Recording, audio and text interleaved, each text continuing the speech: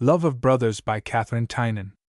Author of The Middle Years, The Years of the Shadows, The West Wind, Miss Gascoigne, etc., etc. London. Constable and Company Ltd. 1919. Chapter 1 O'Gara's of Castle Talbot 2 Patsy remembers 3 A tea party 4 From the past v The Haven 6 Stella 7 Brady's Bull 8 Sir Sean sees a ghost 9 The letter X Mrs. Wade 11 The only pretty ring time 12 Mother Love 13 The old love 14 Stella goes visiting 15 The shadow 16 The dead hand 17 Miss Brennan 18 The daughter 19 Anger cruel as death XX Sir Sean has a visitor 21 Stella is sick 22 A sudden blow 23 The homecoming 24 The sick watchers 25 in which Terry finds a dead man 26 Mother and daughter 27 The story is told 28 The vigil 29 The lack of rupees introductory. It was a night of bright moonlight that made for pitchy shadows under wall or tree. Patsy Kenny was looking for the goat, she having broken her tether. He had been driven forth by his fierce old grandfather with threats of the most awful nature if he should return without the goat. The tears were not yet dry on Patsy's small face. He had kneaded them in with his knuckles, but the smears caused by the process were not visible in the moonlight, even if there had been any one to see them. It was not only the hardship of being driven out when the meal of hot potatoes was on the table, to search for that old divil of a goat, and his sense of the injustice which had put the blame of the goats straying on to his narrow shoulders.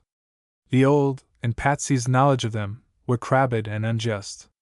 That was something for the young to take in the day's work. It was Patsy's fears of the supernatural that kept him creeping along in the shadow of the hedge, now and again stopping to weep a little over his troubles, or to listen fearfully like a frightened hare before going on again. Why, close to the road by which he must go to seek the goat there was the tomb in which Captain Hercules O'Hart lay buried. People about Killisky did not take that road if they could help it. The tomb was a terror to all those who must pass the road by night, and to their horses if they were riding or driving. It was well known that no horse would pass by the tomb without endeavoring to avoid it, and if forced or cajoled into accomplishing the passage, would emerge trembling and sweating. Some unimaginative person had suggested that the terror of the horses was due to the thunder of the invisible waterfall where the river tumbled over its weir, just below the mount on which old Hercules had chosen to be buried. The horses knew better than that. Nothing natural, said the people, would make a horse behave in such a way. The dumb beast knew what it saw, and that was nothing good. The anguish of Patsy's thoughts caused him suddenly to bawl, as he would have put it himself. "Isn't it an awful thing?" he asked, addressing the quiet bog world under the moon. "To think of a little lad like me havin' to be out in the night fassin' all them ghosts, and that old heart scald of a man burnin' his knees at home be the fire? What'll I do at all if that torment of a goat is up strayin' on the mount? It would be like what the divil you'd do to climb up there, unless it was to be the churchyard below, and all them old bones stickin' up through the clay. There isn't one out this night but myself," he went on. "It's awful to think of every one inside their houses and me wanderin' about be me lone. It isn't one ghost but 20 I might meet between this and the crossroads, let alone fairies and pookas. Won't I just welt the divil out o' the old goat when I catch her?" A little whinny close to him made him look round with a fearful hope. He saw either pooka nor fairy, but the long horns of the animal he was in search of. He snatched joyfully at her chain, forgetting all his anger. Indeed, none knew better than the goat Patsy's gentleness with all living creatures. Her mouth was full of grass. He remembered his grandfather's speech as he tethered the little goat on the bare hillside above the house. "My poor girl," he had said, "you've got little enough to eat, but then you've a beautiful view." "Sure she strayed," said Patsy in extenuation, "because she was hungry, the creature."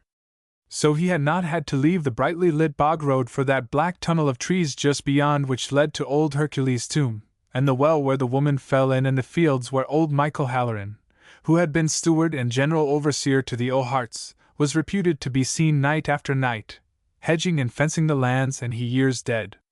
"You was a good little goat," said Patsy in his great relief. "Come home now and I'll milk you, and maybe that cross old man would let me have a sup o' tay for my supper." He had pulled the goat down the bank into the dry ditch. It was a good thing he had stopped to bawl. Else maybe he'd have missed the goat who had been having her fill of Mrs. McEnroe's after grass. Still he wondered now at his temerity, since the ballin might have brought them upon him disturbin' their sleep that way. He suddenly caught the sound of horses' feet coming along the bog road towards him. He stopped and listened, holding firmly on to the goat. The bog road was light as day. 2 people were walking their horses side by side, a dog at their heels. It'll be Mr. Terence Comerford and Sir Sean O'Gara, comin' home together, Patsy said to himself. What at all would be keepin' them out till this hour of the night, unless it was to be talkin' to Bradeen Sweeney? Queer ways young gentlemen has that they'd be talkin' to a poor girl and maybe tinnin' her head, let alone settin' the neighbors to talkin' about her. God help her. In this musing, be it said, Patsy was but repeating the talk of his elders, although he was naturally what is called an old-fashioned child. He crouched low in the ditch while the horses came on at a walking pace. The riders were talking, one in a low voice, so low that Patsy could not make out what he said. This one was slender and young. The other, young also, but big and burly, was riding a horse which apparently did not like the walking pace. It was a mare, curved head and caracoled in the road, which was one reason why Patsy could not hear what was being said. The boy peered out, with fear in his heart. The knowledge of horses was born in him. His father had been stud-groom to Mr. Comerford of Inch. By and by Patsy meant to escape from his old tyrant, and become a stable-boy at Inch or at Castle Talbot. Perhaps in time he might come to be stud-groom, though that was a dizzy height towards which as yet his imagination hardly carried him. Mr. Terence has drink taken, said Patsy in his own mind. He's not steady in the saddle. And glory be to goodness, it's Spitfire he's ridin'. Patsy was at home in many stables where the grooms and stable helpers condescended to accept his willing aid in running messages, or the like. What would the mistress or Miss Mary say if they was to see him now? Look well to him, Sir Sean, look well to him, or it's killin' himself he'll be. This apostrophe was unspoken. Mr. Terence Comerford had brought Spitfire under control, and she walked more soberly. The talk had ceased for a moment. It broke out again. As the riders went on their way, Sir Sean's voice sounded as though he was pleading hard with his friend. They had always been the most attached and devoted friends from boyhood. Terence Comerford's laugh came back borne upon a little wind. It'll be, said Patsy in his thoughts, that Sir Sean'll be biddin' Mr. Terence to have since. A queer thing it is, and he all but promised to Miss Mary that he'd be down at Dowd's every night since she and the mistress went to Dublin, talking to poor Bradeen. 'Tis sorrow the crathur'll have, no less, if she goes listenin' to Mr. Terence. 'Tis a wonder Sir Sean wouldn't be givin' him better advice. Unless it was to be, there's some do be sayin' he's fond of Miss Mary too. All gossip of his elders, told round the turf fire at night when Patsy was supposed to be fast asleep in the settle bed, instead of cockin' his ears for grown people's talk. He peered out with wide eyes in the direction the riders had taken. His small bullet head and narrow shoulders threw a shadow on the moonlit road. Sir Sean ud have a right to be seein' Mr. Terence home to Inch itself, he thought. It isn't alone old Hercules and the river tumblin' over the weir and the terrible dark road, but there's old Halloran's ghost on the long avenue to Inch, and there's the ghost of the minister's wife by the churchyard. And Spitfire, that would take fright at a pinking much less a ghost, under him, and Mr. Terence be the way of him none too steady. Mr. Terence's laughter came back on the wind, and was caught up and repeated by something that lurked in the wood of the echoes, as the people called it, which grew on a spit of solid land that reached out into the bog. Those echoes were difficult to explain. Why should a little wood of slender trees within a low wall catch and fling back human voices? The echo repeating that mocking laughter, out there in the bog, was a new element of terror to Patsy. He had better be getting away from this queer unlucky place before the riders were out of hearing. The little old grandfather, with his blazing eyes of wrath and the stick concealed somewhere behind his coat-tails, his most familiar aspect to Patsy, was better than this solitude, with that old echo across the bog there cackling in that unchancy way. Soon, very soon, the lower road, overhung with trees pitch black, where one had to pass by old Hercules' tomb, just above the fall of the river over its weir, would swallow Mr. Terence, while Sir Sean's way would wind upwards towards the mountains. Unless indeed Sir Sean was to go home to Inch with Mr. Terence, seeing he was riding Spitfire and so many perils to be passed, and him not too steady by the look of him. Patsy trotted along in the wake of the riders, his bare feet making a soft padding noise in the dust of the road. His way was Sir Sean's way. The wealth of the world would not have induced Patsy to go down under the black shade of the trees into the assemblage of all the ghosts. The little goat followed with docility at his heels, uttering now and again a plaintive bleat of protest at the pace. Suddenly there came a sound which, filling Patsy's heart with a concrete terror, banished all the shadowy terrors. It was the sharp slash of a whip, followed by the sound of a horse in mad flight. "It's Spitfire! It's Spitfire!" cried Patsy to the moon and the stars. "She'll kill Mr. Terence. The world knows she'd never take the whip." It seemed to him as though there were two horses in the headlong flight, but he could not be sure. He stumbled along, sobbing in his haste and calling out inarticulate appeals to heaven, to Sir Sean, to save Mr. Terence, while the clatter of the horses' feet died in the distance. He even forgot his terror of the dark road which closed about him as he followed on Spitfire's track. It might be that Sir Sean was catching up with the runaway horse, ready to snatch at the bridle if only he could be in time. Suddenly Patsy, sobbing and shaking, cannonied into something, in the darkness of the trees. A man's voice cursed him low and deep, no ghostly voice, nor that of the countryside, an unfamiliar voice and speech to Patsy. His slender little body was caught in a fierce grip. He was lifted and dashed on to the road. If it had been a stony road, instead of the yielding bog, there would have been an end of Patsy's story. As it was, he lay very quietly, while the little goat went home without him. Chapter 1 O'Gara's of Castle Talbot. Patsy Kenny, stud-groom to Sir Sean O'Gara, a quiet man, devoted to his horses and having a wonderful way with them, sometimes allowed his mind to wander back to the night Mr. Terence Comerford was killed and the days that followed. He could recall the inquest on poor Mr. Terence, himself, with a bandaged head, keeping the one eye he had available fixed on the gentleman who asked him questions. He knew that Sir Sean O'Gara was present, his face marble pale and his eyes full of a strange anguish. Well, that was not to be wondered at. The gentleman who asked the questions made sympathetic references to the unusual friendship between Sir Sean and Mr. Comerford. Patsy had been aware of the nervous tension in Sir Sean's face, the occasional quiver of a nostril. Like as if he was a horse, a spirity one, acy frightened, like Spitfire, Patsy had thought. He remembered that tense anguish of Sir Sean's face now, as he sat on the trunk of a fallen tree in the paddock of the foals at Castle Talbot. The foals were running with their mothers, exquisite creatures, of the most delicate slenderness. The paddock was full of the lush grass of June. The mares were contentedly grazing. Now and again one lifted her head and sniffed the air with the wind in her mane, as if at the lightest sound she would take fright. Patsy had had a hard tussle that morning with an ill-tempered horse he was breaking, and he felt tired out. He had no idea of compelling a horse with a whip. Sir Sean had bought this horse at a fair a short time before. He was jet black and they had called him Mustafa. That was Master Terry's name for him, a queer heathenish name to Patsy's mind, but all Master Terry did and all the mistress, Master Terry's mother, did, was right in Patsy's eyes, so Mustafa the horse was called. He was certainly an ill-tempered brute, with a lot of the devil in him, but Patsy Kenny was never angry with a horse.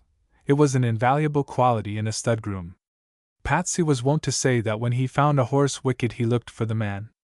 There was no evidence of the man so far as their record of Mustafa went. He had been bought from a little old man as pink as a baby and with a smiling innocence of aspect, so small that when Mustafa tossed his head the little man, hanging on by the rope bridle, was lifted in the air and dropped again. "That crather," said Patsy to himself, "would never have done the horse a wrong. I wonder where he got him from and who had the rearin' of him. I'm surprised the master cared to handle him. He's as like as two pins to Spitfire. Where was it they said Spitfire went? Some mountainy man bought her for a 5-pound note, I've heard tell." He pulled out a fine red handkerchief and mopped his forehead with it. He'd had 2 hours of it trying to Incense some raisin into Mustafa's head. He had not made much progress. Mustafa was still kicking and squealing in his loose box. The sounds reached Patsy Kenny where he sat on his log and made him sad. Gentle as he was, he thought he had an understanding of even Mustafa. The ears back, the whites of the eyes showing, the wild nostrils, the tense muscles under the skin of black satin, were something of an unhappiness in his mind. Some time or other Mustafa must have been ill-treated. He put his head down on his hand. He was really tired out. So he was unaware of the approach over the grass towards him of two people till their shadows fell upon him, and he looked up. "That brute has taken it out of you, Patsy," said the elder man, who had a curious elegance of face and figure. Years had not coarsened Sir Sean O'Gara. He was still slight and active. His white hair was in almost startling contrast with the darkly foreign face, the small black mustache, the dark eyes, almost too large and soft and heavily lashed for a man's eyes. The boy who was with him was very unlike his father. He had taken after his mother, who had once been Mary Cray, of whom someone had said she had the color of the foxes. The boy had his mother's reddish-brown eyes and hair, something of the same color underlying his fair skin as it did hers. He had the white, even teeth, the flashing and radiant smile. Mary Cray had been a beautiful girl, with a look of motherliness even in her immature girlhood. As a wife and mother, that aspect of her beauty had developed. Many a strange confidence had been brought to Mary Cray, and later to Lady O'Gara. She had a way of opening hearts and lips with that soft, steadfast glance of hers. Her full bosom looked as though it were made for a child's head or a man's to rest upon. He'll come round," said Patsy. "He'll have been hurted some time or another. When he gets to know me he'll be biddable enough." "Oh, I know your theories," Sir Sean said, a smile breaking over the melancholy of his face. "You'll never give in that a horse could be cursed with a natural ill-temper. But there are ill-tempered people, why not ill-tempered horses?" "Bedad, I dunno," said Patsy, scratching his head thoughtfully. He stood up with a jerk. It had occurred to him suddenly that he was sitting while the gentlemen were standing. "I never could see inside a human. I don't know how it is at all that I can see the mind of a horse." "You're a wonderful man, Patsy," said the boy gaily. "You are wasted as our stud groom. The scientific beggars would like to get hold of a man who could see into the mind of a horse. Only we couldn't spare you. I'm afraid Mustafa would only listen to reason from you, and I've set my heart on riding him this autumn. You won't do that, Master Terry, till I've had a good many more talks with the horse. I'd be sorry to see you riding him yet, sir." Terry O'Gara, brilliant in white flannels, he had been playing tennis with his mother's distant young cousin, Eileen Cray, seemed to draw the afternoon sun on to his spotlessness. Patsy Kenny, a little dazed with fatigue, blinked at his whiteness against the green grass. A mare came trotting up to them with her foal. The mare allowed herself to be fondled, but the little foal was very wild and cantered away when they tried to stroke him. The big paddock was a pleasant sight with the maras and their foals wandering over the young grass. The trees surrounding the paddock had not yet lost their first fresh green, and the white red-roofed stabling, newly built to accommodate the racing stud, made a vivid high light against the coppices. The three wandered on from one mare and foal to another. Patsy, chewing a straw, offered the opinion that Magda's foal was the best of the lot. Magda belonged to her ladyship. "There won't be a foal in it like that little one," said Patsy, looking at a tall chestnut foal, the slender legs of which seemed as though they might break with a little pressure, so delicate were they. "The filly won't be in it, Master Terry, with your mamma's horse. I've never seen a better foal. He'll win the Derby yet. W.O.A. Magda, W.O.A. my beauty." He was trying to get close to the mare, she being restive.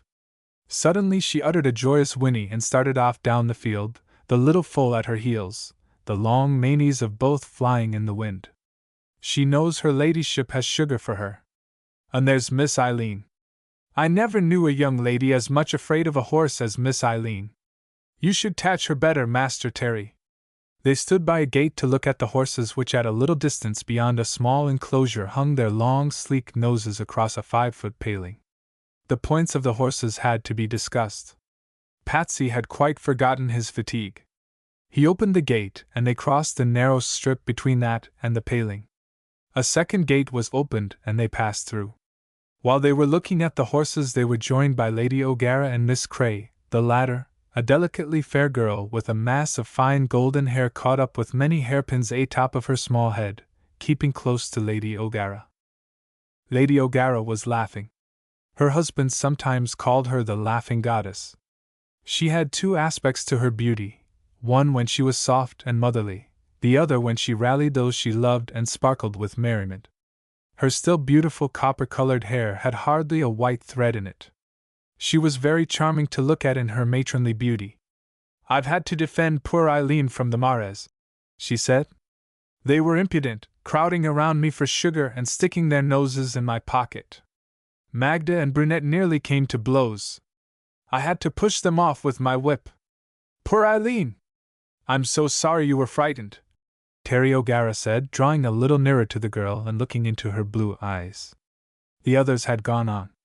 "You won't be afraid with me," said the boy, who had just passed out of Sandhurst, and was feeling immensely proud of his commission and his sword and all they betokened, although he talked lazily about cutlery, and the pleasure of getting into mufti, making his mother's eyes dance. "If you like, we will keep behind," he said. "If you are not accustomed to it, it is rather alarming to be caught into a herd of horses. My mother is so used to them that she cannot imagine any one being afraid." The horses were coming in a long string from the other end of the paddock, whinnying and neighing, shaking the ground as they came. The girl drew back towards the hedge. "It's only rough love," the boy said. "Patsy Kenny can do anything with the horses. They quarrel if he takes more notice of one than another." "They won't hurt your mother?" the girl said anxiously. "There she is in the midst of them." "Is it safe?" "Quite safe. Nothing will happen to Mother while Father and Patsy Kenny are there." "What a frightened child you are!" Miss Cray's soft red mouth widened into a smile which had amusement in it. She was 6 years older than the boy who called her a frightened child. The smile was gone before he could see it. "I'm afraid I'm rather a coward," she said meekly. "Father has always said that it was absurd for a soldier's daughter to be alarmed of so many things." Terry O'Gara thought at the moment that it was the most beautiful and appealing thing in the world for a girl to be frightened of many things, when the girl happened to be as pretty as Eileen Cray, and he was the valiant youth who was to protect her from her terrors. Although he liked the feeling of protecting her, he fell in with her suggestion that they should go back and talk to the foals. Miss Cray was certainly a coward, for she cried out when a horse showed any evidence of friendliness. But when Terry suggested that they should go to the garden and look for strawberries, she did not fall in with the suggestion. "Let us wait for your mother here," she said, having gained the safe shelter of the space between the palings and the gate. "You are sure she is quite safe? Just look at her among those wild horses. There couldn't be an accident?" He laughed at her terrors. "Mother was born in a stable, so to speak," he said. "She has a way with the horses. But how fond you are of her! I am so grateful to you for appreciating my mother, as she deserves." "She is an angel," said the girl fervently. "Well, I think so." He laughed rather shyly. "It would not be easy for a boy to have better parents. Father is quite unlike Mother, of course, but I have a tremendous admiration for him, all the same. I'll tell you a secret. I believe up to this time I have wanted more than anything else to please my father. When I had to work for exams, I hated or any stunt of that kind. When I oughtn't to be talking about myself. It isn't that I love Mother less, but Mother is so happy. She would always find something good in my failures. But to see Father's face light up. He looks rather sad," Miss Cray said wistfully. "Yes, though he can be uncommonly jolly. We have had such rags together in London. Why, here is Shot." He stooped to fondle the head of a beautiful red setter. "He must have got shut up in the garden. What I can't understand about Shot is his indifference to you. He knows that in my secret heart I'm afraid of dogs, a dreadful admission, isn't it? I think it was our old nurse. I can always remember her driving a dog out of the nursery. Nasty thing, she used to say, "You shall not come near my baby." I suppose I got the idea quite in babyhood that a dog was something noxious. Not that the others minded. The house was always full of dogs. Oh, you'll get over that. Won't she, Shot? Do you think his hair and eyes are like my mother's? Like? Miss Cray was puzzled. Oh, surely not. How could a dog's hair and eyes be like a person's? Your beautiful mother! It seems such an odd comparison. Oh, well, Shot is beautiful too. Despite his infatuation, Terry felt a little disappointed in Miss Cray. Sir Sean and Lady O'Gara had gone on into the next paddock, which belonged to the young Maras. There was a momentary excitement. One of the horses had got through after them and was racing up and down between the hurdles, whinnying loudly. By the time he was secured and put back in his proper quarters, the young people were out of sight. Chapter 2. Patsy Remembers.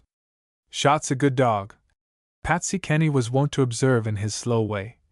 And his father before him was a good dog. Yet I wouldn't be sayin' but what old Shot, the grandfather, wasn't the pick o' the basket. Old Shot had lived for 5 years after Sir Sean O'Gara's marriage to Mary Cray, which had sorely offended and alienated Mrs. Comerford, who had brought up the girl from childhood and loved her like a daughter. When he had died, it was by Lady O'Gara's wish that the dog was buried in the grass plot just outside the drawing-room window. She could see the mound from the window recess, where she sat to write her letters, in which she kept her work-table, the book she was reading, and various other belongings. She had screened it off so that the deep recess was like a little room to itself. "When I look up and see the mound instead of Shot, it always hurts me," she had said in early days. "But then I feel that he likes to be near. He was so fond of you, Mary," her husband often said. "Fonder even, I believe, than he was of me." "Oh, no, Sean, not that. No one could take your place with Shot. But he accepted me, dear old dog, and I am very proud of it." That was before Shot's son had aspired to take his father's place, while he was still indeed one of a likely litter of puppies in the stable-yard, just beginning to be cast off by Judy, who had other things to do in a sporting autumn besides looking after a lot of sprawling, big-pawed puppies, who were quite independent of her and becoming rather unmanageable. It was also before old Shot had begun to return to his friends as nothing more tangible than a patting of soft paws on the stairs, a movement under the dining table, where he had been accustomed to lie in life, a sound of a dog lying down with a sigh, or getting up from the hearthrug before the billiard-room fire. These manifestations had sometimes perturbed visitors to Castle Talbot, but intimates at the house had come to accept as its owners did these sounds of a presence that was never seen. No one was any longer incommoded by it except young Shot, who would get up uncomfortably and lie at a distance, his nose on his paws, regarding with a wistful melancholy the place from which he had been driven forth. "Meself and old Shot'll never lave the master till we have to," Patsy Kenny had said to Lady O'Gara, to whom he was as much attached as old Shot had been. "Me and Shot'll stick by the master," he had often said in his own mind, and sometimes aloud, when he was out in the paddocks with the horses and there was no human ear to listen to him. Then he would have a vision of a young man in a grey suit, slender and elegant, face downward on the grass, and he calling out to someone to forgive him. "Sure, God help him, he has suffered," he would add as the memory came to him. Patsy, who had been taking a short cut by the wood to the stable-yard when he had come upon that sight, it was long ago, had gone away terrified and aching with pity for the misery he had surprised. Sir Sean O'Gara had interfered once to save little Patsy from a beating and had been rewarded disproportionately by a silent ardent devotion, at which no one, he himself least of all, had ever guessed. Patsy had liked Mr. Terence Comerford too. He was handsomer, the people thought, than Sir Sean, being golden-haired, blue-eyed and ruddy, and very big and broad-shouldered, with a jolly greeting for everyone. Many a time he had let Patsy hold his horse and flung him a sixpence for it. The peasants had no eye for the beauty and distinction of Sir Sean O'Gara's looks, his elegant slenderness, the somewhat mournful depths of his eyes, which were of so dark a grey that they were almost black. Too foreign-looking, the people pronounced him, their idea of foreigners being bounded by their knowledge of a greatly daring Italian organ grinder who had once come over the mountains to Killisky with a little red-coated monkey sitting atop of the organ, to the great joy of the children. That had been a record rainy season, and the organ grinder and the monkey had both sickened for the sun, and would have died if old Lady O'Gara, who was half Italian herself, had not heard the tale and sent the man back to his own country. He'd be askin Mr. Terence to forgive him because maybe he was vexed wid him about poor Brideen, Patsy had often thought since. And maybe because Miss Mary Cray had always liked him better than Mr. Terence, though she was too much afraid of Mrs. Comerford to say it. Or maybe 'twas that he couldn't save him from Spitfire. Not but what she was kind enough, the crathur, if he hadn't took to flogging her. Very rarely Patsy thought on the man who had cursed him in the ditch that night long ago. He was only an accidental terror of the night crowded with terrors, from which Patsy had reached his grandfather's door and tumbled in. About the floor, in a fainting condition. He had queer hazy memories that the old man was kind, that the two little eyes which had often blazed fury at him, were dim with tears. He did not know if he dreamt it or not that he had heard his grandfather telling the other old men around the turf fire that he, Patsy, was a good little lad, but that he had to be strict with him to keep him good. When he had got about again he had heard that Sir Sean O'Gara had been very ill, that the shock of his friend's death had been too much for him. Then one day the old Lady O'Gara had come to the cottage on the edge of the bog to ask for him. It had got out that Patsy had seen something of the terrible happening of that night, and she had been very gentle and friendly with him, and had asked him if he would not like to go to school, and afterwards what he would like to do. He could see her delicate profile now if he closed his eyes, the olive skin, the deep velvety eyes, the red lips. Even the country people did not deny Lady O'Gara beauty, of a foreign sort, though they would never admire her, as they admired Miss Mary Cray. Soon after Patsy had gone to school Lady O'Gara died, and a year later Sir Sean and Miss Mary Cray were married. By this time Patsy had become a favorite pupil with Mr. O'Connell, at the national schools, who thought that in time he might qualify for a vit, seeing his love for animals.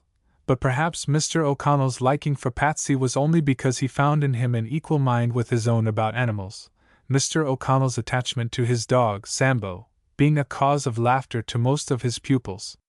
Patsy had a happy time with Mr. O'Connell, but the necessary education for the veterinary profession in the matter of mere book learning he seemed either unable or unwilling to acquire, so he went in time to the stables at Castle Talbot to qualify as he had coveted for the hereditary position of stud-groom. Sir Sean, since he had married Miss Cray, had taken to keeping race-horses, and Patsy Kenny had a way with horses. He was a natural solitary as regarded his kind. Many a pretty girl had looked Patsy's way invitingly, seeing in him a steady, sober boy who might be trusted not to spend his wages in drink, whose dreamy eyes and soft, slow voice promised gentleness with a woman. But Patsy never thought of the girls apparently. He was very fond of his master, but his great devotion was for Lady O'Gara who, as Miss Mary Cray, had dazzled him when she came and went at Castle Talbot, not forgetting if she met Patsy to stop and speak with him. That devotion to Miss Mary, continued to Lady O'Gara, had perhaps spoiled Patsy's chances of being happy after the manner of other men. He would have said himself, perhaps, that with the horses to think of he had no time to think about getting married. Certainly he did not seem to find his bachelor state amiss. His little house, in the new block of stabling, white-walled, red-roofed, painted with cross beams to its pointed gable, was kept with meticulous care. Patsy did his own work. Lady O'Gara was right perhaps when she called him a natural celibate. Long, long ago old Judy Dowd and her granddaughter, Brideen, had left Killisky, for America. They had not gone away with the drafts of boys and girls who went week after week during the spring weather, leaving Biraff Station on their way to Liverpool with a great send-off from friends and relatives, ending, as the train went, with cries of lamentation that brought the other passengers to their carriage windows, curious or sympathetic, according to their natures. No, Judy Dowd and Brideen had gone off in an underhand manner, leaving Mr. Casey, the solicitor, to dispose of the public house and effects. The neighbors had been rather indignant about it, and had made up their minds as to the reason of this unsportsmanlike flitting. But by the time they were saying to each other that Judy Dowd had a right not to be spoiling her granddaughter, making her pretty for the eyes of gentlemen, that what could a girl want more than Barney Killeen, who had a farm and an outside car, if he was 60 itself? That there was no use humoring the fancies of girls, that they'd always known how it would end. Finally, that it was well Brideen should be taken away before she made a scandal in the parish. By that time the Dowds were no more than a name and a memory. Few people now remembered the old unhappy far-off things. Judy Dowd's public house in Killisky, which had been a very small affair, had made way for Keneally's Hotel. There was not much hotel about it, but there was quite a thriving shop, divided into two parts, one general store, the other public. If you were a person of importance, and called at Keneally's for refreshment, you had it in the drawing room, upstairs, where the Mrs. Keneally's drawings in chalk hung on the walls, and their photographs adorned the chimney-piece, while their school prizes were arranged neatly on the round table in the middle of the room, flanking the wax flowers under a glass shade which made the centerpiece. The Miss Keneallys had done well in the intermediate. Their elder brother was a priest. Father Tom's photograph was in the center of the chimney-piece atop of the clock. They could play the piano and violin and had fortunes when the time came for them to marry. Their mother would never have permitted them to serve in the bar nor even behind the drapery counter. They were black-haired, rosy, buxom girls, who set the fashions in Killisky. There had been a sensation when Nora Keneally came back from Dublin with a walking stick, but after an amazed pause Killisky, the young ladies of it, broke out in walking sticks. There was enough positive about the Keneallys, the priest, the prosperous self-satisfied girls, the managing capable mother, to make people feel that there had always been Keneally's Hotel in Killisky.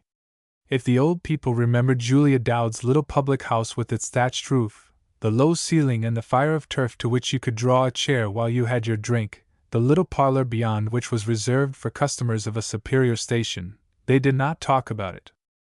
Inch 2 was shut up. Mrs. Comerford had gone away after Mary Cray's engagement to Sir Sean O'Gara. She had taken it very ill, as a slur to her dead son's memory. She had always been an austere, somewhat severe woman, but she had taken Mary Cray from her dying mother's arms, a child of a few weeks old, had reared her as her own and been tender to her, with the surprising precious tenderness of a reserved, apparently cold nature. Mrs. Comerford had gone to Italy and had never since returned. Perhaps she would never come now, although the place was kept from going to rack and ruin by James Clinch, the butler, and Mrs. Clinch, who had been cook and had married the butler after Mrs. Comerford had gone away. All these things came back to Patsy Kenny in his solitary hours. He was very fond of sitting on a log or a stone between his strenuous working times, going over old days in his mind. This June afternoon, rather wearied still by his struggle with Mustafa, he was sitting on a block in front of his little house in the stable-yard. Judy, a half-bred setter, the names of the animals at Castle Talbot were hereditary, was lying at his feet. The pigeons were pecking about him daintily. Only Judy's watchful, jealous eye prevented their flying on to his knee or his shoulder. The memories unfolded themselves like the scenes of a cinematograph, slipping past his mind. He remembered Brideen Sweeney, whose delicate beauty used to draw the gentleman to Dowd's long ago. He contrasted her in his mind with Nora Keneally, whom he had met that morning as he went to the post office, wearing what he had heard called a merry widow hat, and a tight skirt, displaying openwork stockings and high-heeled shoes, a string of pearls about a neck generously displayed by the low blouse she was wearing, her right hand twirling the famous walking stick. "I dunno what it all came to Brideen," he murmured to himself. "She was as pretty as a picture, like a little rose she was, and so modest in all her ways. Even my grandfather used to say there was nothing against Brideen. I wouldn't have thought it of Mr. Terence either, that he'd be trying to turn the little girl's head, and he the mistress's cousin and they as good as promised. I only hope Master Terence had time to repent, if the stories were true itself that the people told. Sure, maybe there was nothing in it." He had perhaps dozed off. He came awake suddenly to Judy's snarling. Judy never gave the alarm for nothing. A man had come into the stable-yard, quite obviously a tramp. Behind him came a woman and a child of the same fraternity. The woman stood humbly in the wake of the man, and the boy kept close to her. The man was a bad-looking fellow, Patsy said to himself. Half-consciously he noticed the man's hands, wicked-looking hands, covered with hair, the nails stubby and broken. The long arms were like the arms of a monkey. His tattered coat was velveteen. Patsy remembered to have seen the material on the gamekeepers of a big estate in the next county. "'Ullo, matey," said this uninviting person, with an attempt at jocularity. "Ave you anything to give a poor man out of a job?"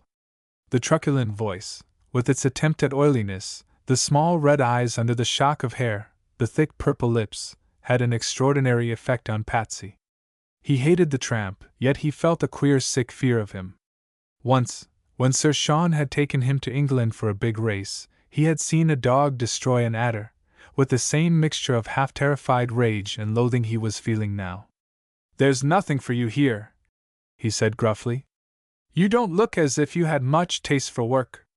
Then he looked beyond the tramp to the woman and child. She was decent, the poor creature, he thought. Her poor rags were clean and mended. She had a shrinking, suffering air. The boy, who was about 9 years old, seemed to cling to her as though in terror of the burly ruffian. He was pale and thin, and even on this beautiful June day he looked cold. Patsy was suddenly gentle. He saw the glare in the tramp's eyes. "Here's a shillin' for you," he said. "I've no job you'd care about. But the woman and the child might like a cup of tea." "All right," said the tramp, placated. "Tea's not in my way. I'll be back in 'arf a mo. Don't you be makin' love to my ole woman." He flicked his thumb and finger at the woman with an ugly jocularity, then went, with the tramp's shambling trot, out of the stable-yard the way he had come, down the back avenue which opened on to the road to Killisky. Chapter 3: A Tea Party. "I've seen that man of yours before," said Patsy, turning round and gazing at the woman. He felt the most extraordinary pity for her.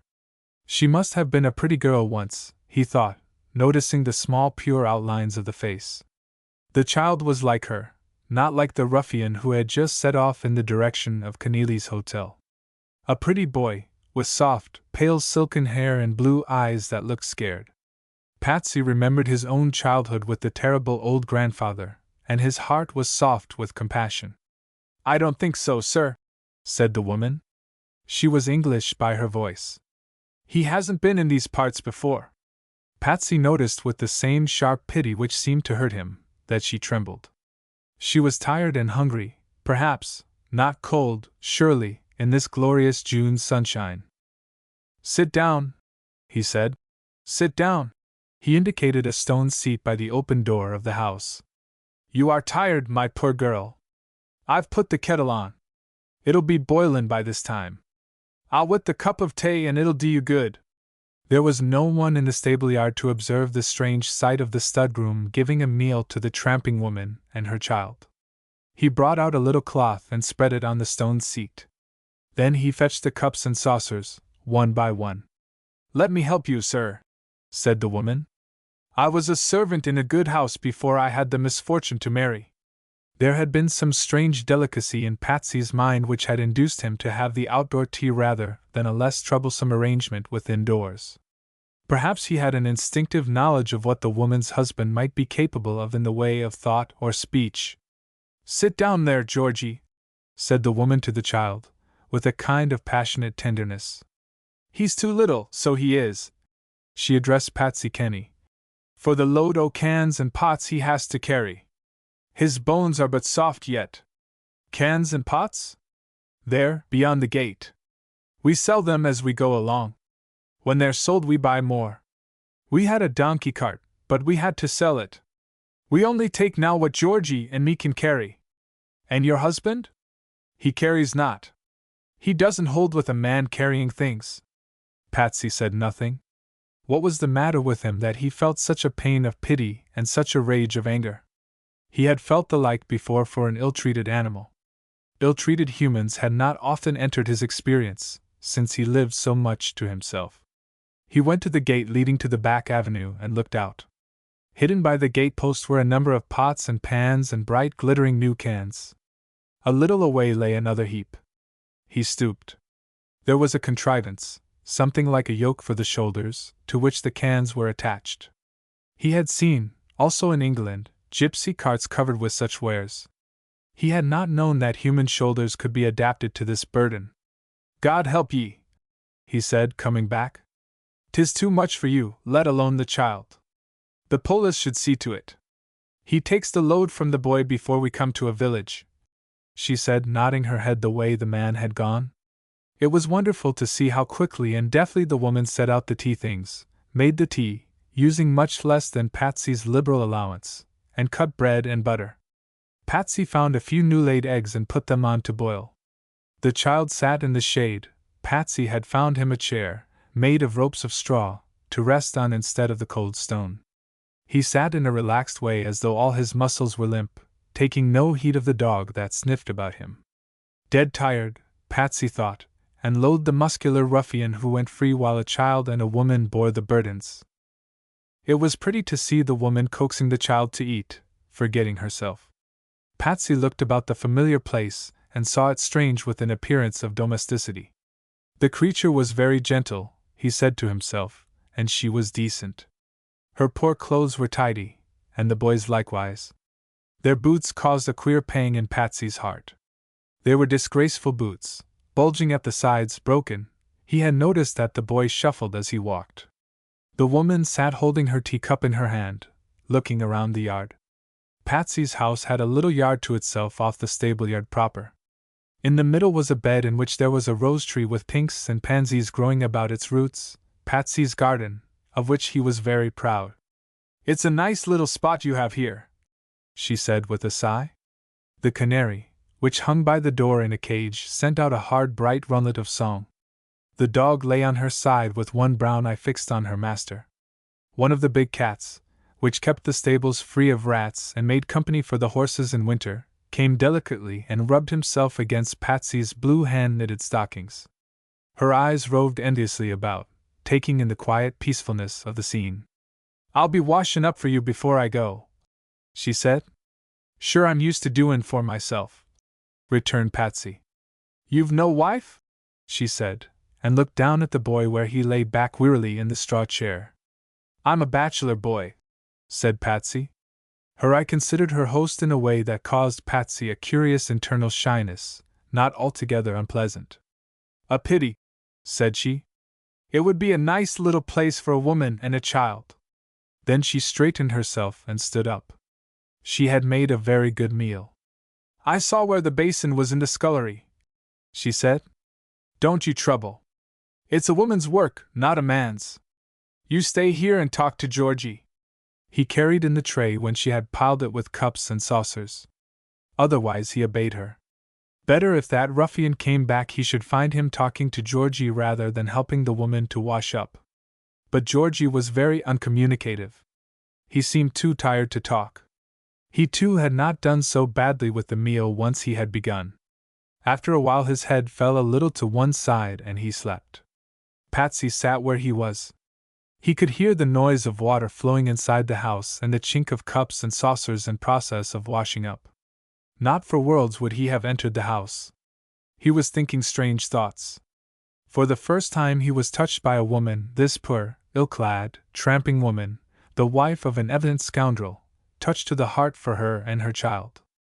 The happy, pretty girls who had looked shy invitation at him had not appealed. They had, one by one, put him down as a dry old bachelor and taken their charms elsewhere. Patsy had never missed wife or child.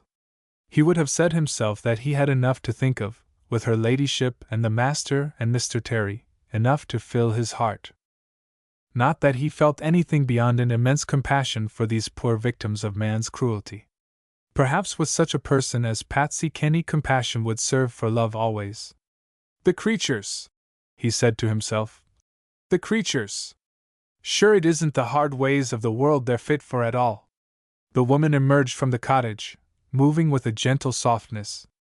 There was nothing of the tramp about her beyond the broken boots, the hat which had obviously been under the weather, the poor clothes. She sat down beside Patsy Kenny and spoke in a low voice for fear of waking the sleeping child. "It is a hard road he has to travel for one so young," she said, and he noticed that she looked quickly towards the gate. "It is," said Patsy Kenny. "Too hard. He had no right to be carrying all that tinker's stuff. That man of yours, my girl, oughtn't to be let do it." A little color came to the woman's cheek. "We've run away from him over and over," she said. "He's always tracked us down. Time and time again I was doing well in Georgie at school, but he always found us. I used to say my prayers to be delivered from him, but I never was. I don't suppose I ever will be now. I can't hide from him. I wouldn't mind for myself, if it wasn't for Georgie. He'll kill Georgie." "How long have you been at it?" Patsy Kenny asked quietly.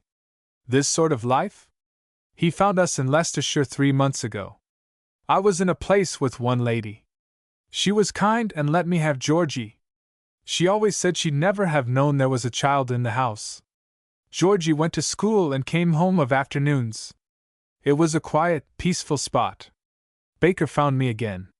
It wasn't the first time by many he dragged us out on the road. He sold all my clothes as well as taking my savings. He said there was money for him over here. I don't see no sign of it. The life will kill Georgie. We tramped from Dublin. With the last of my money Baker bought the tins to keep us going on the road. It was bad in the cold, wet weather last month." "Have you no one at all belonging to you?" Patsy asked in a low voice. "Sisters and brothers, all respectable. My parents are dead. When I took Baker I turned my back on them all." Patsy's mind was working hard. There must be some help for the woman's case. It could not be law that this ruffian should have the power to drag his wife and child after him, loading them with burdens they were not fit to carry. The creature knew no better than to yield to him. The master was a magistrate, and a kindly one. He was always settling disputes of one kind or another. Patsy thought of bidding her wait where she was till the master could be found. He looked up from his thoughts and saw that Mr. Baker had come back. His face was very red and shiny. He wore a truculent look. "Hullo," he said thickly. "'Ere's quite a family party. 'Ope you've been enjoying of yourselves as I ave, subject to _re_strictions. A bob don't go fur in liquor nowadays. You might ha' made it too."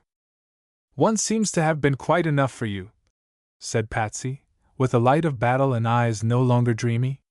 "I don't deny as I had a bob myself to spend," said the ruffian. You, Georgie. You wake up, you lazy young devil, 'tis time we was on the road." Patsy stepped between the man and the child who had come out of his sleep with a cry of fear. He put an open hand on Mr. Baker's chest and pushed him backward. Somewhat contrary to his expectations, the man did not resent his action, beyond remarking that no one had the right to interfere between a man and his kid. "Now it comes to that," he said, with a sudden change to jocularity. "If so be as you've a fancy for her, I'd sell her for £5 and throw in the kid. It's no catch draggin' em round in me avin to carry the cans off the time because o' your blasted coppers." The full enormity of the speech seemed to reveal itself only gradually to Patsy's mind. He turned red and then pale. The poor woman was quivering as though a lash had struck her. "You're a bad brute," said Patsy quietly. "The woman's too good for you. You can ave her for nothink if you like. She never was much good to me." He sat down suddenly in the chair Georgie had left empty. "I want to see your boss," he said, and his tone was bullying. "I was thinking about that myself," said Patsy. "You go along the road and wait for me," he said with a sudden ferocity which made the woman start. "Off with ye now. I'll come up with ye, unless this gentleman you'd make it a matter of a £5 note." "Hold your dirty tongue," said Patsy, and landed Mr. Baker one in the chest. The man rushed at him with his head down, a shower of foul words coming from his lips. Before anything could happen, someone intervened, Terry O'Gara, dazzlingly clean as he always looked. "Here, you keep quiet, you ruffian," he said, delivering a very neat blow just under the man's chin. "What is it all about, Patsy? Hadn't I better send for the police?" Mr. Baker had fallen back against the stone bench and subsided onto it, feeling his jawbone. "I'll make you pay for this your conduct to an armless man what was doing nothink," he growled. Something floated into Patsy's mind, vague, terrible. Before he could grasp it, another person joined the group, Sir Sean O'Gara. "What's the matter?" he asked. "Who is this person?" His face changed. Patsy Kenny, who was watching him, saw the change. He had grown livid, his lips blue. Was he ill? Was he going to fall? Before Patsy could do anything, he recovered himself and spoke. "You have business with me?" he said to the tramp. "Yes, sir." Mr. Baker was suddenly cringingly respectful. "I came here to talk business and was set upon by this yer man o' yourn something cruel. I'd sack him if I was you. Your 'orzes wouldn't be safe with him, in bein' so ot-tempered." Sir Sean still looked very ill. Patsy had once seen a person in a bad heart seizure. Was Sir Sean's heart affected? Small mottled patches of a purple color had come out on the smooth darkness of his skin. Angina. That was what the doctor called it in the case of that other person. Had that mysterious, terrible disease laid hold on the master? He had not looked well for many a day. Patsy had wondered that the mistress did not see it, was not disturbed by it, seeing how fond a wife she was. His heart sank with fear for the master. "Let me deal with him, father," said Terry, looking like a young god in contrast with the unpleasant Mr. Baker. "I know this man," Sir Sean said quietly. "He once rendered me a service. When I were gamekeeper over to Ashbridge 'All," said Mr. Baker eagerly, "you'd have been shot but for me. Some gents will never learn how to 'old their guns. I knocked the barrel up just in the nick. That Mr. Lascelles, you weren't safe." Ashbridge. Oh, so the man had been employed at Ashbridge Hall, Lord Trentham's place, some 30 miles away on the edge of Loch Ask. How long ago? Patsy kept asking himself the question. He looked after Sir Sean and Mr. Baker as they went away in the direction of the house. Sir Sean had an official room with a door opening out onto the grounds, so that the many people who came to consult him on one business or another need not enter through the house. "That fellow's face would hang him anywhere," said Terry O'Gara. "I wonder what amount of villainy lies between a gamekeeper's place at Ashbridge and the brute he is today? God help them that are in his power," Patsy Kenny said fervently. Then he went to the gate and looked out. The pots and pans and cans had disappeared. Down the long straight road there was no one in sight. The woman and child had vanished. Oddly enough, he was disturbed by the noise Mustafa was still making in his box stall. "I shouldn't be surprised now if he was to be a foal of Spitfire," he said. "I did hear she was bought by a man somewhere about Louis Mountain. The little man we bought him from was a mountainy man, if he wasn't a fairy." Chapter 4 from the Past. The morning after these happenings, Lady O'Gara, turning over the pile of letters on the breakfast table, changed color at the sight of one which bore an Italian postmark. It was addressed in a large, firm handwriting in which only very keen observation could have discovered any sign of weakening. After that momentary glance, she laid away the letter with the superscription turned downwards while she read the rest of her correspondence. When she had finished breakfast, she followed her husband into his office, as that special room was called. The windows had not been opened. They were French windows, and they served as a door out onto the gravel sweep which ran around the house, and she thought she detected a faint disagreeable smell, as of drugs. She unbolted a window and flung it wide, and the warm June air came flowing in, banishing the unpleasant sharp odor. "You haven't been taking anything, Sean?" she asked, looking at him a little anxiously. "I thought I smelled something peculiar. You are not looking well." "I am very well, Mary," he answered. "Perhaps it was the person I had here yesterday evening. I believe I closed the window after he went out. He had been drinking. There was a horrible smell. I came to the door while you were talking to him, and I heard you say, 'What do you mean by coming here?' Who was he, Sean?" Again Sir Sean was suddenly pale. She was looking down at the letter she had extracted from the pile, and he turned his back to the window, so that when she looked at him again with her frank ingenuous gaze, his face was in shadow. "He was a man who saved my life, or thinks he did, at a shooting party at Ashbridge. There was a fellow there who had never handled a gun before. He would have put a whole charge of shot into me if this chap, Baker, hadn't knocked up his gun in time. I don't think it would have killed me, although it might have been rather unpleasant. Baker likes to think, for his own purposes. He spoke with a weary air. That he saved my life. He may have saved my beauty. He considers himself my pensioner. Ah! Lady O'Gara was satisfied with the explanation. What a pity he should drink! Can we do nothing for him? I'm afraid not. He would like to be my gamekeeper, but that is out of the question. He had not much character when he left Ashbridge. He has had more than one job in England since then, and has lost them all. He has come down very much in the world even since I saw him last. A pity, said Lady O'Gara, since he rendered you a service. I gave him some money and got rid of him. It was the only thing to do. Once again Lady O'Gara's frank eyes turned upon her husband. I don't think you ever told me about that thing before, she said. I should have remembered if you had told me. No, he said with an averted face. It happened the winter you were in Florence.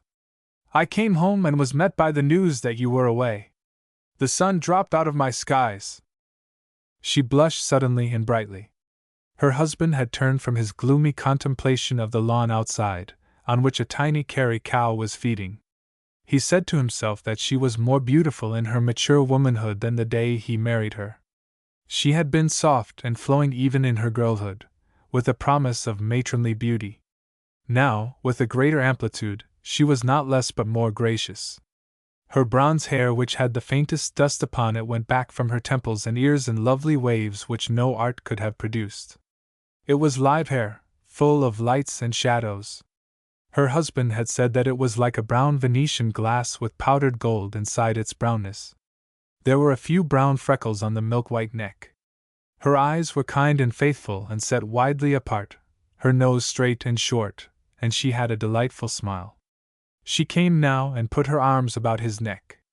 They were in curious contrast, she so soft, fair and motherly, he slender and dark, with weary eyes and a look as though he had suffered. "Sean!" she said. "Sean!" And there was a passionate tenderness in her voice, as she pressed his head against her heart. Then she let her arms fall and turned away, looking as though some sadness had clouded her joy. "Poor Terence!" she said. There was the same thought between them, but they left it unspoken. She had chosen Sean O'Gara in her own heart even while she was expected to marry Terence Comerford. "Why do you talk of Terence now?" he asked. "I have had a letter from Aunt Grace after all these years." She held the letter towards him. "She has forgiven you?" he asked, making no movement to take the letter. "She is coming back to Inch. She writes that Stella, her adopted daughter, is growing up. She has forgiven us. She is pleased that we named our son after poor Terence. You remember you were rather opposed to it, Sean.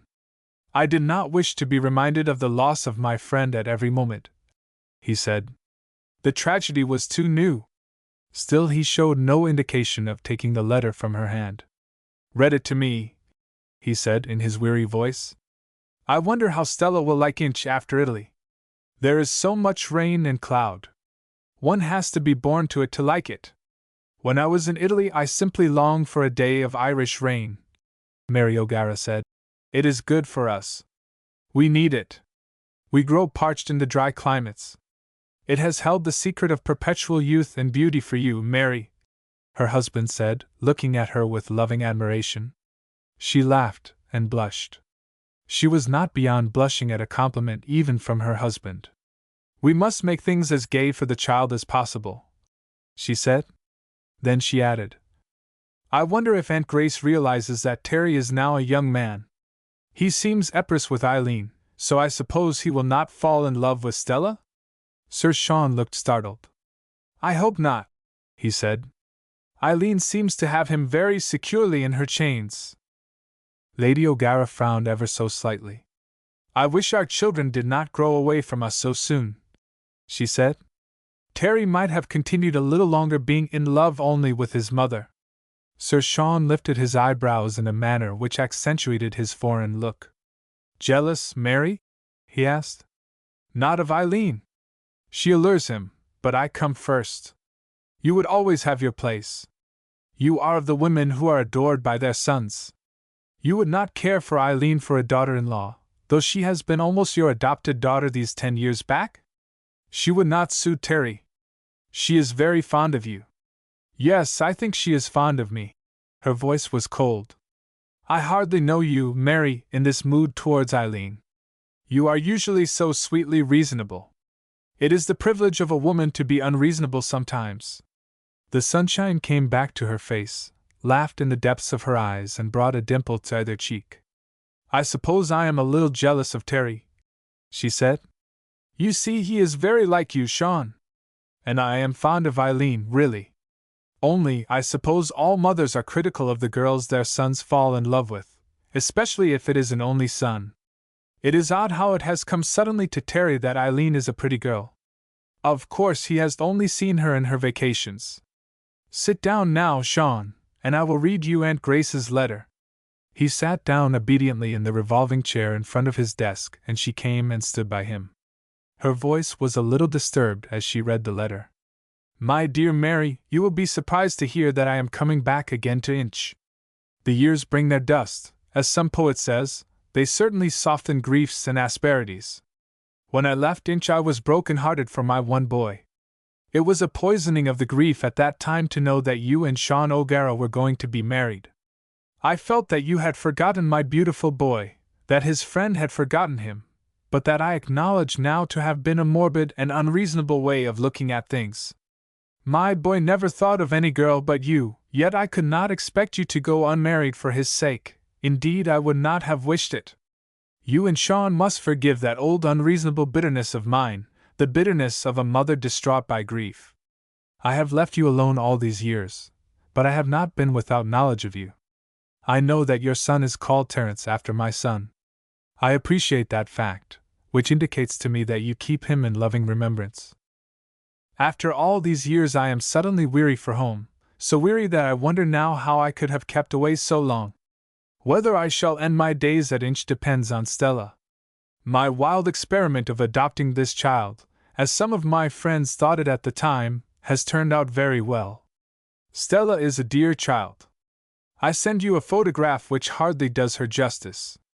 As she is entirely mine, she goes by my name, although her father was French. I should like to say to you that though I shall provide for Stella, it will not be to your detriment. I have a sense of justice towards my kin. I trust to you to receive Stella and me in a manner which will prove that you have blotted out any memories of the past that are otherwise than happy. Your affectionate cousin Aunt Grace Comerford. P.S. Stella has something of your coloring. Here is the photograph, said Lady O'Gara, handing it to her husband. Stella is very pretty, is she not? He twisted his chair so that the light from the window might fall on the photograph. The face was in profile. It was tilted delicately upwards. There was a little straight nose, a round chin, a mouth softly opened, one of those mouths which do not quite close. The large eyes looked upward. The hair was short and curled in little rings. He looked at it and said nothing, but his eyes were tragic in the shadow. The profile is quite French, said Lady O'Gara. I remember the young man who I think must have been Stella's father. He was a lieutenant of chasseurs. He was killed in Algiers afterwards. I saw it in a newspaper about 4 years after our marriage. He was going to be married when he came to Inch. His mother, who was as poor as a church mouse, had written a bitter complaint to Aunt Grace that Gaston was about to marry a poor Irish girl, a governess, whose part he had taken when he thought her unfairly treated. I think Stella must be Gaston de St. Maur's child. Odd, not leaving the child her own name, Sir Sean said, handing back the photograph.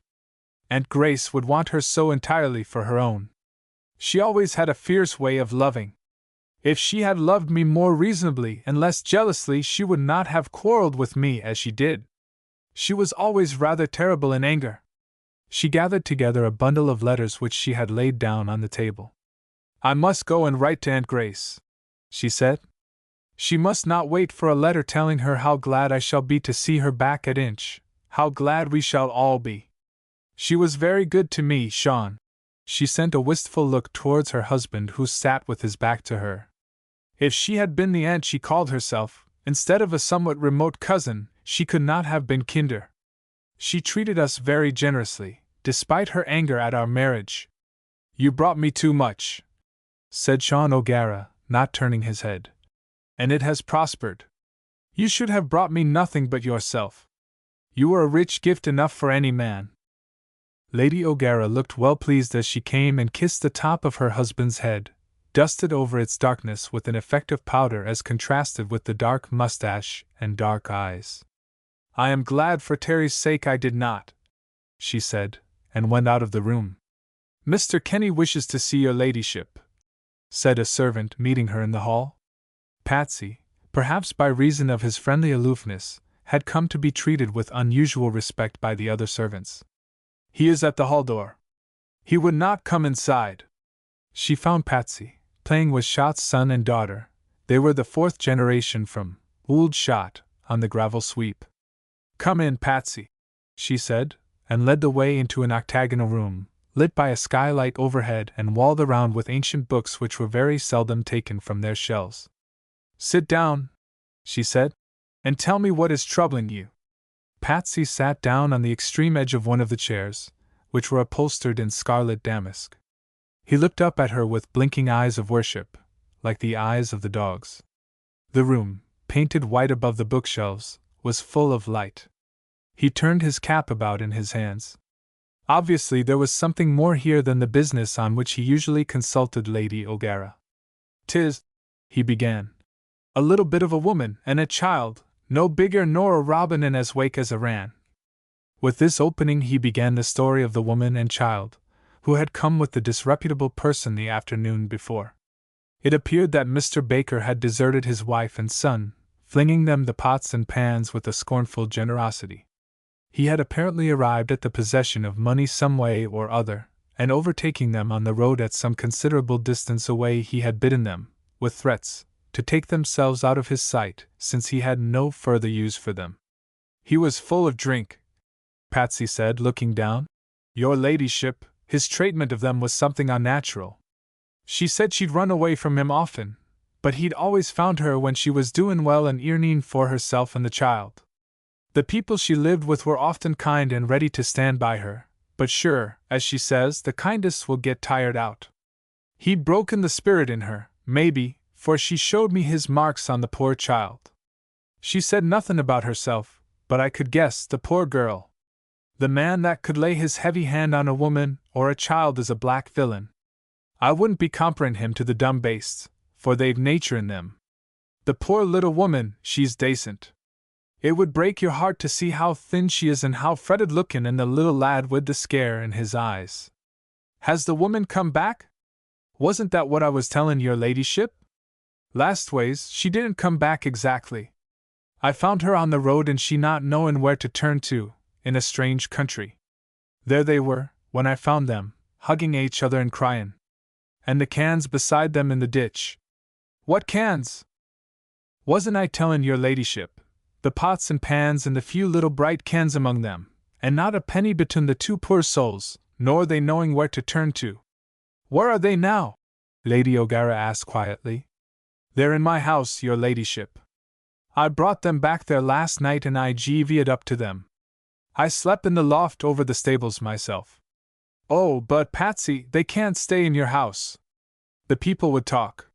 Sure, I know they talk, if it was an angel in heaven. That's why I came to your ladyship. I'll come and see the woman, Patsy, and we'll decide what is best to be done. Patsy's face cleared amazingly. I knew you'd come, he said. It'll be all right when your ladyship sees them, God help them. Chapter 5 The Haven. Lady O'Gara came in by way of a little-used gate a few days later. She had been to Inch, where the house was being turned out of doors and everything aired and swept and dusted and repolished, for a homecoming so long delayed that people had forgotten to look for it. Castle Talbot had 6 entrance gates, each with its lodge, and this one was rarely used. Susan, as Mrs. Baker preferred to be called Susan Horridge, she seemed to wish to drop the Mrs. Baker, came out with a key to open the gate, which was padlocked. Such a different Susan. The old Susan might have been dropped with Mrs. Baker. She had been just 10 days at the South Lodge, and now, in her neat print dress, her silken hair braided tidily, her small face filling out, she looked as she dropped a curtsy just as might the Susan Horridge of a score years earlier. "You keep the gate padlocked, Susan?" Lady O'Gara asked, with a little surprise. "This is a quiet, honest place. I hardly think you need fear any disagreeable visitors." "Oh, but my lady, you never know." Susan had admitted her by this time. "A lone woman and a little boy, and him that nervous through being frightened." She hurried on as though she did not wish to make any reference to the cause of Georgie's fright. "I heard men singing along the road the night before last it was. It fair gave me the jumps. Glad I was to have that gate between me and them and the strong padlock on it. This lodge is perhaps a little lonely for you. It's a very quiet road. The people don't use it much. It runs down to a road where they think there's a ghost. You're not afraid of ghosts?" "No, my lady. If but they'd keep the people from the road." "Ah. You will find the people friendly and kindly after a time. You're new to the place." "Maybe so, my lady. I always was one for keeping myself to myself. My granny brought me up strict. I wish I hadn't lost her when I did." She heaved a deep sigh. "We had a sweet little place at home in Warwickshire. Such a pretty cottage, and an orchard, and the roses climbin' about my window." "What matter that?" she said, Winder. Her eyes, the pale large eyes, had light in them as though she beheld a vision. "'Twere all peace with my granny and me," she went on. "And her ladyship at the court, Mr. Neville was our squire and her ladyship was Lady Frances Neville, used to drop in to see granny, and she used to say what a good girl I was, always busy with my needle and my book. And our rector's wife, Mrs. Farmiloe, she gave me a silver thimble when I was 9, a prize for needlework. Lady Frances used to say, 'Don't you keep her too close to work, Mrs. Horridge. A child must play with other children.' But my granny she'd up and say, 'She's all I have, and I'd rather bury her than see her trappassin' about with boys like some I know.' And there was Miss Sylvia peepin' at me from behind her ladyship and me peepin' at her from behind my granny. I went to the court at 16 as sewing maid, and at 20 I was Miss Sylvia's own maid. She married Lord Southwater, and I'd have gone with her only I couldn't leave my granny. She was failin', poor old soul." She paused and again she heaved the deepest of sighs. "Beggin' your pardon, my lady, for talkin' so much. You'd maybe take a look at the little place?" she said. Lady O'Gara turned aside. She was in no great hurry home, and she was interested in Susan. Susan had padlocked the gate again and held the key swinging from her finger, while she looked up at Lady O'Gara as though her saying yes or no meant a great deal to her. "I wonder what would happen if we wanted to get in or out by that gate at night time," Lady O'Gara said. "We don't use it much.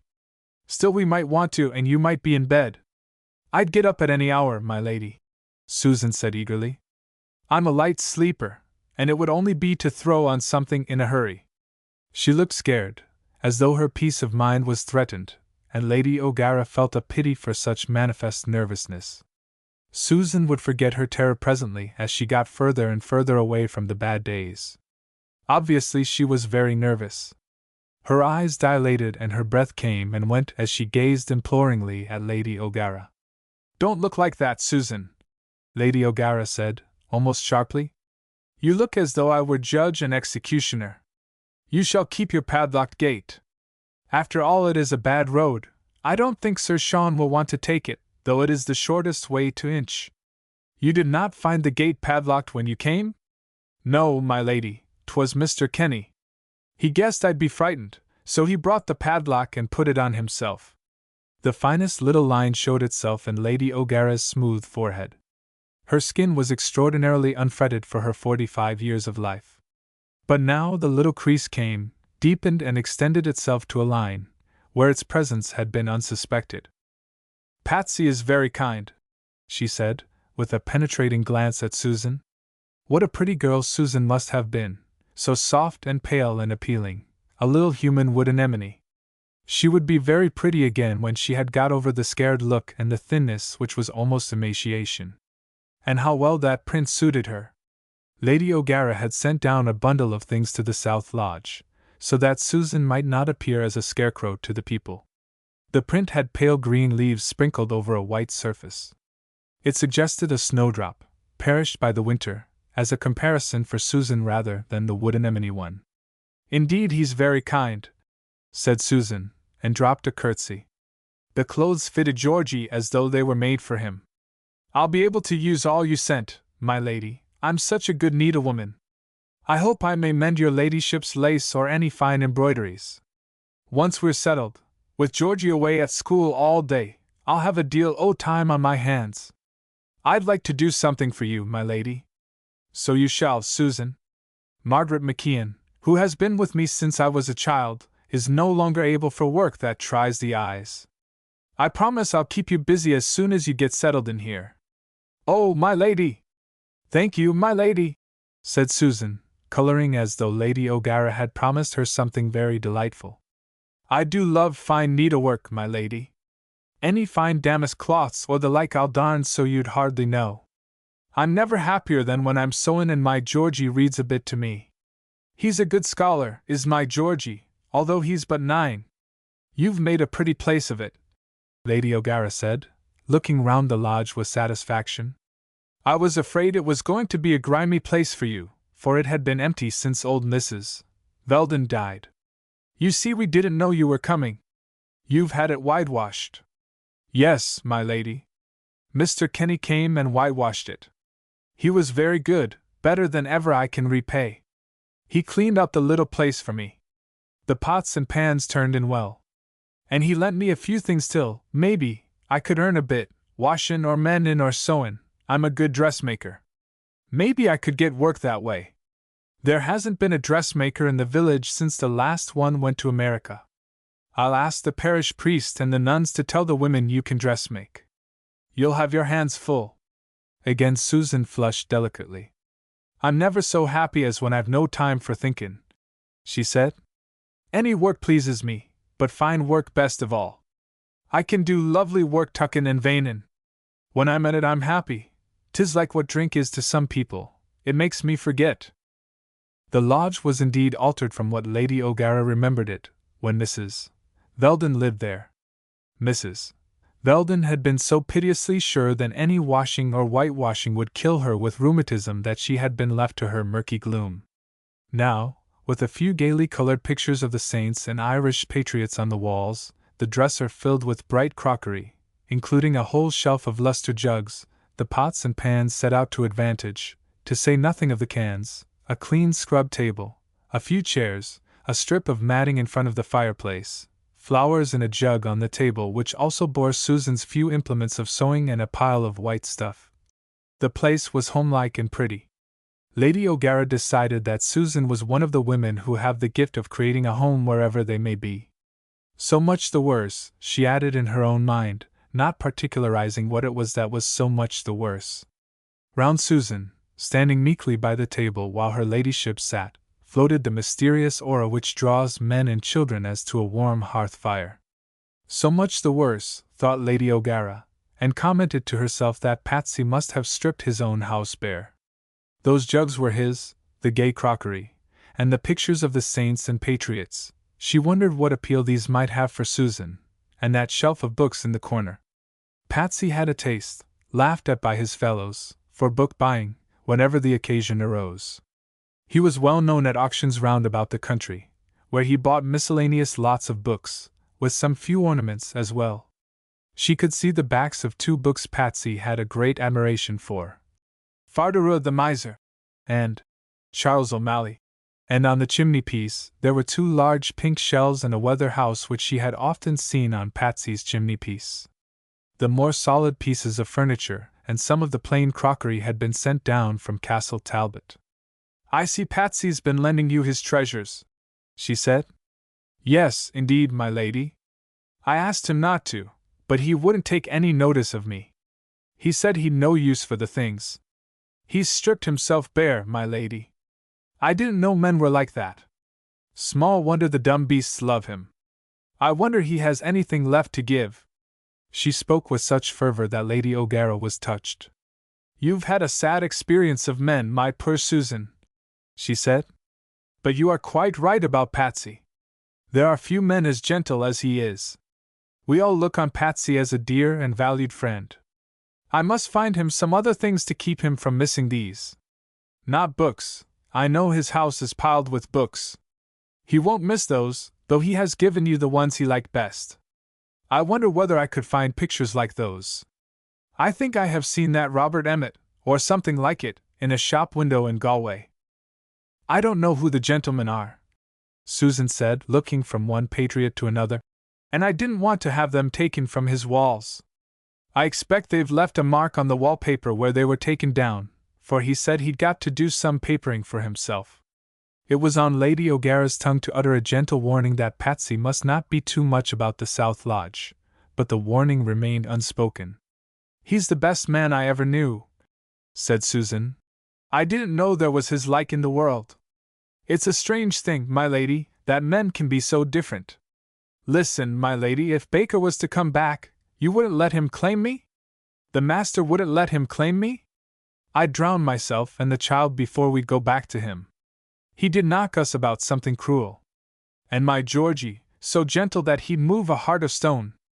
I frightened Baker from laying a hand on Georgie.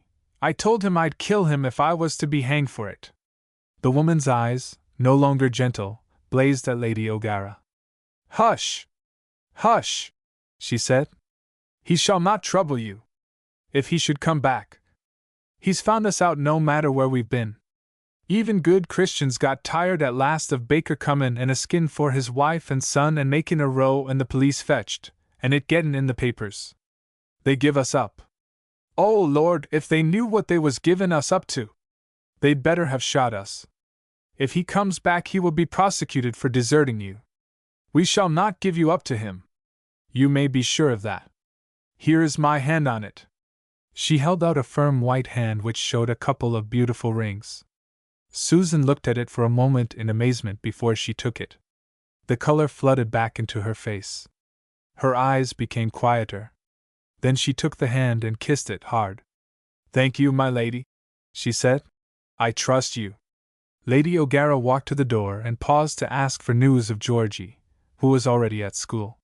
He was doing very well.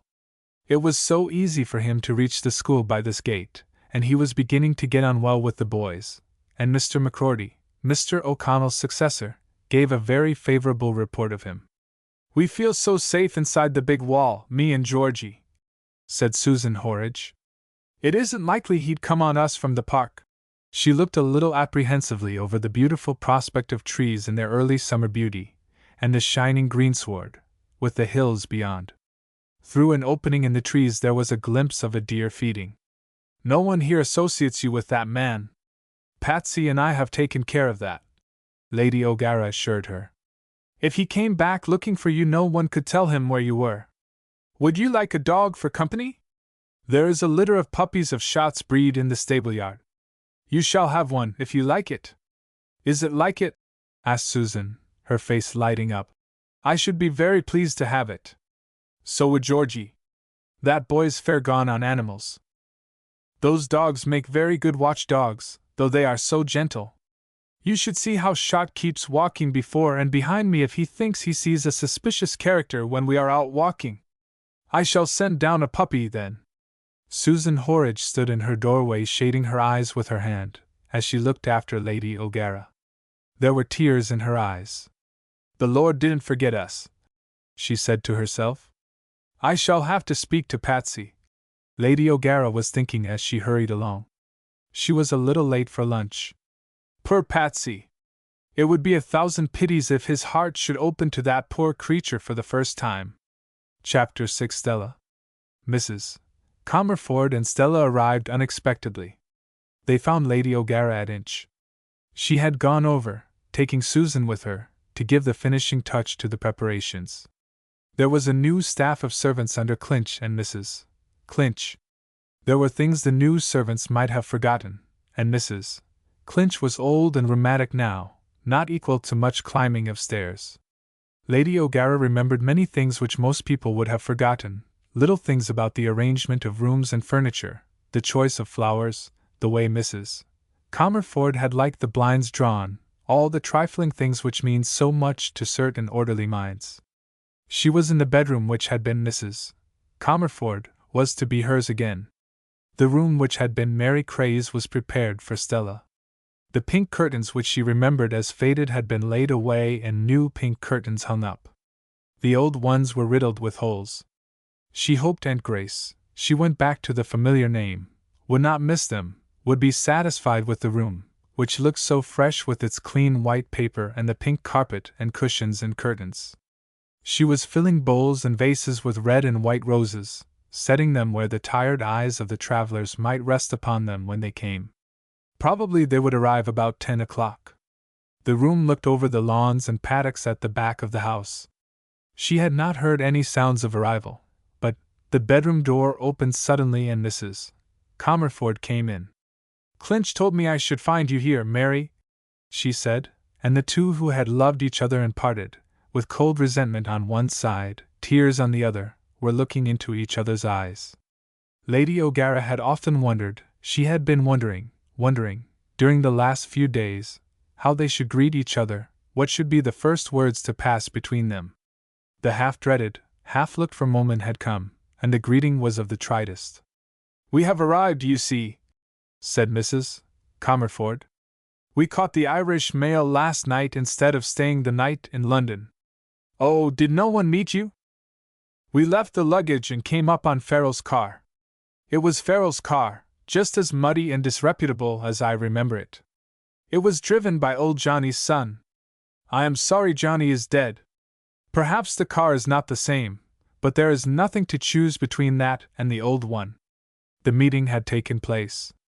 The great moment had come and gone, and there was Aunt Grace talking about Farrell's car as though all that lay between them had been but a dream.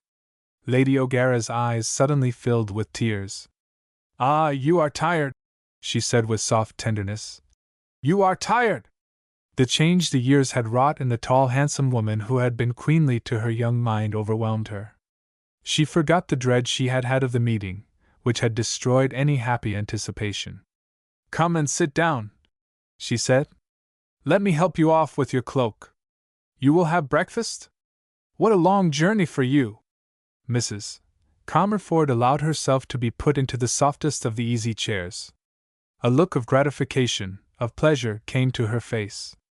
She allowed Lady O'Gara to take off her hat and long traveling cloak, to unlace her shoes.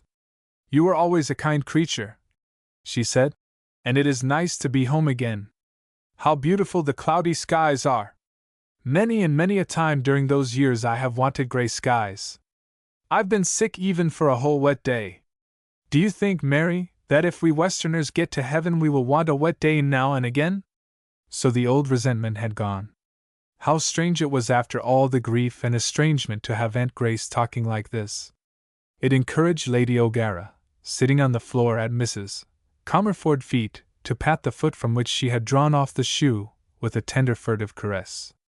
"You'd better get up, Mary. I hear Clinch coming. You have hardly changed from the girl of 25 years ago. Of course you are plumper, more matronly. You have a boy of 21. Clinch came in with the bag, followed by Mrs. Clinch with the tea tray, smiling broadly. "The young lady said she'd have a bath before her breakfast, ma'am," she said, and there was a radiance about her old face which had not been there for many a day. "Breakfast! We had breakfast in the train. Miss Stella cannot want breakfast." Mrs.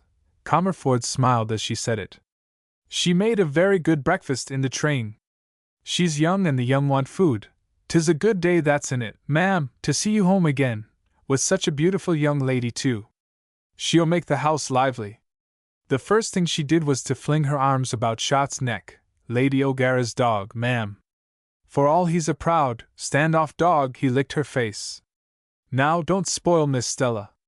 Every one spoils her, so I suppose there's no use expecting you to be the exception." "She brings her love with her," said Mrs. Clinch. "She's so delighted with all she sees, and making friends with everyone. There'll be one over by her, Even old Tom Kane will give her the key of his garden, as he calls it, before she's an hour in the place. She'll be into his strawberry beds that he's so jealous about, you'll see." Mrs. Clinch went off. Lady O'Gara poured out a cup of tea, remembering, over all the years, that Mrs. Comerford liked only a little sugar. She found her slippers and put them on and brought a footstool for feet to rest upon. She was thinking that this Stella, the young adopted daughter, explained the change in the woman before her. Mrs. Comerford had grown much softer. She was still a remarkable-looking woman, the wreck of stately beauty. In her black garments, which fell about her in flowing lines, she had the air of a priestess. Her age showed in her thinness, which was almost emaciation, and her face was wrinkled and heavily lined. Yet her smile was more ready than Lady O'Gara remembered, and her eyes quieter. They had been very blue eyes once upon a time. Her son had had such blue eyes. Now, they had faded almost to lavender, and they were almost gentle. Yet there was something in the face, some suggestion of burnt-out fires, which forbade the idea of a gentle nature, and the lips were too thin for softness. "Am I a wreck, Mary?" she asked. "Yes, I know I am. Someone took me for a duchess the other day, addressing me as Your Grace. Italy has dried up my skin. It will hardly revive at my time of life. But I am happy. You cannot imagine how Stella makes for happiness. Stella and age between them have broken me down. A child could play with me." She laughed as she said it. Grace Comerford had not laughed much in the old days. Mary had adored her, with an adoration tinged withal. She had always felt in those days that it would be an awful thing to offend Aunt Grace. She had offended her, and it had been awful. "I am longing to see Stella," she said. "She is very joyous. I was becoming morose when I found her, like a rogue elephant. I was wrong, Mary, to make such a grievance of your marriage. You were a good child to me, and you would have pleased me if you could. I know better now than to be angry with you for caring more for Sean O'Gara than for my son. You should have told me at the time. You shouldn't have let me believe that you cared for Terence. Was I an ogre? Perhaps I was. I must have been. I wanted to please you dreadfully in those days. You had been everything to me. You and Terence were everything to me. Still, I should not have been so unreasonable as to expect you to marry Terence to please me when you liked Sean O'Gara better. I ought to have known that love does not grow up like that. You and Terence were almost brother and sister." "Yes," said Lady O'Gara. "We were so used to each other. I was 18 when I first saw Sean, and we fell in love at first sight." She blushed, with a startling effect of youth. "Terence and I were like brother and sister. It would not have worked. We were very fond of each other, but no more than that. You were wrong when you thought Terence would have cared." She had expected some disclaimer, remembering Mrs. Comerford's bitter anger because her son had been supplanted by his friend, even while he was yet in the world, but no disclaimer came. "Yes, I was wrong. I see it now. I ought to have come back long ago and said I was wrong. I could not bring myself to do it, and there were other reasons. It is very good to come back and to see you so bonny, Mary, and to feel that we may live in love and peace as long as I am here." She drank her tea and looked round the room, with a sigh as though her heart rested on what she saw. "You have made the old room very sweet, Mary," she went on, "and you have remembered my tastes. Dear me, see those old things on the chimney-piece. Those crockery dogs, how fond Terence was of them when he was a child. And that piece of agate, and the Rockingham lambs. I had almost forgotten them. You had better come over to Castle Talbot to lunch," Lady O'Gara said. "I want you to see my boy. He has just passed out of Sandhurst." "A soldier? How strange that I should have had to ask.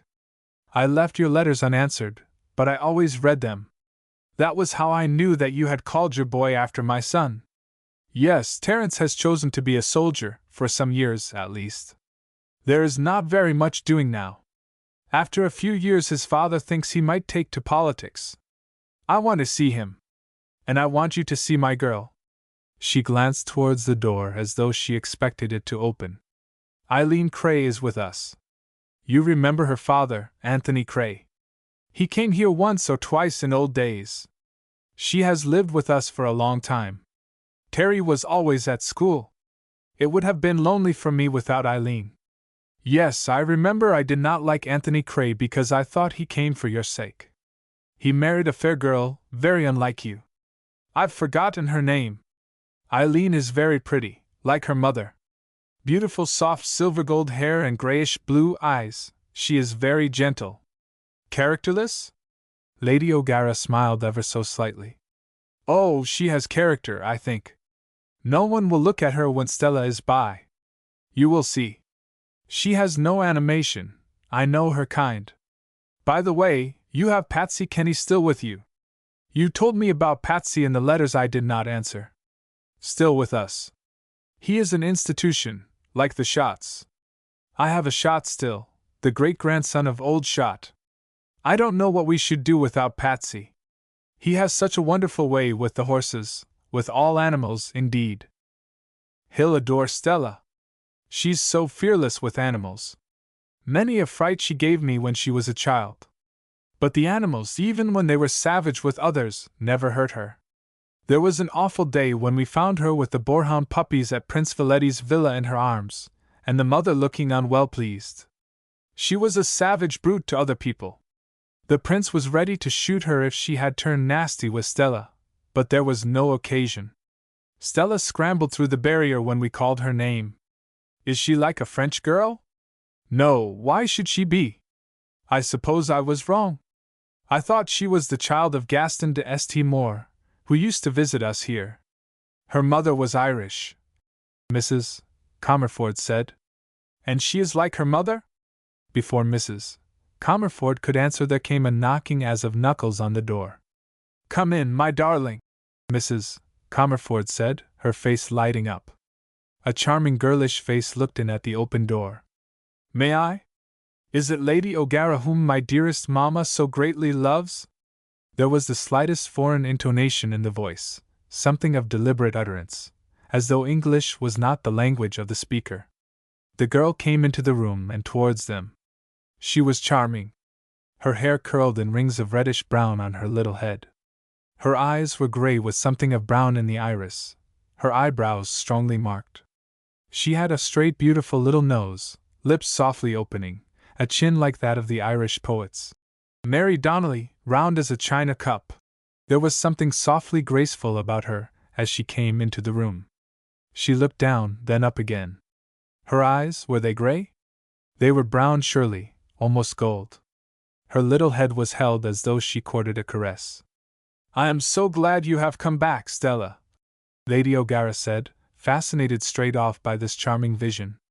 I wonder how Mamma stayed away so long. Stella returned. The sweet house, the beautiful grey country. She took Lady O'Gara's hand and kissed it lightly, yet with an air of reverence. The beloved people. The country will not prove too grey for you, I hope, Stella, Lady O'Gara said, feeling touched and pleased by the girl's air of homage. My husband's mother, who was an Italian, said that the grey skies made her weep when first she came to Ireland. They were so unlike Italian skies. I must be Irish then, said the girl, for I adore them. Even when it rains I shall not weep. She has something of your coloring, Mary, don't you think so? Mrs. Comerford asked. Yes, perhaps, more golden. She was feeling surprised at herself. This girl made more appeal to her than Eileen Cray, whom she had had with her from childhood. This girl touched some motherly chord in her which Eileen had never awakened. She wanted to stroke her dear curls, to be good to her. Yet she had been telling herself all those years that she had no need for a daughter, having Terry. Chapter 7 Brady's Bull. The meeting between Eileen Cray and Stella Comerford brought the flying dimple to Lady O'Gara's cheek. She watched them as though they were young children meeting in the shy yet uncompromising atmosphere of the nursery. Stella was inclined to be friendly and then drew back, chilled by something she detected in Eileen's manner. Eileen was indifferently polite. Terry and his father were out when the party arrived for luncheon, but they returned very soon afterwards. Lady O'Gara's attention was otherwise absorbed so that she did not notice the sudden delighted friendliness in Terry towards Stella nor the quick withdrawal into sullenness which spoilt Eileen's looks for the luncheon hour. Lady O'Gara was wondering about her husband. Why should he have looked so startled when his eye fell on Stella? He had known that she was coming. To Lady O'Gara's anxious eye Sir Sean looked pale. He had been pale of late, with curious shadows about his face. But when she had asked him if he was not feeling well, he had answered with an air of lightness that he felt as well as ever he had felt. At the luncheon table he sat with his back to the light. The persistence of those shadows in his face worried her loving heart. She wondered if Mrs. Comerford saw a great change in him. It ought to have been a very happy occasion. Mrs. Comerford had met Sean with an air of affection mingled with deprecation, as though she asked pardon for the old unreason. If she saw that the years had changed him, she made no sign. "I have stayed away a long time from you and Mary," she said. "I had made it difficult for myself to come back, but I have wanted to come back. Now I hope we shall remain neighbors to the end." Sir Sean had not responded as he ought to have done. He had worn a queer look. After a while his wife had found the proper adjective for it. His eyes were haunted. He might have seen a ghost. It distracted her from her talk across the table with Mrs. Comerford, happy talk of friends long parted and reunited, full of "Don't you remember?" and "Have you forgotten?" arrears of talk in which so much had to be explained, so many fates elucidated. It might have been so happy if only Sean had not worn that odd look. Once Lady O'Gara thought she caught his eyes fixed with a gloomy intentness on the group of young people at the other end of the table. She glanced that way, and the ready smile came. Terry was making himself very agreeable to the two pretty girls. It was obvious, even at a glance, that Eileen had little chance against the newcomer's vivacity. She sat with her lips pursed a little and something of gloom on her face. Terry, between his sallies with Stella, who was at once shy and bright, full of those charming glances out of the eyes which were gray at one moment, golden brown at another, sent now and again a tenderly apologetic look Eileen's way, trying to draw the sulking beauty into the conversation. There was nothing for Sean to be gloomy about in this little comedy. Terry was always so sweetly amiable. In the days that followed, the comedy unfolded itself. Stella was very often at Castle Talbot, or they were at Inch. Terry was evidently drawn towards Stella, while loyally endeavoring to keep up his former attitude towards Eileen. If Eileen wished to keep him, she went the worst possible way about it, for she sulked, and sulkiness did not become her. Her fair skin took on a leaden look. She repulsed Stella's advances till Stella was hurt and vexed. "Eileen will not be friends with me," she complained to Lady O'Gara. "She is so cold. That lovely pale hair of hers, I took it in my hands one day when it was undone, and it was cold as ice. Her heart is like her hair. Why will she not like me? Why not, indeed?" Apart from the fact that Stella chattered, pretty chatter like the singing of a bird, and was so quickly intelligent about everything, and so interested in the new life that the slower Eileen was rather left out of things, her attitude towards Eileen was most disarming. She admired her greatly, and was evidently quite unaware of her own good looks. She tried to win her over with gifts, which Eileen accepted, while she was not propitiated. "She will not like me," Stella complained with a flash of tears in her eyes. "If I was to give her my heart, she would not like me." "You should not have given her your seed pearls," said Lady O'Gara. "It is too valuable a gift to pass from one girl to another." It was beginning to dawn on her that Eileen was greedy and selfish. Perhaps she had had intuitions of it when Eileen had disappointed her. Eileen was only friendly to Stella when she wanted something. Once she had obtained it, she relapsed into her former coldness. Lady O'Gara realized that Eileen had always been greedy. She had laid Terry under heavy toll for small attentions and such gifts as he might give her. Eileen's incessant eating of chocolate had made Lady O'Gara wonder how she could give so good an account of herself at meal times. She smoked.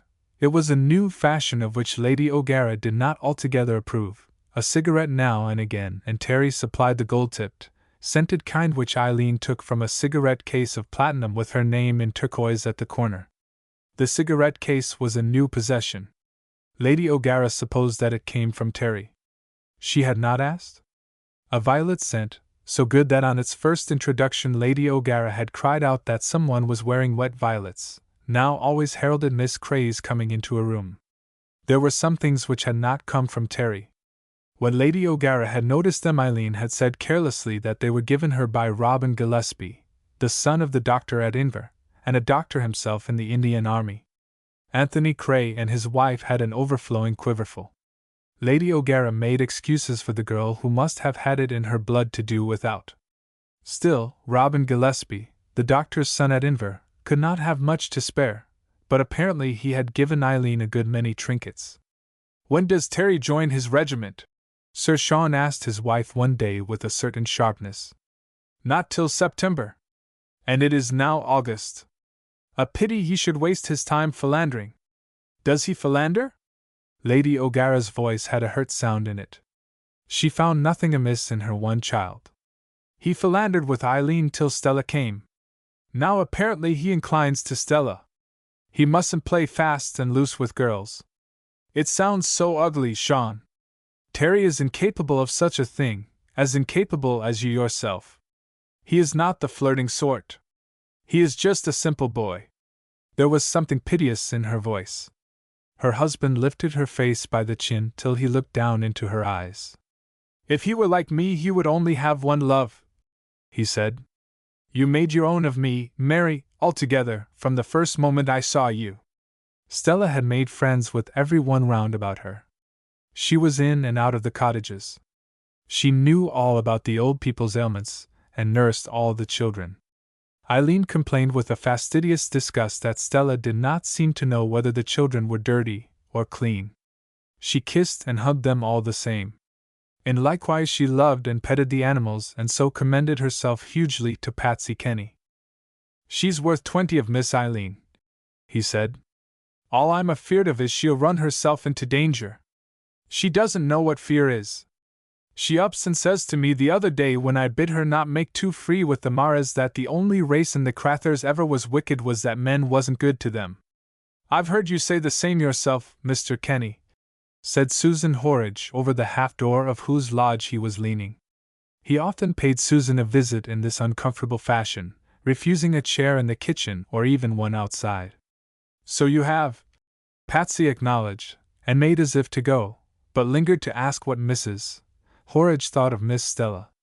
"I like fair hair best myself," he said, with a shy glance at Susan's hair, neatly braided around a face that began to have soft, even plump, contours once more. "Miss Eileen has a lovely head of hair," Susan acknowledged. "And yet," said Patsy, "Miss Stella's my choice. Did you ever take notice of her side face? It's the prettiest, softest thing I ever seen. I think I seen something like it once, but where I disremember. Which of the young ladies is Mr. Terry sweet on, Mr. Kenny?" "Bedad, I don't know, ma'am." Patsy scratched his head. "I wouldn't be sure he's not sweet on the two o' them." A day came when the two girls, crossing the fields by a short cut, found themselves face to face with a very fine bull. They had not noticed him till they came quite near him. Their path wound round by a little wood which, since it belonged to the paddock of the Mares, was surrounded by high hurdles. The bull must have broken into the field, for he had no right to be there. The piece of rope hanging from his neck showed that he had escaped from bondage. The path curved gently by the edges of the coppice. They came upon the bull unawares. He was grazing when they first saw him, his fine curled head half buried in the long grass. "It is Brady's bull," Eileen said in a whisper. "He is not to be trusted. And he sees your red cloak." The bull lifted his head and stared at them. Eileen had slipped behind Stella and had begun to retreat backwards. The bull stamped with his foot and emitted a low roar. Stella did not seem to feel afraid. She kept her eyes steadily on the bull. The day was chilly and Lady O'Gara had wrapped the girls up in Connemara cloaks of red and blue flannel. She had put the blue one about Eileen's shoulders, remarking that it matched her eyes. "Run, Eileen, run," Stella said quietly without taking her eyes from the bull. "Keep the gate open for me." Eileen ran with a will, never looking back to see what was happening. Stella took off the red cloak. The bull had put his head to the earth as though about to charge. He roared, a roar that seemed to shake the ground. As he came on, she flung the offending garment onto his horns and stepped to one side. She did not wait to see the result. She could run like Atlanta. It was a pretty good sprint to the gate, which closed and opened by an iron switch.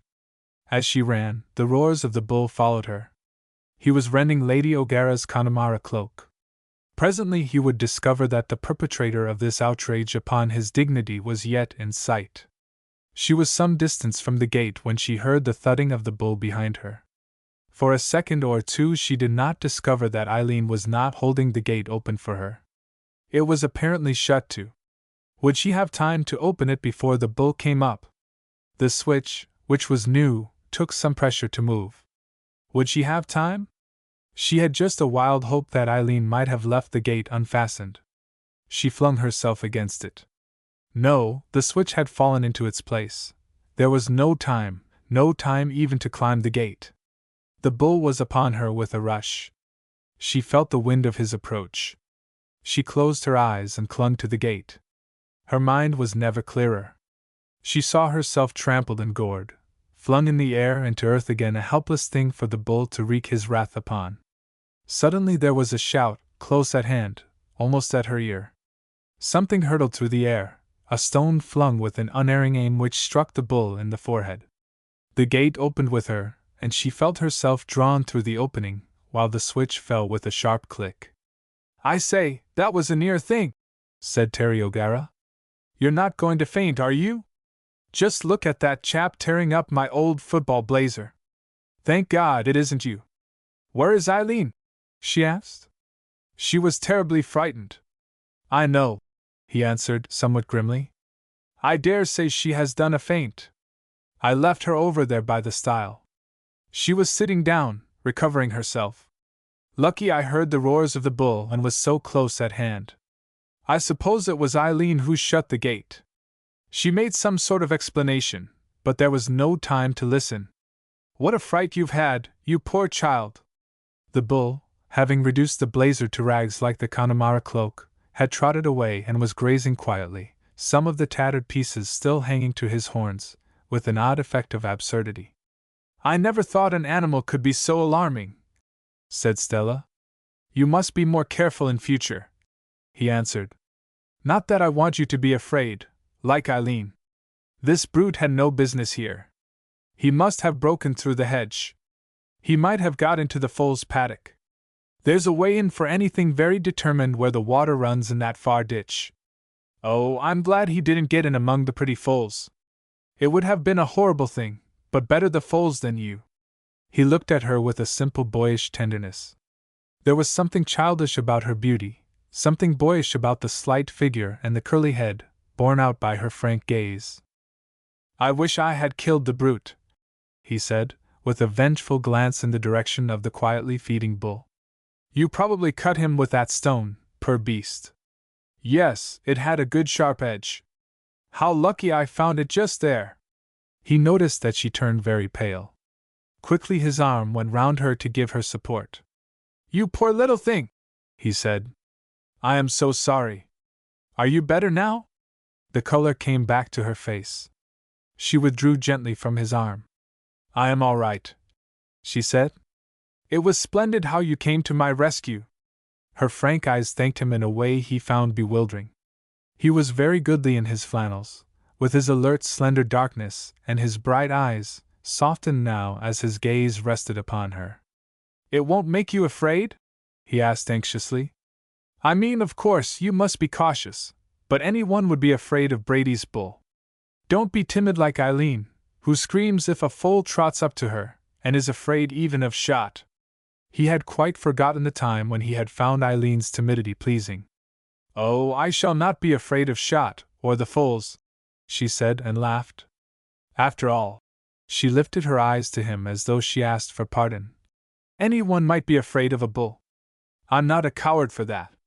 "Of course you're not," he answered, with a sound in his voice as though she was very pleasant to him. "Bulls are treacherous brutes. They went back slowly to where Eileen sat watching their approach gloomily. "Well," she said, "you've been a long time. Wasn't that a horrid brute? I never ran such danger in my life before." "Stella ran a greater because you had taken care to slam the gate after you," Terry said, with young condemning eyes. "I was only just in time to save her from that brute. Oh well, I was frightened. I only thought of getting away as far as I could from him. I shan't walk in the fields again in a hurry. If it isn't horses, it's bulls." Eileen's face kept its unbecoming gloom on the homeward way, even though she pressed very close to Terry for protection whenever they came near the feeding horses, or one of them trotted up to be petted and stroked. She knew she was disapproved of, and the knowledge was unpleasant to her, although it did not cause her any searchings of conscience. Eileen always took the line of least resistance, as her clever sister, Paula, who was a BA of Dublin University, had said. Chapter 8 Sir Sean Sees a Ghost. "There's a blast o' talk going through the place like an earthquake," said Patsy Kenny to Sir Sean. "That the little cottage down by the waterfall is took by a stranger woman." There was a blast of talk, even about trifles among the country people, from whom Patsy kept his distance with an abhorrence of gossip and curiosity about other people's business. Many a one had tried to pump Patsy. The people had an inordinate curiosity about their betters, and of late tongues had been very busy with the return of Mrs. Comerford and the reconciliation with Lady O'Gara, also with Miss Stella and her parentage. Those who tried to pump Patsy Kenny about these matters embarked, and they knew it, on perilous seas. Patsy's stiff face as he repelled the gossips was a sight to see. He had also to keep at bay many questions about Susan Horridge and her boy, in doing which he showed some asperity, and thereby gave a handle to the gossips. "I should have thought the cottage by the waterfall a damp place," said Sir Sean, indifferently. He was not much interested in the petty happenings of the neighborhood. "She won't stay," Patsy went on with a shake of his head. "They'll get at her about old Hercules. A lone woman like that will be scared out of her life. I saw her in Dunphy's shop buying her little bits of food. She's not the common sort. She was all in black, with a veil about her face. She'll have no truck with them long-tongued people about here." "Oh, a superior class?" said Sir Sean, now faintly interested. The waterfall cottage was his property. He supposed Norman, who lived in the town and did his legal business, had let it. "Not to say a lady," said Patsy, "but nigh-hand one. She have the little place rall snug and comfortable. She'll keep herself to herself. There's 2 lone women in it now, herself and Mrs. Horridge. Mrs. Horridge do be drawing the water from the well behind the waterfall cottage, and this Mrs. Wade came out and spoke to her. She took great notice of Georgie. The schoolmaster's well content with Georgie. He takes to the Irish like a duck to water. The master do be saying he's better at the language nor them that should be spoken it be rights. He'll have him doin' a trifle o' poetry in it by the Christmas holidays." "Oh! So the 2 lonesome women have made friends with each other. Between them there'll be a match for Hercules' ghost," Sir Sean said, faintly smiling. By this time Terry had joined his regiment, and Eileen had gone for a time to her parents'. She usually went home rather unwillingly, complaining of the discomfort of the tightly packed house. Apparently she did not add to the joy of her family during those periodic visits, and she made no pretense of eagerness about going. But this time, for some reason, she was quite pleased to go. She even set about refurbishing her wardrobe, and was not above accepting help from Stella, who was very quick with her needle and possessed a Frenchwoman's art in making excellent use of what materials came her way. These preparations somewhat mystified Lady O'Gara, for usually Eileen took only her less reputable garments when she went home, because she had to live in her trunk, or share a wardrobe with 2 sisters, who would hang their roughest garments over her evening frocks if she were to bring them. Lady O'Gara sometimes wondered if she had chosen wisely in selecting Eileen from Anthony Cray's Quiverful to be her companion during the years Terry was at school and college. The others had been tumbling over each other like frolicsome young puppies when the choice was made. Eileen had been sitting placidly eating bread and honey. She remembered that, and Cray had said that Eileen would always get the best of things. To Lady O'Gara's eyes, the demure little girl, with the golden plait hanging down each side of her face, and the large blue eyes, had looked like a little blessed Mary in the temple of Albrecht Dürer. Perhaps she had not chosen. Perhaps Eileen had chosen her, when she said to Incray, "Dear, and you have so many girls. Lend me one for company. I shall be very good to her, and shall only keep her during your pleasure." Eileen had heard the speech, and had seized on Lady O'Gara, not to be detached. When it had come to longer and longer visits, so that Eileen was oftener at Castle Talbot than at home, and Cray had said, Well, Eileen knows what is good for her. The others don't. They've no worldly wisdom. There is Hilary, who runs away from every school we send him to. They are all like Hilary except Eileen. She's a changeling." With Terry gone, Eileen had put off her sulkiness. Lady O'Gara came on the two girls one day at work on a pink billowy stuff, which was evidently going to be an evening frock. At least Stella was at work, and Eileen was looking on. Eileen usually commandeered someone to her service when any sewing was to be done. She had confessed that she could not endure to have her forefinger pricked by the needle. "You are going to be very smart, Eileen," Lady O'Gara said. "This looks like gaieties at Inver." "There may be some," answered Eileen, coloring slightly. "There are some soldiers under canvas at Inverhill." Lady O'Gara referred to Eileen's preparations a little later in talking with her husband. Sir Sean had got a bee in his bonnet about Terry and Eileen. For the first time during all their years of love he had been irritable with his wife about Terry, who had given them so little trouble in his 20 years of life. "I am glad she has the spirit," he said. "A pretty girl like Eileen need not go wasting her charms on a young ass who doesn't know his own mind." "Oh, Sean! Poor Terry! Terry has been playing fast and loose with Eileen. He would not like to hear you say so," Lady O'Gara said, with a proud and wounded air. "There you go, Mary, getting your back up. Your one son can do no wrong. Do you deny that he was philandering after Eileen before Stella came, and that he has been philandering after Stella since? Do you know, Sean," Lady O'Gara said, with sudden energy, "that, fond as I am of Eileen, I think she has not the stuff in her to hold a boy like Terry. There is something lethargic in her. I'm afraid she is a little selfish. She can be very sweet when she likes, but I think at heart she is cold. This is a late discovery, Mary." Lady O'Gara laughed, a little ruefully. "I think it is a very old discovery," she said. "And said to me once, she never pretended that she loved Eileen as well as some of the others, that Eileen had a way of looking at her when she was in high spirits or something of the sort that was like a douche of cold water. I have had the lame experience myself. Eileen said something the other day about at your age. I felt 90, all of a sudden." "Nonsense, Mary! Eileen adores you." Lady O'Gara said no more. She let pass, with a shrug of her shoulders, her husband's accusation that she was fickle like Terry, putting away the old love for the new. Suddenly Sir Sean asked a direct question. "Are you quite certain about Stella's parentage, Mary? She is the child of that French soldier, St. Moore, was it? And the Irish governess?"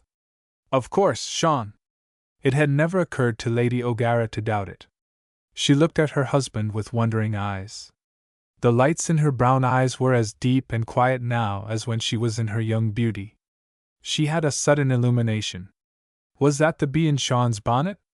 There had been a certain silence about Stella's parentage. She thought she understood it. Mrs. Comerford had always been jealous of her loves. She did not wish it recalled that Stella, whom she adored, had not belonged to her by any tie of blood. Sean must have got it into his head that the mystery might cover something disgraceful. "You may be quite sure, Sean," she said, her candid eyes fixed on him. "There was nothing to conceal. Aunt Grace has told me everything." His face cleared. "Then I confess," he said almost gaily, "that Stella is a young angel. Perhaps I was too hard on Terry." The evenings began to draw in. Sir Sean missed his boy. The hunting season was at hand. The opening meet was to be at Dunmara Crossroads in a fortnight's time. Lady O'Gara went out perhaps once a week. The other days Sir Sean would miss Terry jogging along beside him, on the way to the meet in the morning, full of cheerful anticipation, riding homewards, tired and happy, in the dusk. Stella had never ridden to hounds. She had done little riding, indeed, since the days at the advanced Roman convent when the girls went out on the Campagna in a flock, in charge of a discreet riding master, of unimpeachable age and plainness.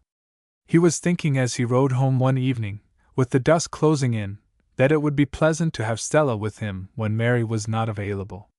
It was one tangible thing against Eileen that she did not like horses. Anthony Cray's daughter. It seemed incredible to Sir Sean, as it did to Patsy Kenny, that anyone should not like horses. There was a little mare not quite up to racing standard which he thought would just do for Stella. Indeed, though he did not know it, Patsy Kenny had put the idea into his head. "That one you'd carry a lady in less than no time," Patsy had said. "A lady about the size of Miss Stella. She'd take the ditches like a bird." But Patsy was always talking in his slow way, and Sir Sean was not always listening to him, or he seemed not to listen. He had a way of forgetting his surroundings and traveling off to a distance where even she who loved him best could not follow. But sometimes he heard when he did not seem to hear and was unconscious of having heard. He was going to ride Mustafa this winter as soon, he said with his slow smile, as Patsy Kenny would permit it. Mustafa, although a beautiful creature to look at, had not yet been whispered by Patsy. He had still an uncommonly nasty temper, and indeed most of the tricks a horse could possess. Sir Sean thought some hard work would improve Mustafa's temper, but Patsy remained oddly unwilling. "Give me a week or two longer to get over him," he would say when Sir Sean proposed to ride Mustafa. He had lunched one day with Sir James Dillon, 14 miles off, and had waited for tea, and on the way home his horse had lost a shoe. He hoped Mary would not be anxious. He had said he would be home by 5, and had meant it, but Lady Dillon, who was, her friends said, the wittiest woman in Ireland, had so beguiled the time in the billiard-room after lunch that he had not noticed it passing. And, since he was not the man to ride a horse who had lost a shoe, he had walked the last 6 Irish miles of the road. Very seldom did he take the road on which Terence Comerford had been killed, more than 20 years back. One could avoid it by a detour, so he had only taken it when necessity called for the short road, and he had always found it an ordeal. But he was not going to put an extra mile on to the tired horse because of his own feelings. He had come near the dreaded spot where Terence Comerford had been flung on to the convenient heap of shingle. Already he could hear the roar of the water where it tumbled over the weir like long green hair. Above it on either side the banks of the river rose steeply. On the side nearest to him was the mount, in the heart of which Admiral Hercules O'Hart had chosen to be buried. It was covered thickly with trees. In spring it was beautiful with primroses which showed not a leaf between, a primrose sea which seemed in places as though a wave had run forward into the lower slopes of green grass and retreated leaving a foam of primroses behind. The horse pulled up sharply at the sound of the waterfall and stood quivering in the darkness. There was a glimmer of light overhead, but because of the thick trees this road was very dark. "It is only the water falling over the weir, you foolish thing," he said, caressing the long brown nose of the little horse. The horse answered with a whinny and, talking to him to distract his attention, Sir Sean got him along. Perhaps the horse knew that his master's heart was cold. It was a well-nigh unendurable pain to Sir Sean to pass the place where the friend of his youth and boyhood had been killed. Suddenly the horse jibbed again. A long ray of light had streamed out onto the darkness of the road. At first Sir Sean thought it was a hooded lantern. Few came this road, unless it might be a stranger who did not know the countryside traditions. But the light was steady. It did not move as a lantern carried in the hand would have done.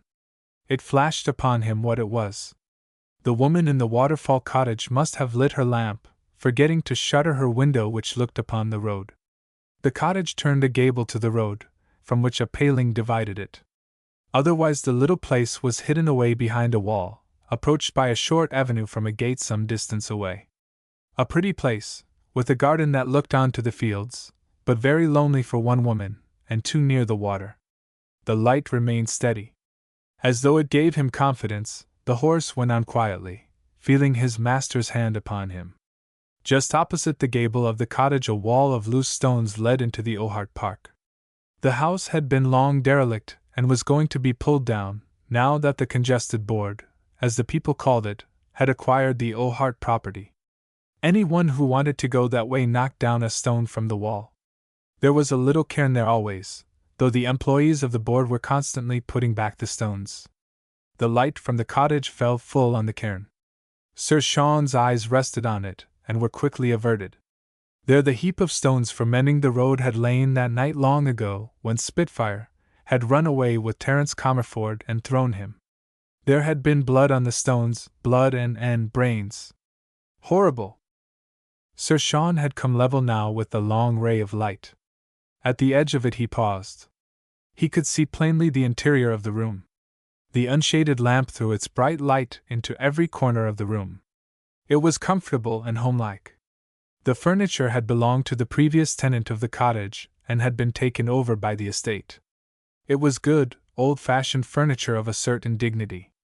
The grandfather clock by the wall, the tall mahogany bookcase, the sofa and chairs covered in red damask, were all good. There was a round convex mirror above the fireplace, and some pictures on the wall. The fire burned brightly, toning down somewhat the hard unshaded lamplight. A woman was sitting by the fire.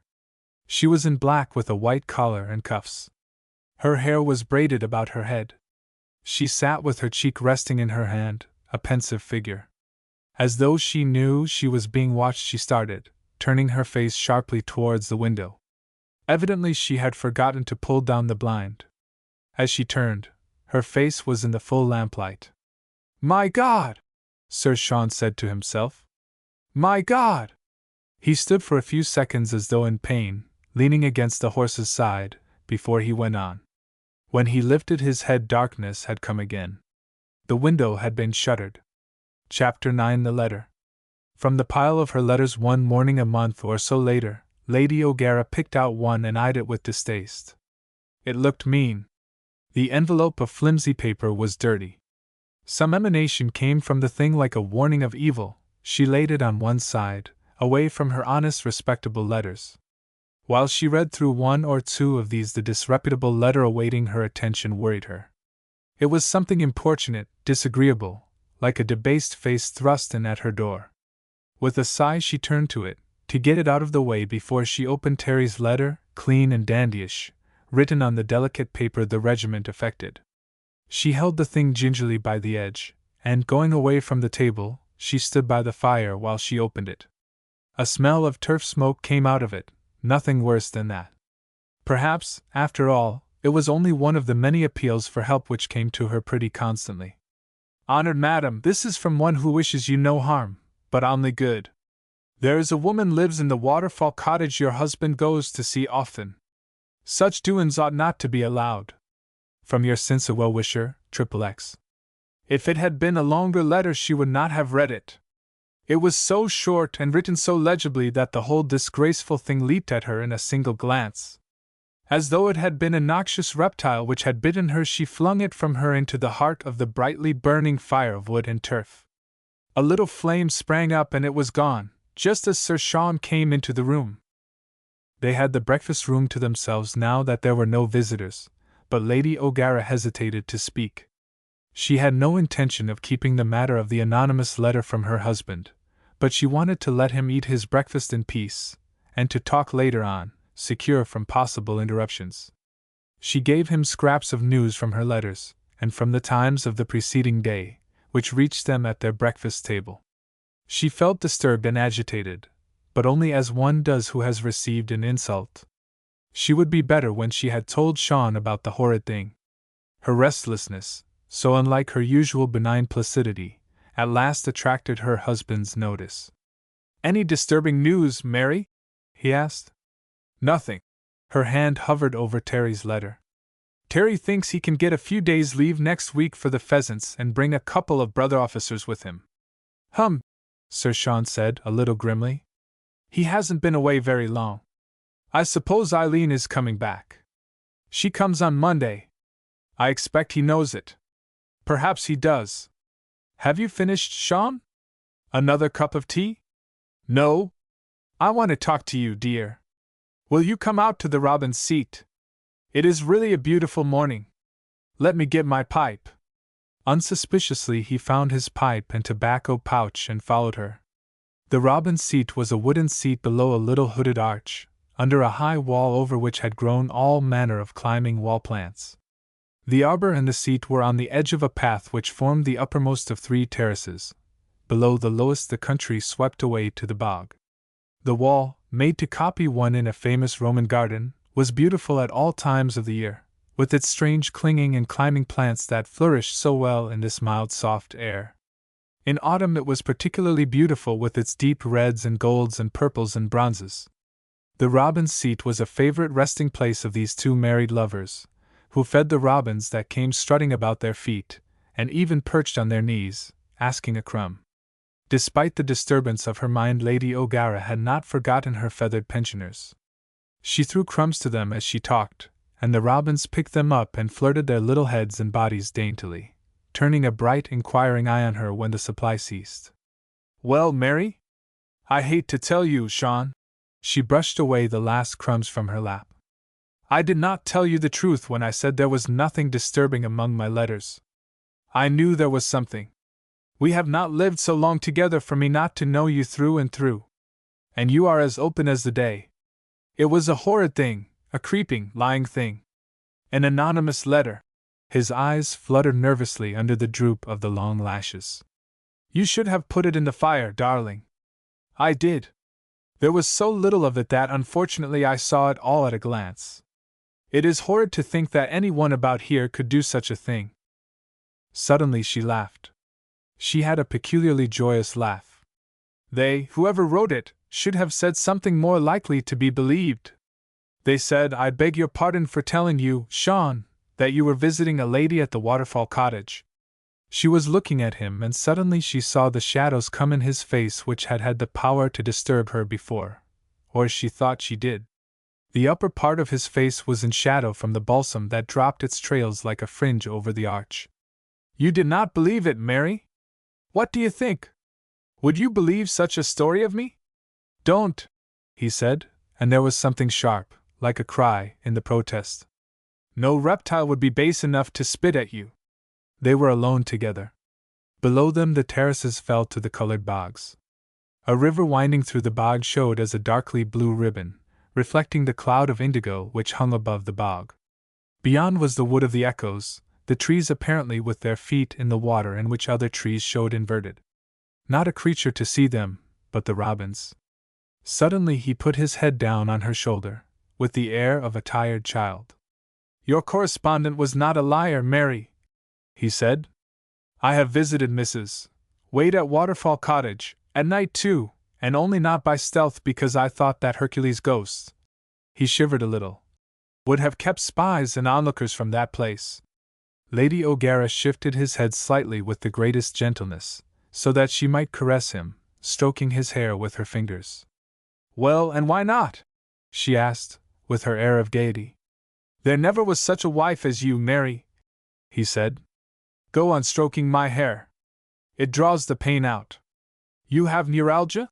She asked with quick alarm. No, it is a duller pain than that. It is a sort of congestion caused by keeping secrets from you.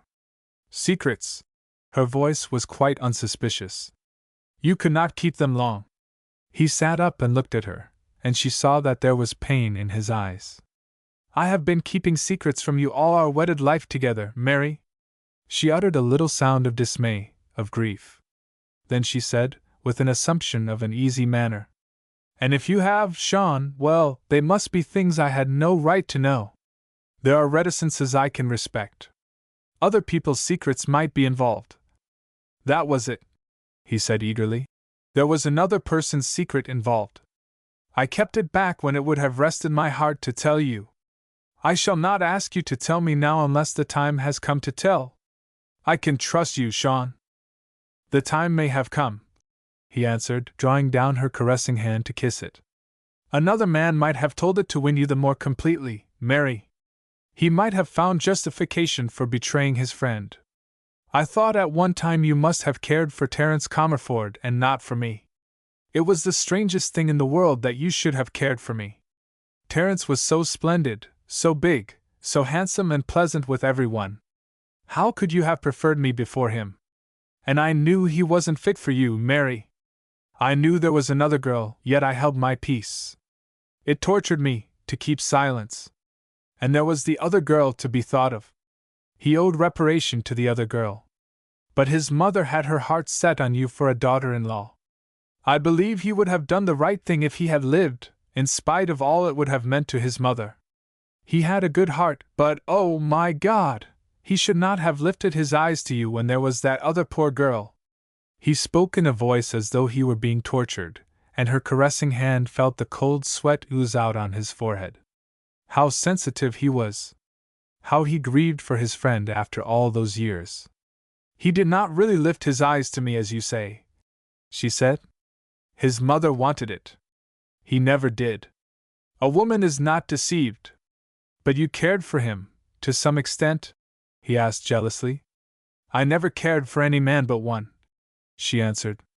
I used to think you would never ask me. Perhaps you never would have, only that I came to you when you were so broken down after your illness, and you had not strength enough to resist me. She finished with a certain pathetic gaiety. With all his deep love for her, she had not brought him joyfulness. Many people had noticed it. Her own wellspring of joy had never run dry. It had survived even his sadness, and had made the house bright for their one child, but there had been moments, hours, when she had felt oddly exhausted, as though she had to bear a double strain of living. You saved me from utter despair, an angel beautiful and bright. That is what you seemed to me when you showed me your exquisite pity. Poor Terence, she said softly. Do you know, Sean, I believe he was often on the edge of telling me his secret. Over and over again he began and was interrupted, or he drew back. Hardly, Mary. Men do not tell such things to the ladies of their family. Oh, she colored like a girl. It was that. I thought it was a lady, someone he knew in Dublin perhaps. It was a girl in Killisky. Her grandmother kept a little public house. She looked like an old gypsy queen, the grandmother. And the girl was like a dark rose. All the men in the county raved about her, the gentlemen, I mean. It was extraordinary how many roads led through Killisky. The girl was as modest as she was beautiful. Terence was mad about her. He knocked down a Connaught Ranger man who made a joke about her. That last leave, before he was killed, he was never out of the place. She had been at a convent school, the old woman had brought her up well, and she used to go on visits to school friends in Dublin. Terence told me he met her in Dublin when we were at the Royal Barracks. I implored him to let her alone, but he was angry and told me to mind my own business. That last time it was more serious. Poor little Bridine! I told him he ought to marry her. I think he knew it. It made him short-tempered with me. But I hope, the strange anguish came back to his voice, that he would have married her. I remember now, Lady O'Gara said. I remember the girl. Aunt Grace thought very well of her.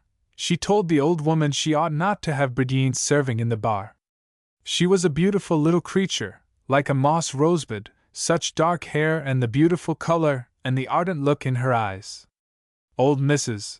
Dowd answered Aunt Grace with a haughtiness equal to her own. Aunt Grace was very angry. She said the old woman was insolent. I did not learn exactly what Mrs. Dowd had said, but I gathered that she said she knew how to keep her girl as well as Aunt Grace did. I sometimes thought the old woman was ambitious. Sir Sean went on dreamily. She used to watch Bridine while all those fellows were hanging about her and paying her compliments. I have sometimes thought she meant Bridine to marry a gentleman. Several were infatuated enough for that. The old woman was always about watching and listening. I don't think any of them was ever rude to the little girl. She was so innocent to look at. If any man had forgotten himself so far, he would have had to answer to the others. What became of them, afterwards? Killisky seldom came in my path.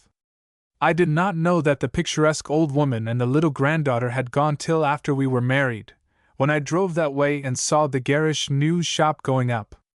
It was like the old woman to carry off poor Bridine from all the scandal and the talk. You remember how ill I was.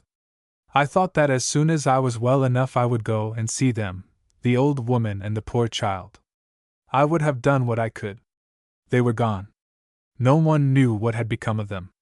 They had gone away quietly and mysteriously. The little place was shut up one morning. You remember how pretty it was, the little thatched house behind its long garden. They had gone to America. Fortunately, the people had not begun to talk. "That poor little thing," Lady O'Gara said softly. "She looked as shy as a fawn. I wonder what became of her. Don't you understand, Mary? She has come back. She is Mrs. Wade." "Oh. She married then? Of course you would want to be kind to her. I suppose she is a widow." "I don't think she married. I don't know what brings her back here, unless it is the desire to return which afflicts the Irish wherever they go. She has fixed herself in such a lonely spot. After all, she is my tenant. It is my business to see that she wants for nothing. I recognized her one night I came that way, when I was late and had to take that road. I saw her through the unshuttered window with a strong light on her face. I went back there in daylight and came upon her drawing water from the well. She was frightened at first, but afterwards she seemed glad to see me. She is very lonely. No one goes to see her but Mrs. Horridge, a good creature, but Bridine is a natural lady. I must not go there again, though she is a gray-haired woman older than her years. It was strange that I recognized her after 20 years. There are beasts who will talk." "I shall come with you, Sean," said Lady O'Gara. "That will be the best way to prevent their talking." Chapter 10. Mrs. Wade. A friendship had sprung up between Mrs. Horridge and Mrs. Wade, as Sir Sean had said, a curious friendship, not altogether equal, for Mrs. Wade had a certain amount of education and was curiously refined. America had not altered her even to the extent of affecting her speech, and that was a very exceptional thing, for the returned Americans usually came with a speech altered out of all recognition. When Lady O'Gara came into the little sitting room at the cottage, having knocked with her knuckles and obtained no answer, she found Susan Horridge there. Susan stood up, making a little dip, took the boy's garment she had been mending and went away, while Mrs. Wade received her visitor with a curious air of equality. It was not such an equality as she might have learnt in the United States. There was nothing assertive about it. It was quite unconscious. She seemed profoundly agitated by Lady O'Gara's visit, her color coming and going, her eyes dilated. She had put out a hand as Susan Horridge went away, almost as though she would have detained her by force. "Please forgive my coming in like this," Lady O'Gara said. "I was knocking for some time, but you did not hear me. My husband, Sir Sean O'Gara, has told me about his tenant, and I thought I would like to come and see you." "Thank you very much, Lady O'Gara. I am sorry you had to wait at the door. Won't you sit down? May I sit here? I don't like facing the light. My eyes are not over strong. Dear me! They look so beautiful too." The naive compliment seemed to ease the strain in the situation. Lady O'Gara laughed. She had sometimes said that she laughed when she felt like to die with trouble. People had taken it for an exaggerated statement. What cause could Mary O'Gara have to feel like dying with trouble? Even though Sean O'Gara was a melancholy gentleman, Mary seemed very well able to enjoy life. "How kind of you," she said merrily. "I might return the compliment. What a pretty place you have made of this. I brought a few little things with me. I knew nothing was to be bought here. And the things I found here already were good. It is a damp place down here under the trees. Now that you have made it so pretty it would be hard to leave it. Else I should suggest another cottage. There is a nice dry one on the upper road. Oh! I shouldn't think of leaving this," Mrs. Wade said nervously. Still her color kept coming and going. America had not yellowed her as it usually had the Revenants. Her dark skin was smooth and richly colored, her eyes soft and still brilliant. Only the graying of her hair told that she was well on towards middle age. "But it is very lonely. You are not nervous?" I like the loneliness. You should have a dog. Her tongue had nearly slipped into saying that a dog was the kind of company that did not ask questions. I should have to exercise a dog. A queer look of fear came into her eyes. Lady O'Gara could have imagined that she looked stealthily from one side to another. But you must go out sometimes, she said. Again the look of fear cowered away from her. What was it that Mrs. Wade was afraid of? I was never one for walking, she said lamely. You don't like to tear yourself from this pretty room? It was very pretty. The walls had been thickly whitewashed, and the curtains at the window were of a deep rose color. A few cushions in the white chairs and sofa repeated the rose color. The room seemed to glow within the shadow of the many trees, overhanging too heavily outside.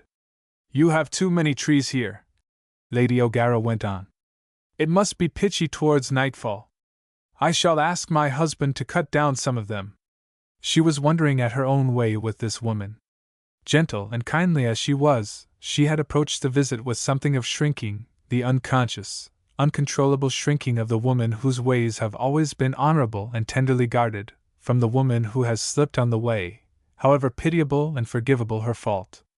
It is the feeling with which the nun, however much a lover of her kind, approaches the penitent committed to her care. She suddenly realized that in this case she did not shrink. Whatever difference there might be between her and Mrs. Wade, there was not that difference. They met as one honorable woman meets another. Lady O'Gara was glad that she had forgotten to shrink. Thank you very much, said Mrs. Wade. It is kind of you to think of it. But I like the trees. You are very kind, Lady O'Gara. About the dog, if I had a little gentle one, who would stay with me while I gardened and not want too much exercise, I should like it. I believe I can get you such a one. My cousin Mrs. Comerford, or rather her adopted daughter, has Palms. There is a little one, rather lame, in the last litter. His leg got hurt somehow.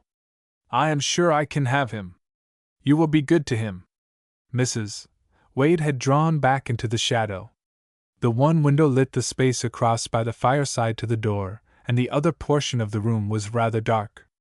But Lady O'Gara had an idea that the woman's eyes leaped at her. I saw the young lady, she said. She came to Mrs.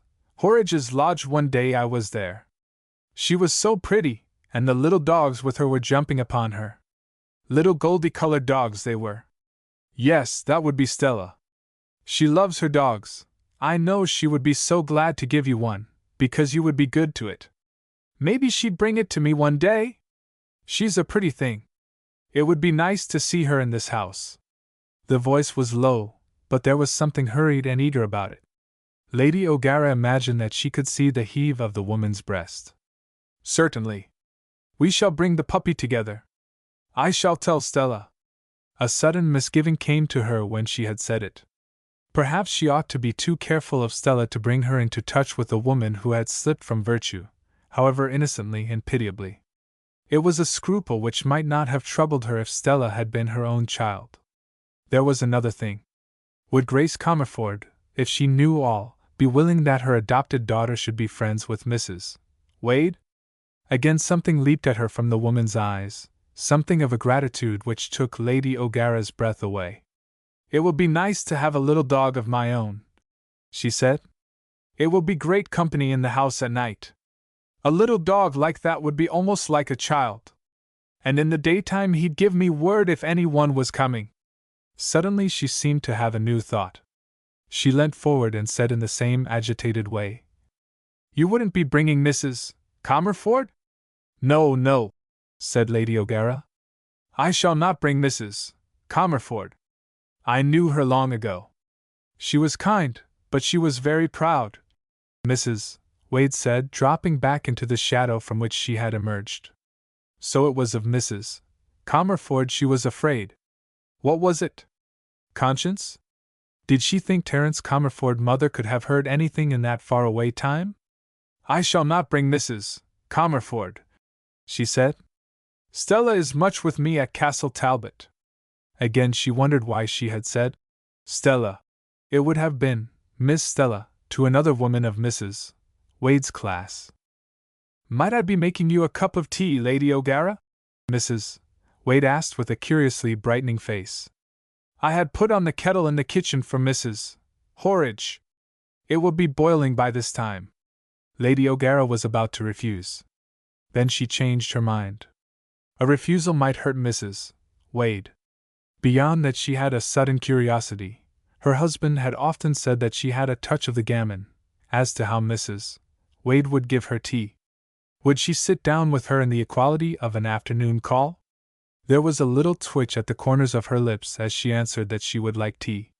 Sir Sean was away shooting wild duck, and she would be alone at tea if she went home. While she waited, still with that half-delighted feeling of curiosity, she went and stood before the old-fashioned bookcase which contained Mrs. Wade's library. Very good, she said to herself. There were odd volumes of Thackeray and Dickens, Mrs. Gaskell and Charlotte Brontë. Her dimples came and were reflected as she turned about in the convex glass, with an eagle atop, over the fireplace. Outside, a couple of stone eagles perched on the low roof, after the fashion of a bygone day. Far away in the silvery distance of the convex mirror, a miniature Lady O'Gara dimpled. She was remembering a pretentious lady who had called on her a few days earlier, the wife of a newly rich man who had taken Ardna Valley, a place in the neighborhood, for the shooting. Sir Robert Smith, the multimillionaire, was very simple. Not so Lady Smith, who had remarked that Brant was always readable. There were also a few volumes of poetry, not very exacting, Tennyson, Adelaide Proctor, Longfellow, and some Irish books. The Spirit of the Nation, Lady Wilde's poems. Davis, Moore, a few devotional books. Ah well, it was very good, gentle and innocent reading. And there was Mrs. Wade's prayer book, The Key of Heaven, on a small table, the Imitation of Christ, beside it. By these lay one or two oddly bound books in garish colorings. Lady O'Gara opened one. She saw it was in French, an innocuous French romance suitable for the reading of convent school girls. Mechanically she looked at the flyleaf. It bore an inscription: Miss Bride Sweeney, Enfant de Marie, had received this book for proficiency in Italian, some 22 years earlier at St. Mary's Convent. She held the book in her hand when Mrs. Wade appeared, carrying a little tray of unpainted wood, on which was set out a tea for one person, all very dainty, from the small china cup and saucer on its white damask napkin to the thinly cut bread and butter. Lady O'Gara had been thinking that if Mrs. Wade did not wish to be identified with Bride Sweeney, she should not leave her school prizes about. Ah, you are looking at that old book, Mrs. Wade said, setting down her little tray, while she spread a tea-cloth on the table. They are very dull stories. Even a convent school girl could not extract much from them. I'm sorry it's so plain a tea. If I'd known your ladyship was coming, I'd have had some cakes made. This homemade bread is delicious, Lady O'Gara said. But won't you have some tea too? No, thank you. I am not one for tea at every hour of the day like Mrs. Horridge. I take my tea when you are taking your dinner. You wouldn't like a boiled egg now? I've one little hen laying. Her voice was coaxing. Now that Lady O'Gara could see the face in full light, she thought it an innocent and gentle face. The eyes still looked upward with a kind of passion in their depths. She remembered her husband's epithet. Ardent. It well described Mrs.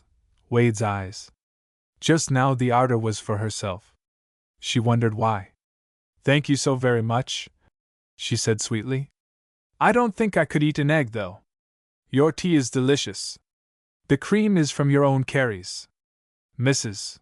Horridge arranged it for me that I could get the milk from your dairy. It would make any tea good. She brings me the milk twice daily, or her little lad does. Susan seldom ventures out, I think, Lady O'Gara said, while she sipped her tea. I am glad you get her beyond her own gate. She's a scared creature. She dreads the road.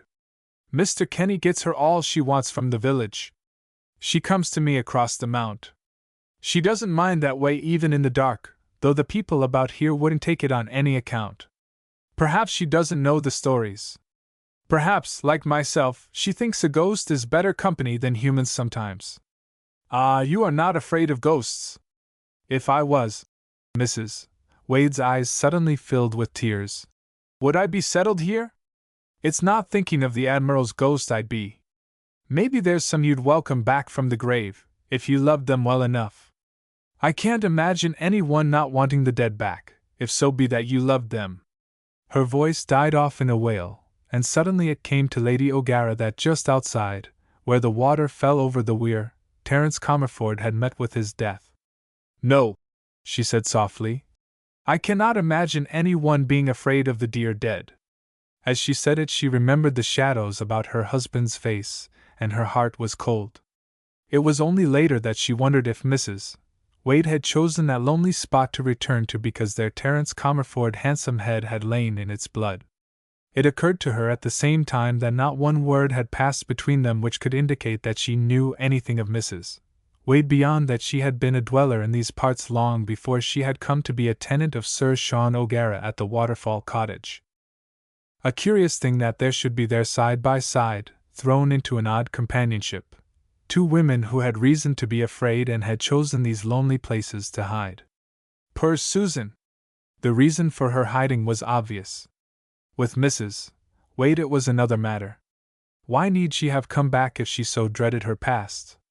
Or was it the memory of Terence Comerford that drew her, the thought of the old tragedy and the old passion?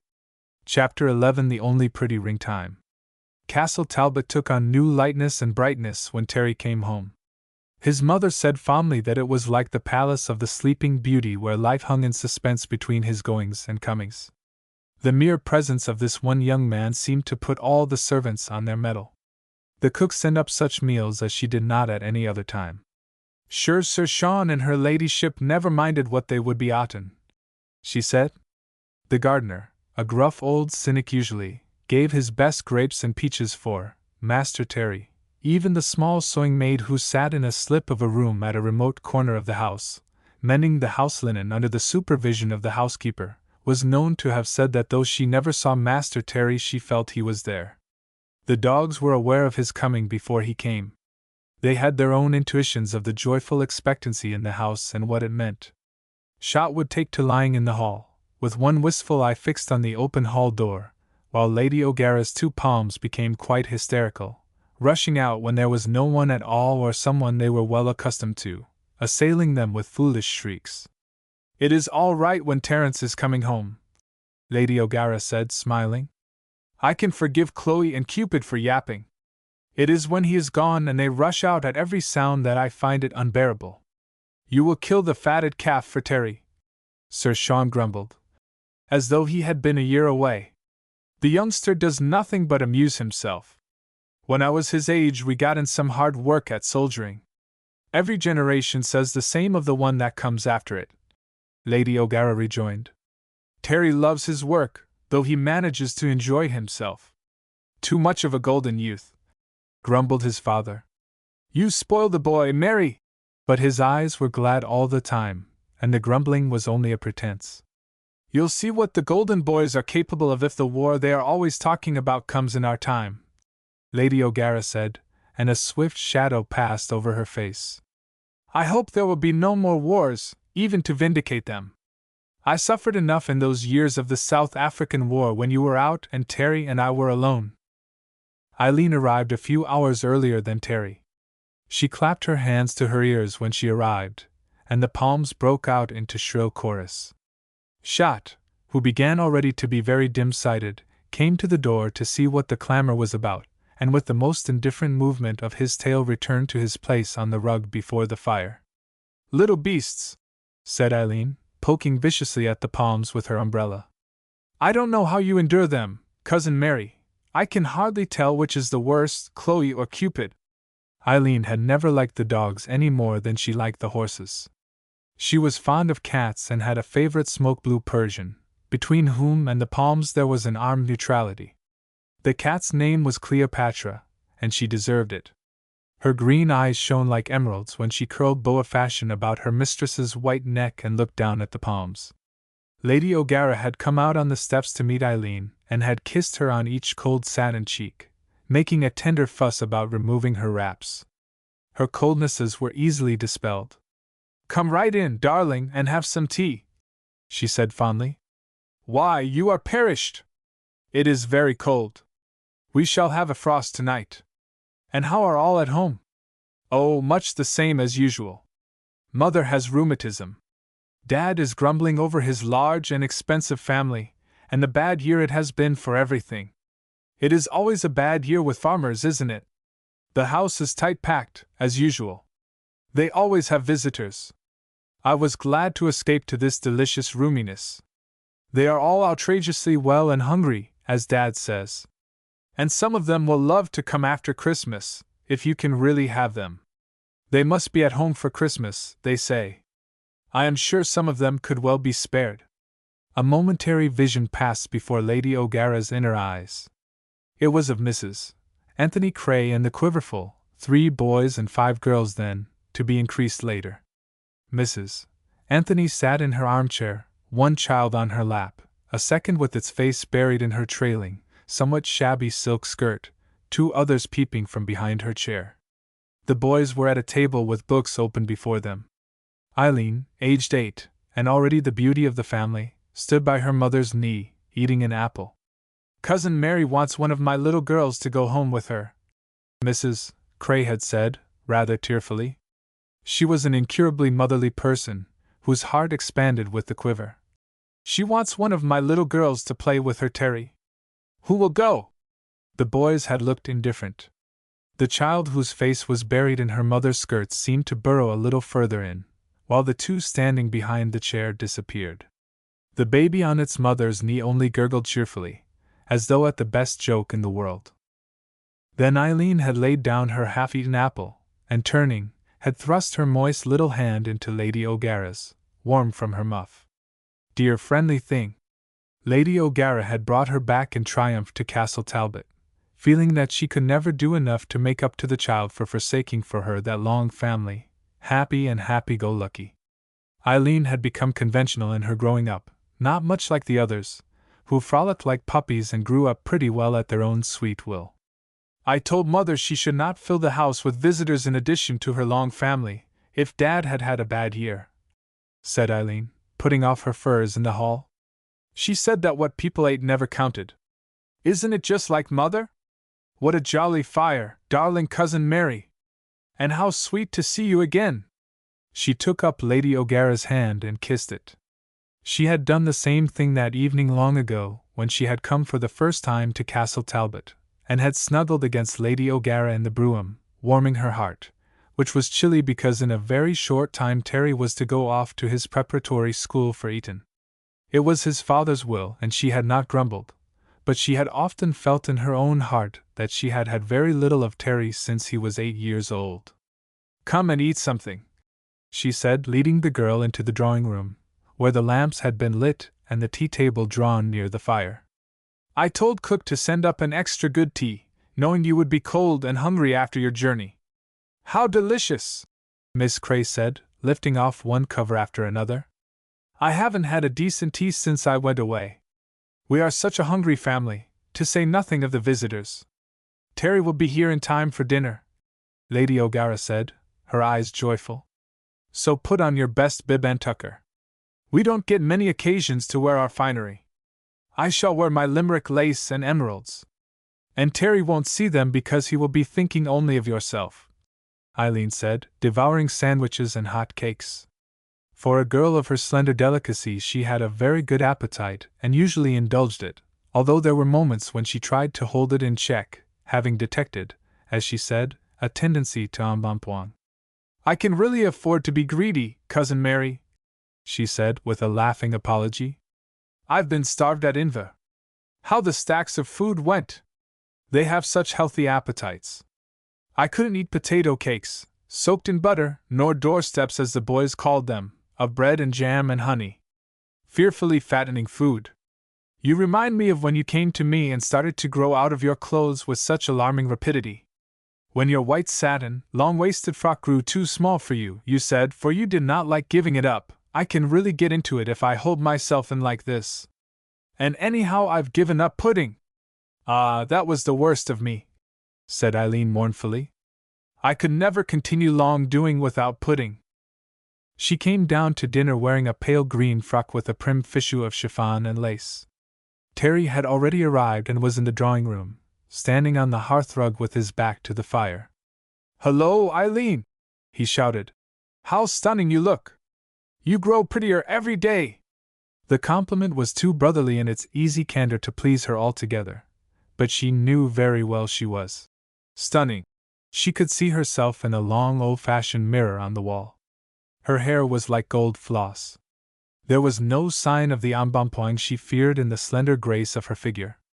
The pearls about her neck became her mightily, as did the green ribbon, the same shade as her dress, snooded in her hair. She lifted her eyes to the boy's frank gaze in a way which she had usually found very effective. She had been able to do anything with Terry when she looked at him like that, and she had tried the same allurement on others than Terry. "You're only just back," he went on. "Jolly nice of you to come for me. The mater must have missed you. They insist on my presence at Inver now and again. I don't know why. It is very unreasonable of them." She put out a satin slipper and stirred shot with it. "The only drawback to this dear house," she said, "is that there are dogs everywhere." Shot growled in his sleep. Perhaps she had not touched him in quite the right way.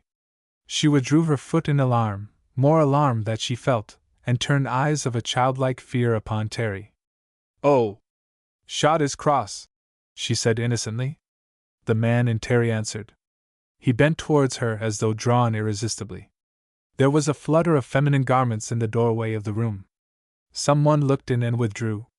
Sir Sean, coming down the stairs, did not notice the small figure by the fire in the hall, fast fading to ashes, the center of a circle of adoring dogs, who had withdrawn themselves from Miss Cray's unfriendliness. He went on to the drawing-room door. He too was attracted by the tableau. Nothing could have been prettier than the boy's bold advance, the girl's withdrawal. They were too engrossed in each other, or appeared to be, to notice his face in the doorway. With a deep sigh, as of relief, he turned away. Then he caught sight of the pink blob by the fireplace in the hall. Stella was down on her knees feeding the dying fire with sods of turf. Her rose geranium frock made what the children call a cheese about her. Her golden brown head was charming against the audacious color of her frock. The dogs had taken advantage of her position to press about her. Now and again she pushed off Cupid, who was the bold one, with the sod of turf in her hand. Sir Sean felt particularly kind towards the girl. "Hello, Stella," he said. "I didn't know you had come." "Some little time ago," she replied. "Granny is with Lady O'Gara. Do you mind my making up the fire?" Not a bit. His heart was light within him, almost to the extent of taking Stella into his confidence. Discreet little thing. She, too, had surprised the pretty picture in the drawing-room, and had withdrawn, leaving the lovers to themselves. The lovers! He said the words over to himself, mouthing them as though they were sweet. He had been unnecessarily alarmed.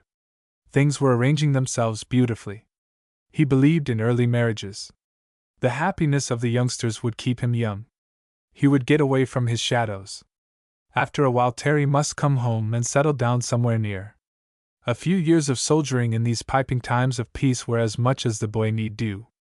So his mind ran on into the happy future while he sat on the arm of one of the red leather chairs and beamed at Stella, who had always been rather alarmed of Sir Sean, and came out now as prettily as a flower in the warm sun. He looked at his watch. It was 7:15. Dinner time. A pity the youngsters had not more time to settle their pretty affair. He began to think of what gift he would give Eileen. His mother's pearl cross, large pearls set in cabochon. Mary had so many things. She would not grudge that to Terry's wife. There were Mary and Grace Comerford coming down the staircase, talking as though they did not see each other constantly. How well Mary looked in the brown silk! It brought out the dear shades of red in her hair and eyes. He went over and joined the two ladies. "Only just in time," he said in rather a loud voice, as he opened the drawing-room door. He intended it as a warning, but it was apparently not necessary. Terry was sitting in a chair at one side of the fireplace with Shot's head on his knee. Miss Cray, a cloud on her face, was in the opposite chair, caressing Cleopatra. Sir Sean's heart sank. Had they been quarreling, silly children? He began to tremble for his dream. Cleopatra scratched Shot's nose, said Terry, holding up the liver-colored nose for inspection. See, it has bled. Eileen will have it that it was Shot's fault. Of course it was not. Shot is so gentle. He stood up to meet the ladies and, swift as an arrow from the bow, he went to Stella's side. Poor Sir Sean. Poor gentleman. The fabric of his rosy dreams had faded to ashes. He looked almost piteously towards Eileen, and unreasonably, was angry with her because with that sullenness of expression her beauty had departed. She was almost plain. Under his breath he damned Cleopatra. Chapter 12 Mother-Love. Somehow or other Lady O'Gara found it difficult to get Stella to herself in the days that followed. There were times when she almost thought that Stella deliberately kept away. Sir Sean had often said, rallying his wife, that Mary never saw further than her own nose. She was a little bewildered about the young people. Terry and Eileen seemed to have quarreled. Eileen found occupations that kept her in her own room. She had suddenly developed a desire to make herself a coat and skirt, and Lady O'Gara had gone in many times, to find her pinning and fitting on the lay figure which occupied the center of the room, surrounded by all manner of snippets and pieces. This ridiculous preoccupation of Eileen's gave Lady O'Gara something she did not complain of. She had more of her son than otherwise she would have had. Terry had never looked for better companionship than his mother's, but he grumbled about Eileen nevertheless. She used to be always ready to come anywhere, he said. I know I can't always have you, because Father needs you so much. We have always torn you in pieces between the two of us. I asked Eileen to come out shooting on the bog with me and she wouldn't. She just opened her door and I saw a horrid thing, an indecent thing that pretended to look like a woman's body, taking up the middle of her room. It's for fitting dresses on, you ridiculous boy, Lady O'Gara said, laughing. It gave me a shock. A horrid stuffed thing. I shall not be able to look at Eileen again without seeing that. Why does she want to make her dresses? Can't your maid do it? Industry in Eileen is quite a new thing. Not that she's half as good a companion on the bog as you are, darling. I've always had to carry her over the pools. She said she couldn't jump. Lady O'Gara's face at this frankness was a study. She's so helpless. Not like a country girl at all. You remember that day with the bull. She left Stella to be gored by the bull and expected to be admired for it. There was certainly a change in Terry's attitude towards Eileen. Lady O'Gara sighed, because of what she knew was in her husband's mind rather than for any disappointment in herself. Eileen was not her ideal wife for Terry. Eileen will go with you all right, she said. They were standing in front of the house on the gravel sweep. I've just told her she was injuring her complexion by staying indoors. She has gone to put on her hat. I did not like to tell her that Margaret McKeon lamented to me that Eileen was cutting out that beautiful Foxford tweed so badly. We'll go and rout out Stella. She has not been over here for 5 days. Terry's face lit up. I don't know why Stella's out with me, he said. She is always hiding behind your skirts or Mrs. Comerford when I am about and want to talk to her. His mother looked at him, with the yearning tenderness of the woman who would give all the world to her beloved man if she only might. You like Stella? Yes, she's a little darling. Don't you? I am very fond of Stella. Perhaps she thinks you like Eileen very much? After all, if her boy wanted Stella, why should even his father's preferences prevail? She had surprised a glance in Stella's eyes when they rested on Terry for a brief moment before they quickly veiled themselves. The child had something southern in her. So, for the matter of that, had Terry. She was fond of Eileen, but simple as she was, she had not had Eileen with her pretty constantly for many years without being aware of a certain shallowness in the girl. The blood under the fair skin ran thinly, coldly. His face lit up with such a light that she was alarmed at what she had done. What would Sean say if he knew? But, after all, Sean had married where he loved. Why should not the boy have the same felicity? Stella had been pushing her small soft way into Mary O'Gara's heart. She knew now that Eileen could never have been the little daughter she wanted. You think she would mind that? His eyes leaped at her. She felt like one who had burned her boats. She would not look before or behind. Sean was wrong, she said vehemently to herself. Eileen was not the girl for Terry. I will tell you a secret, Terry, she said. The first evening you came back, in the drawing room before dinner, there was something that might have passed for a love scene between you and Eileen. Your father opened the door and withdrew. Then he discovered that Stella had come downstairs before him and was playing with the dogs in the hall by the dying fire. He supposed that she had surprised that scene before he did. Oh, poor Sean! What a use she was making of his confidence. But men never knew about their sons as mothers did. She would give anything, except her own soul, to procure Terry the joy he desired. And it was a good joy. She loved Stella. Of course, she would be very good to Eileen, but she did not want Eileen for a daughter-in-law. Sean did not look very deeply. He had hardly considered Eileen except as something pretty and gentle, who was pleasant in the house and sang him Moore's melodies of evenings in a small sweet voice. He missed her when she returned to her own people. I was an idiot for a second, the boy said, shamefacedly. I don't suppose you understand, Mother, but men are like that. Eileen can be very alluring when she likes and…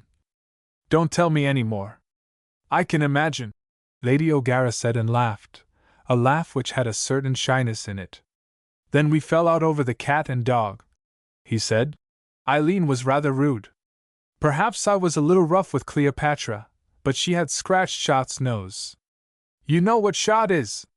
It was an entirely unprovoked attack. I believe I did say that Cleopatra should be sent to the cat's home. Eileen appeared at this point, coming with an unwilling air. It was true that her staying within doors so much had not improved her looks. She had not a very good circulation at any time. That, or her mood, had given her rose and white a dull, leaden look. Her discontented little face was lifted towards the dappled sky. It was really a beautiful day of autumn. There was a little wind, and the last yellow leaves on the branches tinkled like so many small golden cymbals. A pale gold sun was going low amid oceans of amber touched with rose, and above dappled clouds were floating as though the day was February. It is so cold, said Eileen, and shivered. I don't see how Margaret can get on without fitting me. She had made up such a nice fire in my room. I cannot see why anyone wants to go out in such weather. Oh, come along, you little grumbler, Lady O'Gara said with her infectious gaiety. Come for a good trot. I know what will happen to you. You'll get chilblains if you sit by the fire in cold weather. Your hands will be dreadful to look at, and your feet will be a torture. Eileen looked down at her feet and then at her hands, childishly. She had very pretty feet and hands. They are all right so far, she said. You and Terry had better race each other to the bridge, Lady O'Gara said. I want to see the color in your face, child. Come along, said Terry, and caught at Eileen's hand. Half unwillingly she ran with him, but when Lady O'Gara caught up with them, Eileen was laughing and panting. This wretched son of yours, she said, has run me off my feet. And you look the better for it, Lady O'Gara answered, her brown eyes merry and her cheeks dimpling like a girl's. We are going for Stella, to bring her back to tea. She has not been near us for some days. Oh, Eileen had gone back to the chilly voice. She doesn't want to come. She finds us rather dull, I think. Lady O'Gara laughed. I don't believe anyone could find us dull, she said merrily. Least of all Stella. Oh well, I suppose I'm not telling the truth, Eileen said huffily. All I know is she asked me the last time I saw her if Terry ever brought any of his brother officers home with him. Terry's candid face clouded over ever so slightly, while his mother remarked that, of course, 3 was an awkward number for games. They wanted another man. She believed she had been talking about it. You might ask Major Evelyn, she said to Terry. It is still possible to have golf when there is fine weather. I wonder if he would come? Terry said ingenuously. Think of a second lieutenant like me asking a swell like Evelyn. Why, his decorations make a perfect breastplate when he chooses to put them on. Not that it is a matter of choice. He only does it when he can help it. He did so splendidly in South Africa. I dare say he'd condescend to come, Lady O'Gara said. Few sportsmen can resist the Castle Talbot duck shooting. Do ask him, said Eileen, becoming animated. Two's company, three's none. Everything is lopsided without a second man. I'll ask him, of course, Terry said. But I don't suppose he'll come. It is like a kid in the lower school asking a prefect to tea. He may come, for the grub. On the other hand, he may give the kid a kicking for his impudence. After all, they had not to go as far as Inch. They met Stella exercising her dogs about half a mile from her own gates. She would like to come to tea if she might first take the dogs home and leave word as to where she had gone. To Lady O'Gara's mind she looked small and unhappy as soon as the flush had faded which came when she saw them. She clung to Lady O'Gara, and could not be detached from her. The dogs, surrounding her, made a barrier between her and Terry, who, at first, kept as close to her as he could, leaving Eileen to walk the other side of Lady O'Gara. But Stella did not seem to have much to say to him. She was too engrossed with the dogs and with his mother to spare him a word. The eager light which had come to his eyes when he had first caught sight of her faded. His candid face was overcast. She had been keeping him at arm's length ever since he had come back. His mother watched him with a comprehension which was half tender amusement, half compassion. He was becoming a little sullen over Stella's persistent disregard of him. She watched the set boyish mouth, the pucker of his forehead, her baby. Terry had always had that pucker for perplexity or disappointment. Why, he had had it when the first down was on his baby head, as soft as a duckling's. The road grew narrow. He began to lag behind, to veer towards Eileen. Is it worthwhile for us all to go on to Inch? He asked in his discontented young voice. Supposing Eileen and I go on by the river, while you and Stella take back the dogs.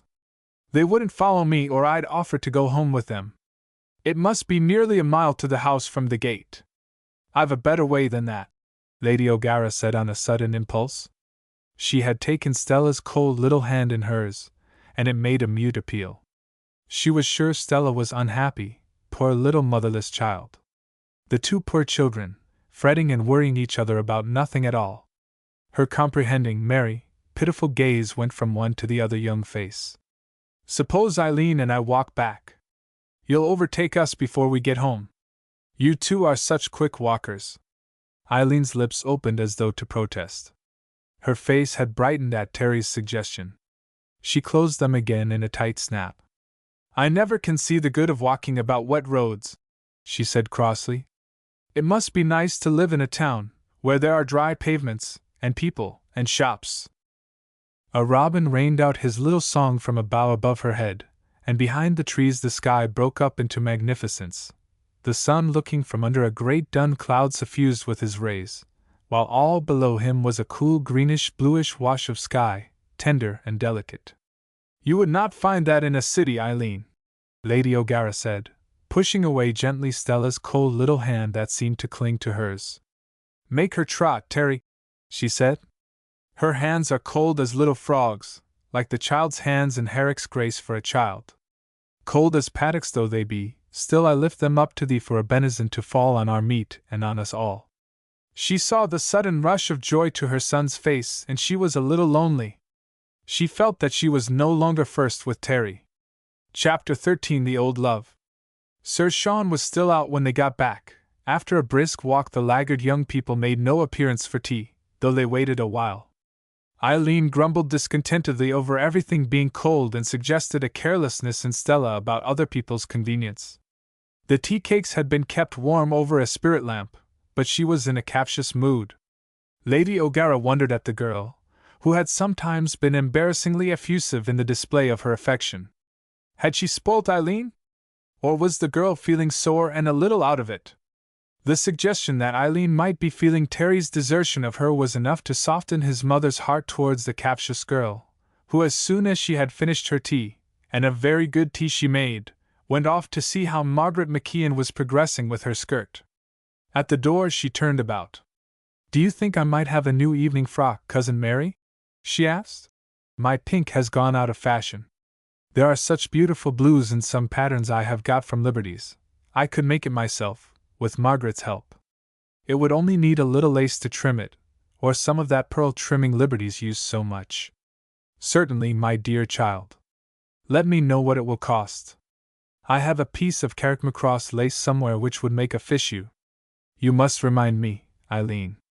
We live so quietly here that I do not remember how the fashions change.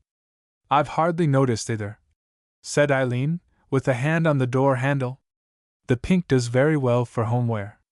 But if Terry is going to have friends, I should want something a little smarter.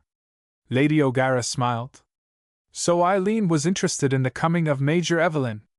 And she had made so good a tea that any one less ethereal-looking than Eileen might have been considered greedy. She had left very little of the abundant tea to be removed. We'll have a turning out one of these days, she said. I noticed your wardrobe was very full the other day when I was in your room. We can send off what you don't want to Inver, and I shall add a few lengths of that Liberty silk. Bridget and Nora are so clever with that little sewing machine I gave them last Christmas that they'll turn out something very pretty for themselves. They've no occasion for pretty things, said Eileen. There never was any young man there but Robin Gillespie, the doctor's son. He is in India in the RAMC. Bridget liked him, I think, but he was not thinking of Bridget. Then she closed the door on her departing footsteps, leaving Lady O'Gara to her thoughts. She put the consideration of Eileen from her a little impatiently. She was afraid Eileen was selfish. She did not seem to have any desire to share her good things with her family, not even with her mother, yet Mrs. Cray was a very sweet mother. Mrs. Comerford, who had a cynical way sometimes, had remarked one day when Eileen had been very caressing with Lady O'Gara, "If your mother is like what I remember her, you need not go further for someone to love." It was the day on which Lady O'Gara had given Eileen her necklet of amethysts and seed pearls, a beautiful antique thing, of no great intrinsic value beyond its workmanship. It suddenly came to her that, for a good while past, she had got into a way of propitiating Eileen with gifts. It had not occurred to her exactly as propitiation, but she had learnt that when Eileen was out of sorts the gift of some pretty thing worked wonders. Had she been spoiling the girl? Was she herself responsible for the whims and fancies which Eileen took so often nowadays? In the old days it had not been so. Eileen had been sweet-tempered and placidly selfish. There was a change in her of late. It was quite unlike the old Eileen to go away and leave her sitting alone in the drawing-room with only two watchful palms, each with a bright eye upon her from their respective chairs, and shots stretched at her feet, to keep her company. She acquitted herself. Love and generosity ought not to spoil anyone, they ought to lift up, to awake their like. Was Eileen in love with Terry and resenting his desertion? No, she said emphatically in her thoughts. She would have known if Eileen cared. If it had been that, she could have been very tolerant. Her thoughts went back to the first beginnings of difficulty with Eileen, and she fixed them at the date of her return from her visit home during the preceding summer. The fatted calf had been killed for the girl's return. Lady O'Gara remembered how she had anticipated it, and had thought of what Eileen liked, the special food and sweets, and so on. She had kept Margaret McKeon busy with the new chintz curtains and cushions for Miss Eileen's room, and when it was all finished had fussed about doing one little thing and another till the privileged maid had been moved to protest. "Hasn't Miss Eileen had everything she wanted from the lucky day for her that she came here? Don't be robbing yourself, my lady." Lady O'Gara had taken some of her own pretty things, a crystal clock, a silver and tortoiseshell box for the toilet table, things Eileen particularly admired, and had added them to the other pretty things, her gifts, of which the room had many. She had brought an armful of her dearest books, and she had insisted on pink roses because Eileen particularly liked pink. After all, Eileen had been cold when she came. It had been like a douche of cold water. She had not recovered her sweet placidity since that time. Lady O'Gara had commented on the change to her husband, but he had not seen it. He was fond of Eileen, in a superficial way.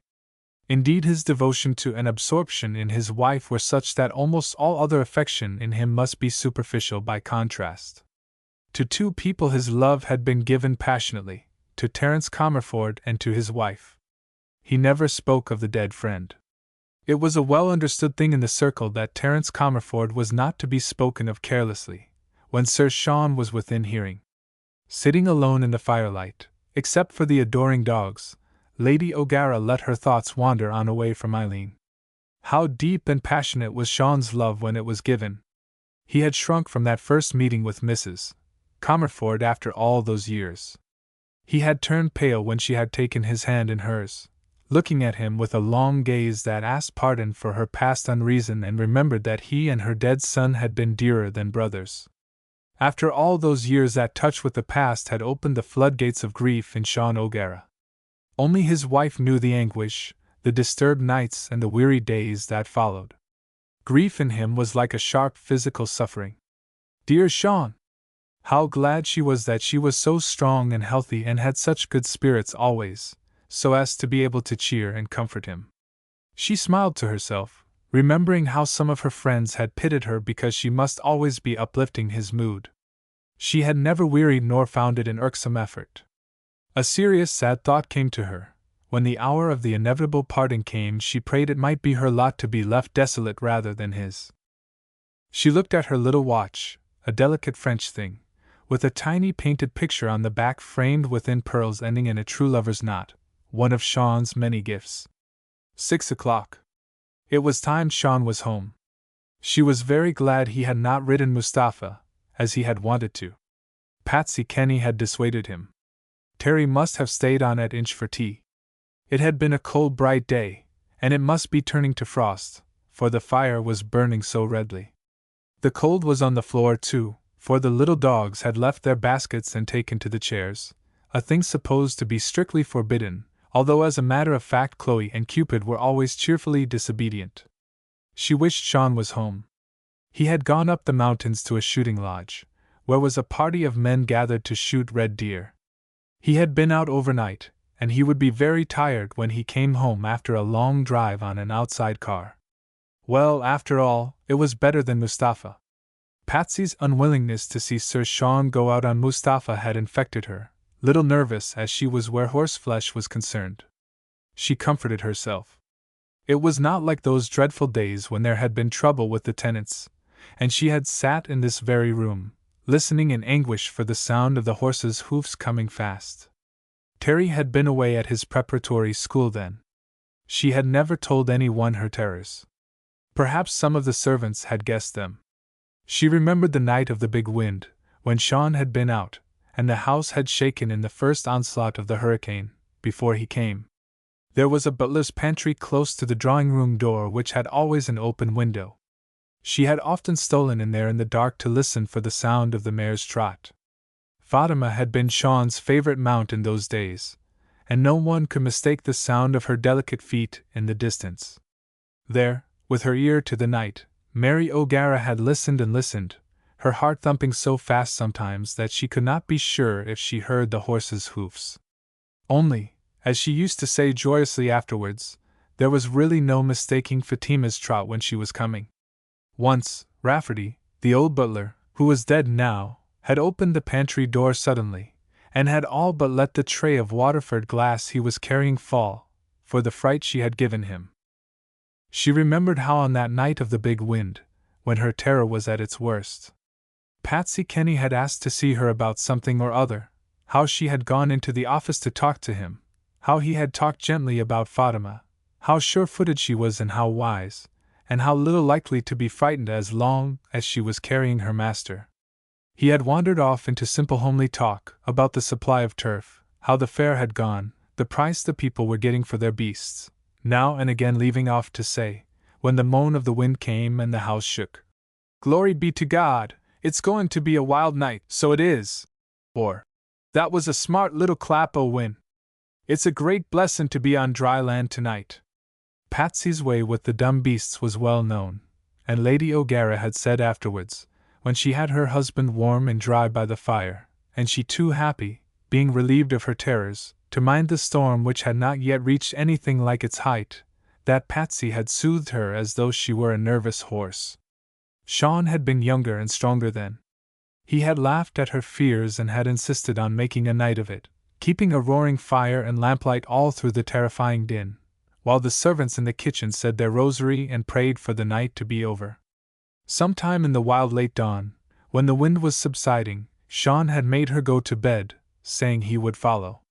But he had not come for a long time, and she had dropped asleep and wakened to his weary face beside her bed, and to hear him saying that, thank God, they had got out the horses, although the stables were all but in ruins. As she thought over these things, the fullness of her love for her husband swept her heart like a springtide. It was sweet yet poignant, for she had the pity beyond all telling in her love for Sean. Suddenly she began to be a little in dread because she had been going against what she knew were his wishes. Would he mind very much if Terry's choice were Stella and not Eileen? She hoped he would not, at first. Later on, when he knew little Stella better, with her soft appealing ways, he would be glad. Eileen would never be such a dear little daughter. Stella had not those ardent eyes for nothing. Her disinclination to let the winds of heaven blow too roughly on the men she loved, for whom she had always the maternal pity, brought a sharp revulsion of feeling. After all, the world was for the young. They had never refused Terry anything. In a detached way, the father was very fond of his boy. He was not necessary to him. No one was that except his wife, but he had been a kind, indulgent father.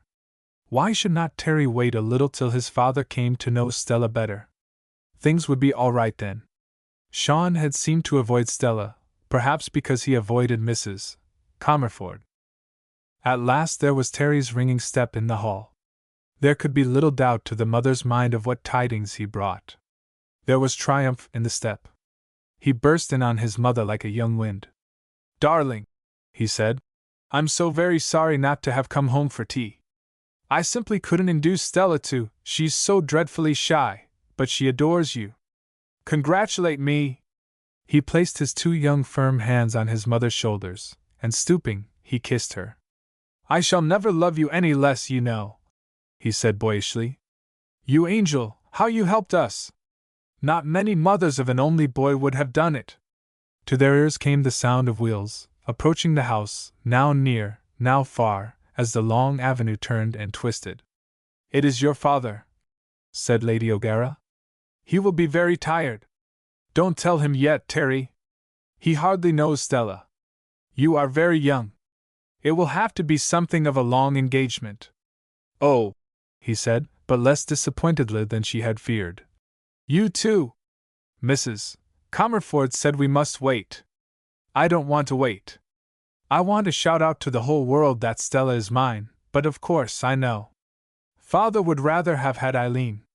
I have known Eileen since I was 8 years old. Love does not come that way." He was repeating her own words, her own thought. She was relieved that he was so amenable.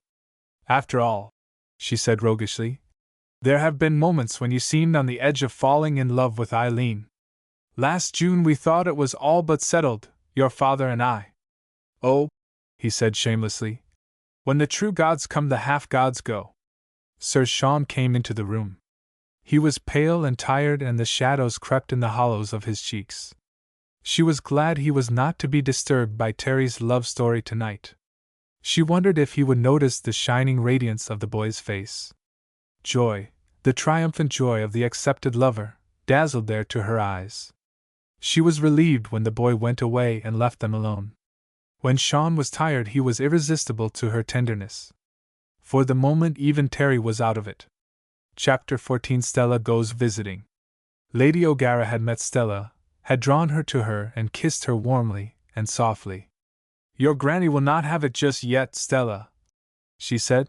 "So we need not announce it, need we? As though all the world will not read it in Terry's eyes." It made it easier that Mrs. Comerford was somewhat unreasonable about the engagement. There was too short an acquaintance, she said. 3 months, what was 3 months? And they had not had 3 weeks of each other's society. Too slender a foundation on which to build a life's happiness. And Terry had been obviously in love, or what such children called love, with Eileen, when they came. He must be sure of himself before she gave him Stella. She had drawn back in some curious way, Lady O'Gara felt, for she had seemed pleased when Terry openly displayed his infatuation. The most candid creature alive, Although for the moment she held a secret, Lady O'Gara was puzzled by something in Grace Comerford. Once she said that she was sorry she had yielded to the ridiculous Irish passion for return, and when Mary O'Gara had looked at her with a certain pain in her expression she had railed upon the wet Irish climate. But the weather was not what she had meant. Had she not said that in Italy and Egypt she had been parched for the Atlantic rainstorms and the humid atmosphere of Western Ireland? It was a relief that the duck shooting had begun with the frost, that there was rough shooting in the other days to keep the men out of doors. Major Evelyn and another man, a cheerful little blond boy named Earnshaw, had got a few days' leave from the Curragh. Their presence imposed a certain restraint upon Terry in regard to his love-making, otherwise it must have been obvious even to his father, despite that growing absent-mindedness which enfolded Sean O'Gara like a mist. Eileen seemed happy once again. Lady O'Gara began to reproach herself. Doubtless Castle Talbot in winter was a lonesome place for the young. Young Earnshaw was obviously epris with Stella, while Major Evelyn, a big, laughing brown man, attached himself to Eileen. Eileen, despite her dislike of the sound of a shot, she would clap her hands over her pretty ears, with their swinging hoops of turquoise, whenever a gun was fired, went out with the guns when they shot the last of the pheasants. She at least managed to accompany the lunch. In the evenings she sang to the tired happy men, her Irish songs, while Major Evelyn watched her, an admiring light in his brown eyes. He was half Irish, and the sentiment of the songs appealed to him. Night after night Eileen went through her little repertoire, charming with her soft, veiled voice, and Sir Sean was drawn in from his office to listen with the others. Only occasionally Stella put in an appearance, which was as well in the circumstances. Terry was so taken up attending to all possible needs of his CO, and wondering ingenuously why Evelyn had done him the honor to come, that he bore the deprivation imposed upon him by Mrs. Comerford better than he might otherwise have done. When she should be alone again with Sean she would tell him, Lady O'Gara said to herself. She had surprisingly few moments alone with him these days. A few days more and the house would have settled down quietly once more. She would be passing Terry's room, with the door standing open revealing its emptiness, as she had had to do many times, always missing the boy sadly. One of these days Eileen went out alone with the lunch while Stella came to the meal at Castle Talbot. Sir Sean was absent. Lady O'Gara had ordered a specially dainty lunch such as a young girl would like. She loved to give Stella pleasure, and to draw out the look of adoration from her soft bright eyes, which had something of the shyness and wildness of the woodland creature. Terry had complained boyishly that Stella ran away from him, was shy of his caresses. He had had to take her by capture, he said, and his mother loved him none the less. They were going to see Mrs. Wade. Stella was already friends with Susan Horridge at the South Lodge and with Georgie. She had heard much of Mrs. Wade from them, and she pitted her loneliness, as she pitted Susan's when Georgie was at school. "Ah, isn't it, dear?" she asked in her soft, deliberate voice. She had lost or nearly lost the slightly foreign way of speaking she had had at first. "Ah, isn't it, that those two natural recluses should have found each other? The other day I was talking to Susan, when someone shook the gate and there was a rattle of tins. I thought Susan would have fainted. I had to go to the gate for her. It was only a procession of tinkers, as Patsy calls them, and an impudent fellow asked me if I wanted any pots or pans mended. I asked him did I look like wanting any pots or pans mended, and he nodded his head towards the lodge. The good woman of the house there might, he said. She keeps herself to herself. I never knew this gate locked before. Susan asked me 20 questions about what the man looked like. I think she was satisfied. We are going to bring Mrs. Wade a gift of a puppy, Lady O'Gara said. You shall select one from Judy's family, with the assistance of Patsy. They are a good lot. I know the one she shall have, Stella said. It is the one with a few white hairs on his breast. Patsy says there'll be a patch as big as a plate when he's older, and tells him he's a disgrace to the litter. He's a darling, much nicer than the others. May I carry him, dear? Won't he be rather heavy? He can walk for little bits where it is dry. But he falls over his great big puppy paws. I don't think there ever were such beautiful dogs as your setters, not even my Palms or yours. I did think of asking you to give Mrs. Wade a palm, but although they are good watchdogs, they would not afford such a sense of protection as a setter. I hope she'll like a setter puppy just as well. We are very proud of our setters. The old shot strain is known everywhere. It has been in the family for at least 200 years. Lady O'Gara could be very eloquent about the dogs, but she refrained. This little daughter of hers was just as much a lover of the little brethren as she was. Stella simply could not endure to see anything killed, which was a reason against her going out with the guns.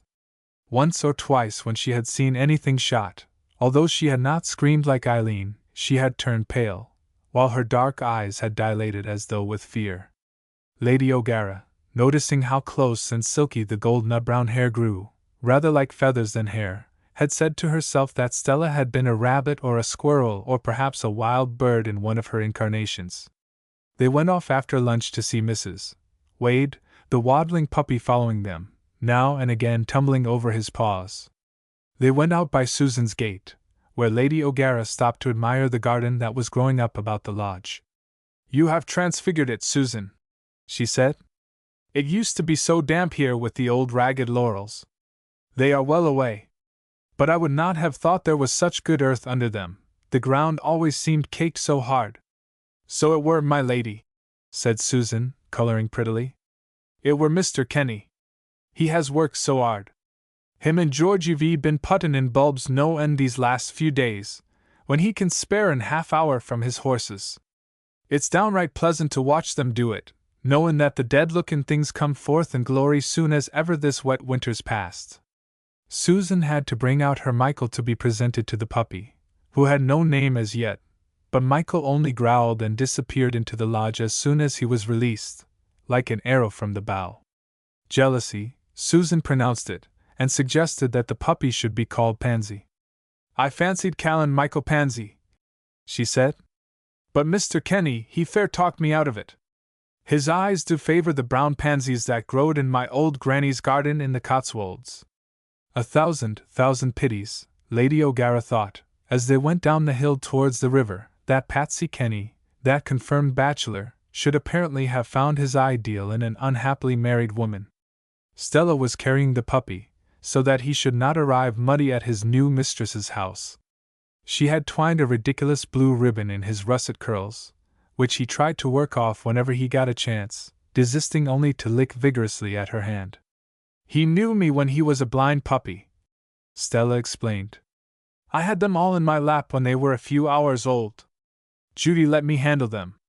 You should see Eileen's face of disgust as I sat on the horse block in the stable-yard with my arms full of them."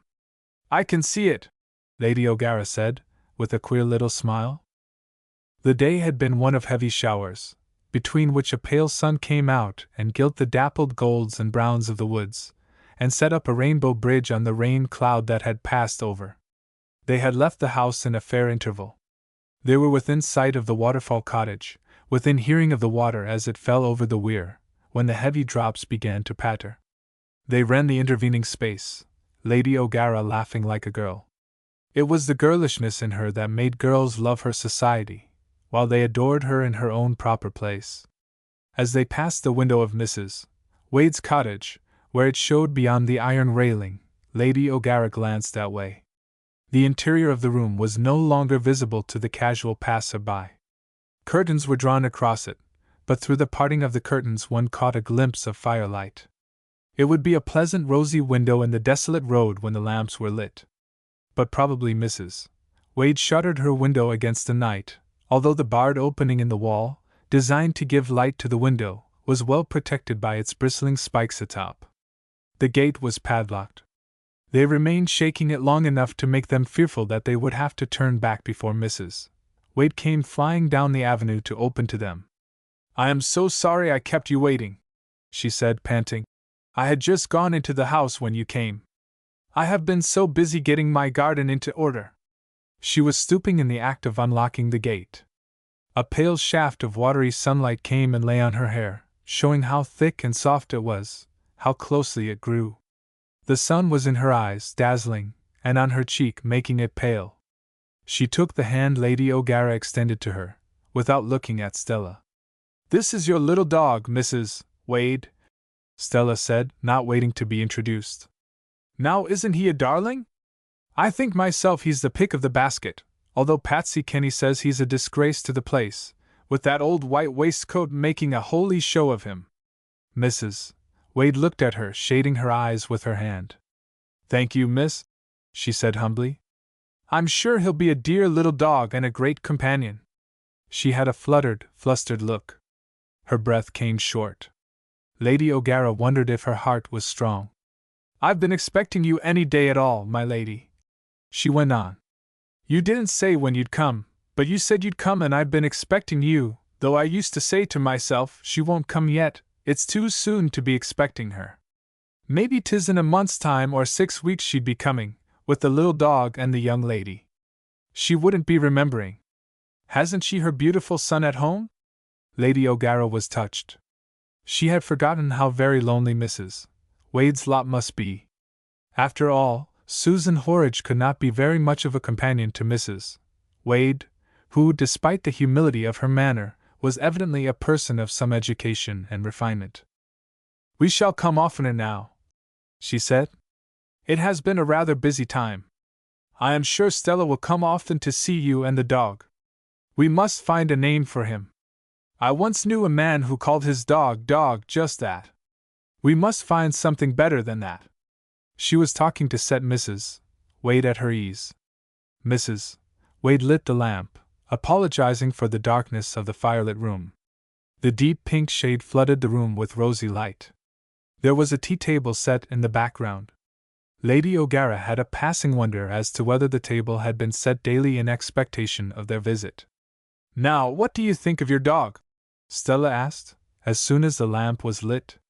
"See how he has made himself at home already, lying on his side on the hearth-rug as though he was a big dog, and not a ridiculous tumbling-over puppy." Mrs. Wade knelt down obediently to receive the puppy's large paw, with more than a suspicion of white about the toes, which Stella laid in her hand.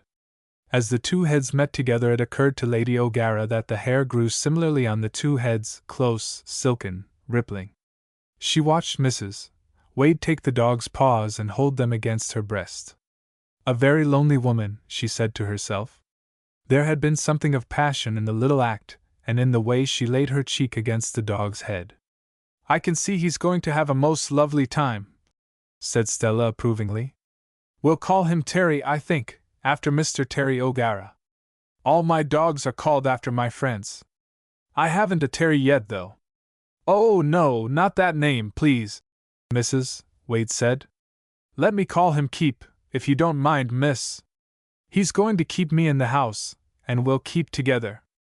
"Oh, certainly," said Stella, a little surprised at Mrs. Wade's manner.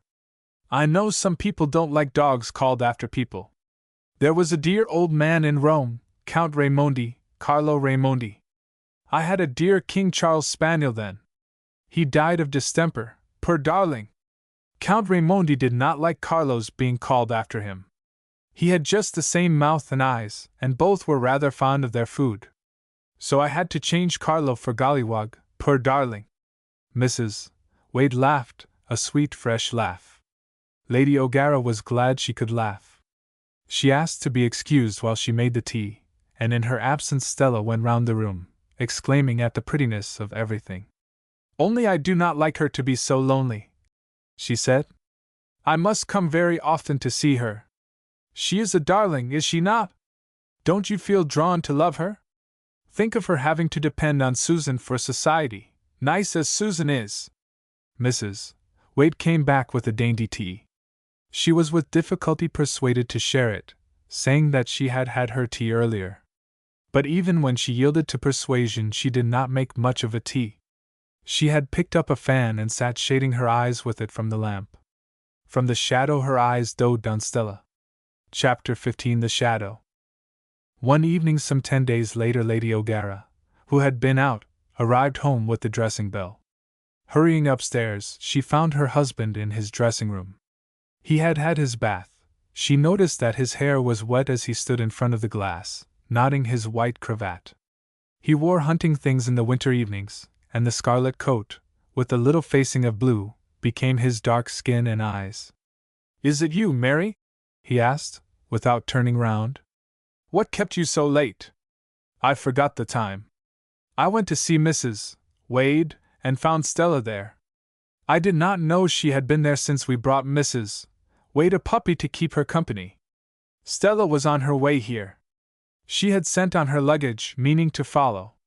Sir Sean turned about completely and stared at her. She saw that his face was disturbed. "I wonder if it was wise to take Stella there," he said. "Poor woman! One would not deny her any happiness. But I warn you, Grace Comerford will not like it. There is another thing, Mary. Come in and shut the door. In a few minutes we shall have to go downstairs and talk platitudes. I could wish we were alone once more." "Why, what is the matter, Sean?" Lady O'Gara asked, coming forward in some alarm. "You don't feel ill?" "I feel as well as ever I feel. But I've been infernally disturbed." Evelyn, quite gaily, and showing his white teeth, as he does when he laughs, I've nothing against Evelyn, frightened me by talking about Terry and Stella. He said it was delightful to see children so thoroughly in love. I pulled him up rather short. He turned it off with a half apology, but I could see he did not believe me when I said there was nothing. Oh, they haven't told him. I could see by his eyes that he thought that. I felt infernally frightened, I can tell you. "Oh, but why, Sean?" Lady O'Gara's eyes fluttered nervously in the candlelight. She was frightened at her own complicity, really frightened for the first time. "Why shouldn't the poor children be happy? I know you like Eileen better than Stella. Still, it is not a question of our choice." She had been strangely, implicitly obedient to her husband during their married life, even when she might well have departed from obedience. "What in God's name are you talking about, Mary?" he asked, and she felt vaguely shocked. Sean had always been reverent in using the name of his Creator. "It is not a question of my likes or dislikes. Why, for the matter of that, I can see little Stella with the poor lad's eyes well enough. But this thing simply cannot go on. It must be killed. God knows I don't want to hurt the boy. I'd give my life to make him happy, although I don't show him affection as you do, as you can. Is it possible you did not understand? Was I stupid about explaining to you? Don't you know that Stella is Terrence's daughter?" No, she had not known. That was plain enough in her face. "Oh, no," she said in a bewildered way. "Stella is the daughter of Gaston de St. Maur. Grace Comerford said so, or she allowed people to believe it. Did she ever say so? Stella is the daughter of Terence Comerford and Bridine Sweeney, whom you know as Mrs. Wade. Don't you see now how impossible it is? I wish to heaven Grace Comerford had not come back." A sense of the piteousness, the pitilessness, of it all came overwhelmingly to Mary O'Gara. She had been learning to love Stella. The fond, ardent little creature had pushed herself into her heart. What was to happen to them all, to Terry, to Stella, to herself? "You are sure, Sean?" she asked, rubbing her hands together as though she were cold. But while she asked, the certainty was borne in upon her. It was the starved mother love that had burned in Mrs. Wade's eyes as they rested on the girl. It was the unconscious daughterly tenderness, the mysterious attraction which had made Stella chatter on the homeward way of Mrs. Wade, and how she pitied her, she knew not for what. She threw out her hands in a gesture of despair. "It seems we are all going to be hurt," she said. "I would not mind if it were not for the children. Why did Grace Comerford bring Stella where she and Terry were certain to meet? The boy was bound to find her irresistible." She remembered suddenly that the dinner bell might ring at any moment, and that the patient Margaret MacKeon was waiting to help her to dress. She sighed. It was one of the moments when one finds the social demands hard to endure. "One of us will have to tell Terry," she said. "It is not a pretty story. Poor little Stella." No one would have thought from Lady O'Gara's demeanor at the dinner table that black care pressed hard on her white shoulders. Sir Sean had often said that when his wife chose she could put the young girls in the shade. She put them in the shade tonight. She had a deep, brilliant spot of color in either cheek. Her dress of leaf brown matched her eyes and hair. She had laid aside her other jewels for a close-fitting antique collar of garnets, the deep ruby of which suggested a light color in the gown as it did in her eyes. Eileen was out of it with Major Evelyn and pouted. Terry was tired and happy after his day of tramping over the bogs. He seemed content to watch Stella across the bowl of growing violets which was between them. Young Earnshaw talked nonsense, and Stella dimpled and smiled. She had gained the color of the moss rosebud since she had come back to Ireland. There was a daintiness, a delicacy in her little face with the softly molded, yet firm features, the gray-brown eyes with dark lashes, the arched fine brows, which would have made a plain face distinguished. Her head as she moved it about in the lamplight, she had bird-like gestures, showed a sheen like a pheasant's breast. Watching her miserably, Sir Sean O'Gara said to himself that Terence Comerford's red hair had come out as golden browns on his daughter's pretty head. He had a girl at either hand, as Lady O'Gara had the two male visitors. Terry, the odd man, had come round and slipped in between his father and Eileen, moving her table napkin so that she sat between him and Major Evelyn. He and his father were almost equally silent from different reasons. Eileen at first had been crumbling her bread, sending her food away untasted or only just tasted. She was vexed about something. It was not like Eileen to be capricious over her food.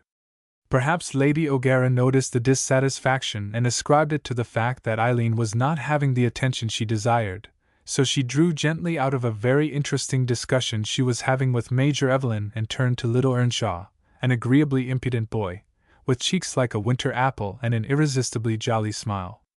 He seemed to have got over his first shyness with Stella, and was conducting his veiled love-making with a rather charming audacity. Lady O'Gara had glanced a little anxiously once or twice at Terry, but there was obviously only amusement at young Earnshaw's way in Terry's face. He must be very sure of Stella. "Don't mind him," he said across the table while she watched.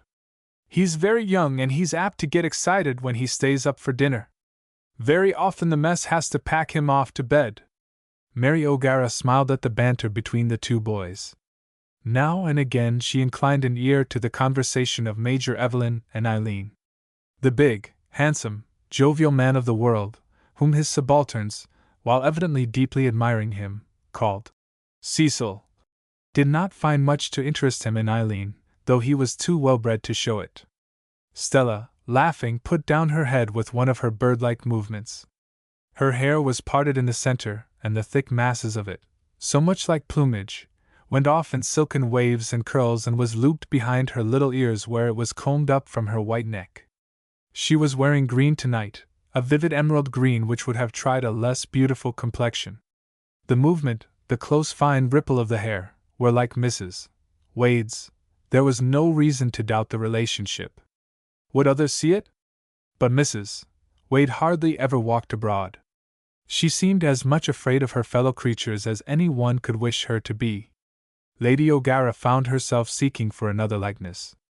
No, except for that slight redness in the hair there was nothing she could discover of Terence Comerford. She wondered vaguely whether Grace Comerford had looked for such a likeness and been disappointed. She let her thoughts slip away from things around her. She asked herself whether in the circumstance Mrs. Wade was a fit companion for her daughter, and answered herself, with a little scorn, that there was nothing to fear from the mother's influence.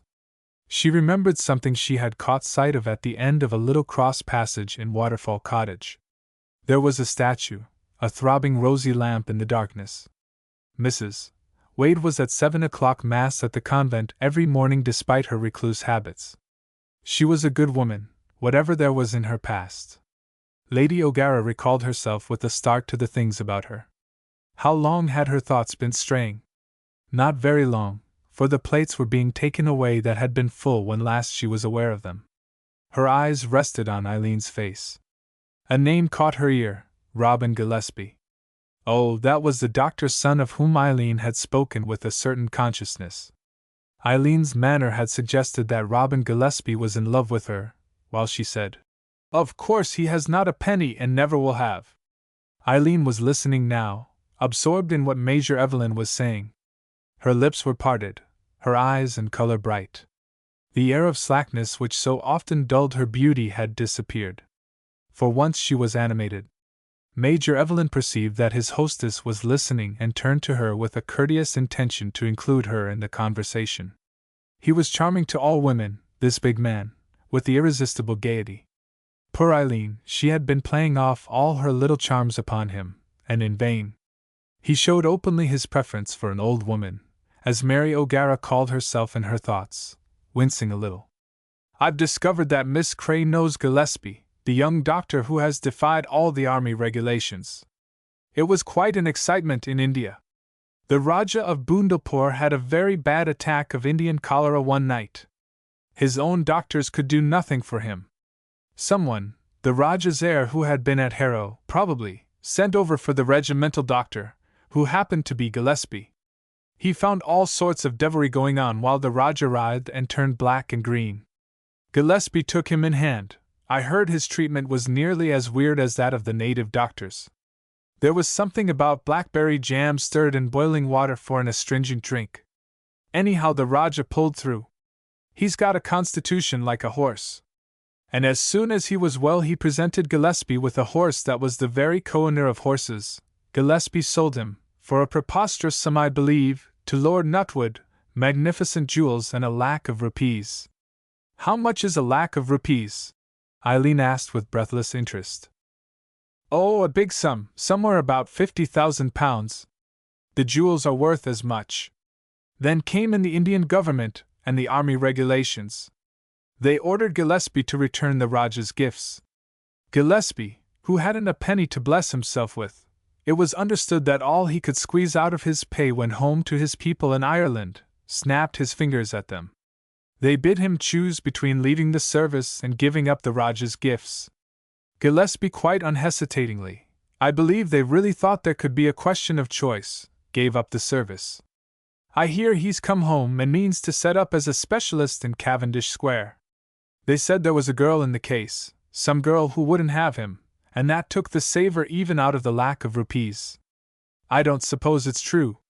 Do you happen to know him, Miss Cray? He is from your part of the world, Donegal way." "My people know him quite well," said Eileen, her breath coming and going fast. "Just fancy, I never heard of it. You'd have thought someone would have written to me." She frowned, looking down at her plate. At bedtime, when Lady O'Gara, putting her own preoccupations aside, went to say good night to Eileen, she found her in tears. "My dear, what is it?" she asked in dismay. "Oh, Cousin Mary, you know that story Major Evelyn told us about Robin Gillespie. Well, isn't it awful?" She broke into sobbing. "I wouldn't listen to him when he asked me to be engaged to him. He said he knew he was a poor beggar, but, with that to spur him on, he could do anything. I was horrid. I told him to ask Bridget. He said it wasn't Bridget he wanted, it was me. He got angry at last, and now, I know I loved him, all the time."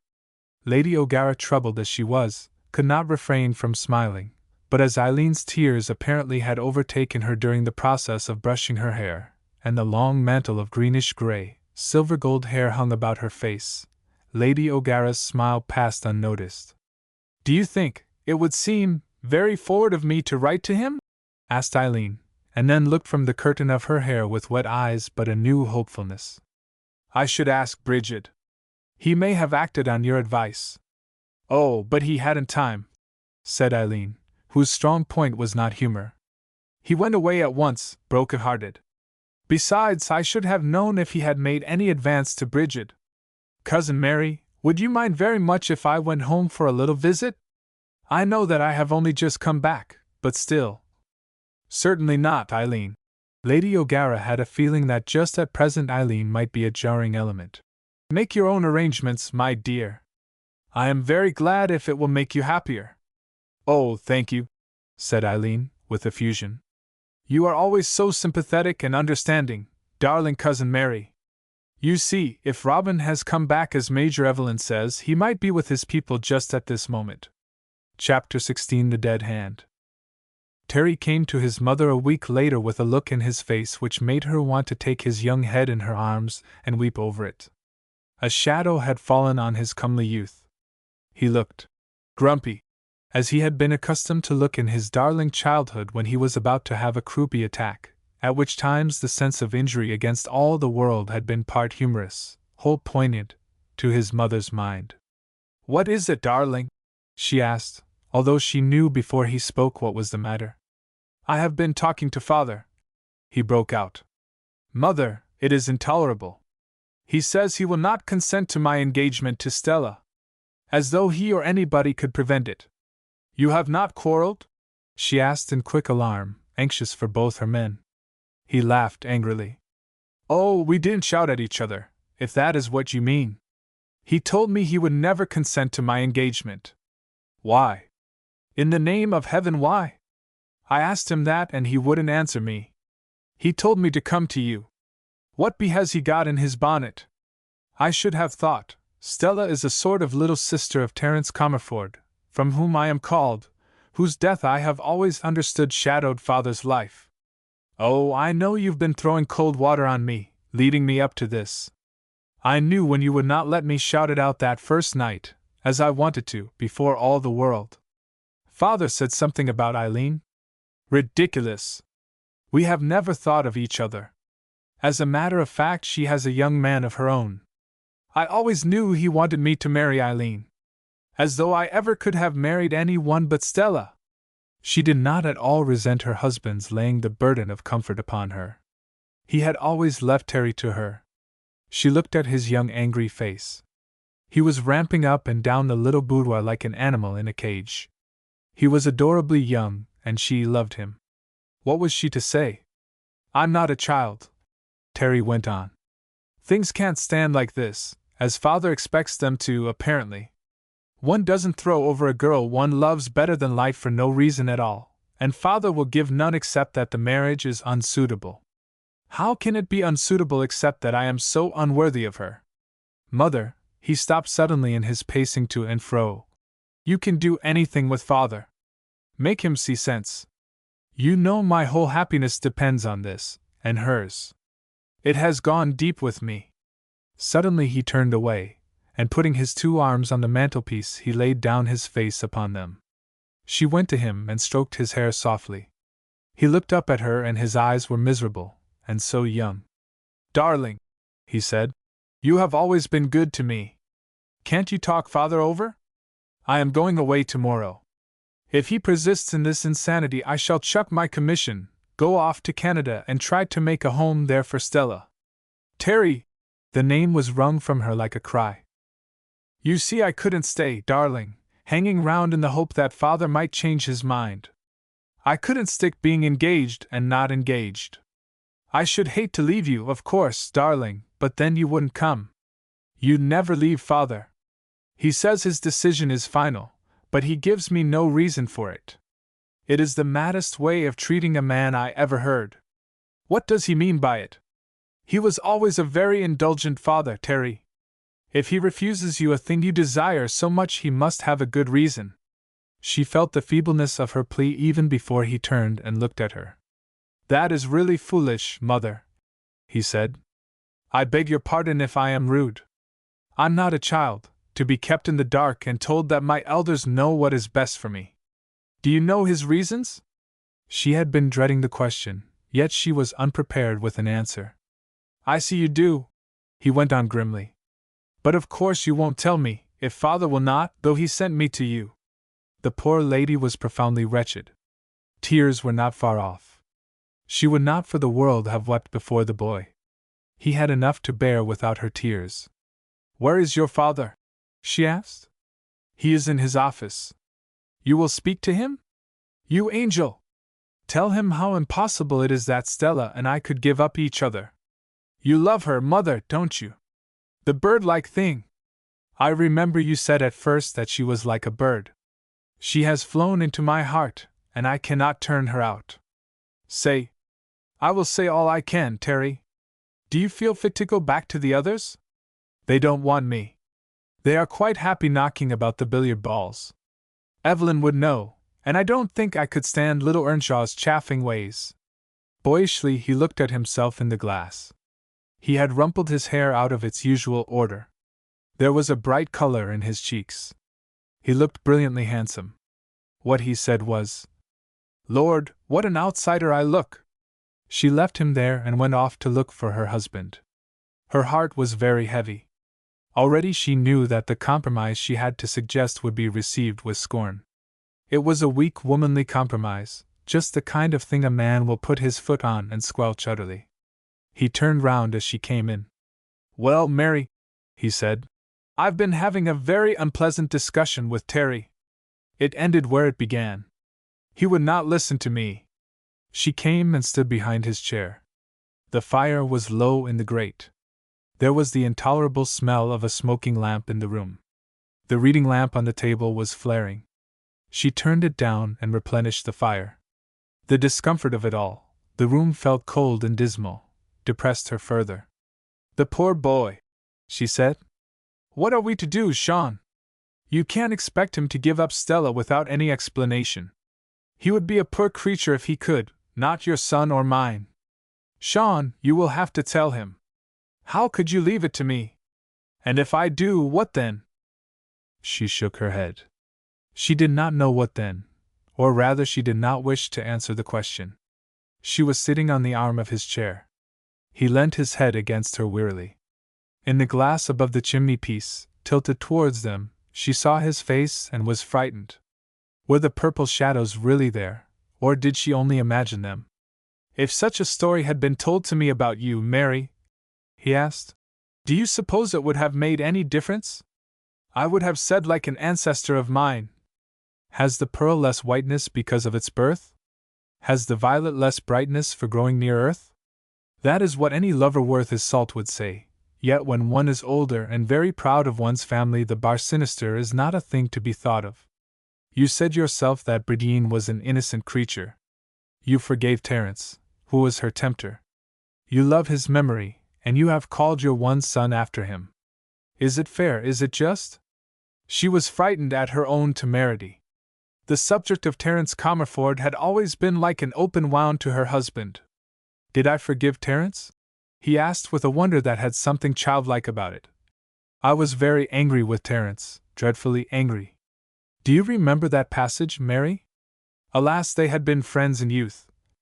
You know how it goes on.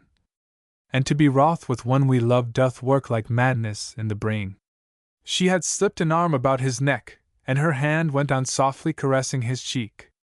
"I think we shall have to tell Terry," she said, "if we persist in our refusal. We could not take up such an untenable position. Unless—" she hesitated. "Go on, Mary," he said. "Unless we were to accept Grace's story of Stella's birth." "Why should it not be true?" She asked the question piteously. "Are you sure, Sean, about the other thing?" But while she said it she remembered Stella's likeness to Mrs. Wade. Why, anyone might see it, anyone. A new fear sprang up in her heart, troubled by many fears. This time it was for Stella. Any day, any hour, someone besides herself might discover that likeness. Why, for all she knew, the place buzzed with it already. Sooner or later someone would recognize Mrs. Wade as Bridine Sweeney. Then it would be easy to piece the old story together. Already people had noticed that Stella had the Comerford color, which had been, in her own case, the cray color. Grace Comerford ought not to have come back. Sean was quite right. She ought not to have come back. You are a very clever woman, Mary. But it seems to me a cheap, novel kind of suggestion. I think we must face the thing as it is. I shall tell Terry tonight." Terry was told. He came to his mother's room after hearing the story. She had been expecting him. In the end her men always brought her their troubles. So she had piled up a bright fire, had set a couple of softly cushioned chairs side by side, as though the physical comfort would reach the wounded spirit. She smiled to herself rather piteously at the thought. Men were susceptible to comfort, to being petted, no matter at what age one loved them, or in what grief one would comfort them. She was in her silk dressing gown, her hair in 2 long plaits before Terry came. Despite his miserable preoccupation his face lightened at sight of her. "How sweet you look, Mother!" he said. "And so young with your hair like that. Come and sit down, my darling boy." He came and sat by her, and presently he laid his face on her shoulder to conceal, she divined, said eyes. "What am I to do, mothereen, at all? He asked, going back to the phraseology of his nursery days. "Your father has told you?" "Yes, he has told me." "It is pretty bad," she said compassionately. "Mother!"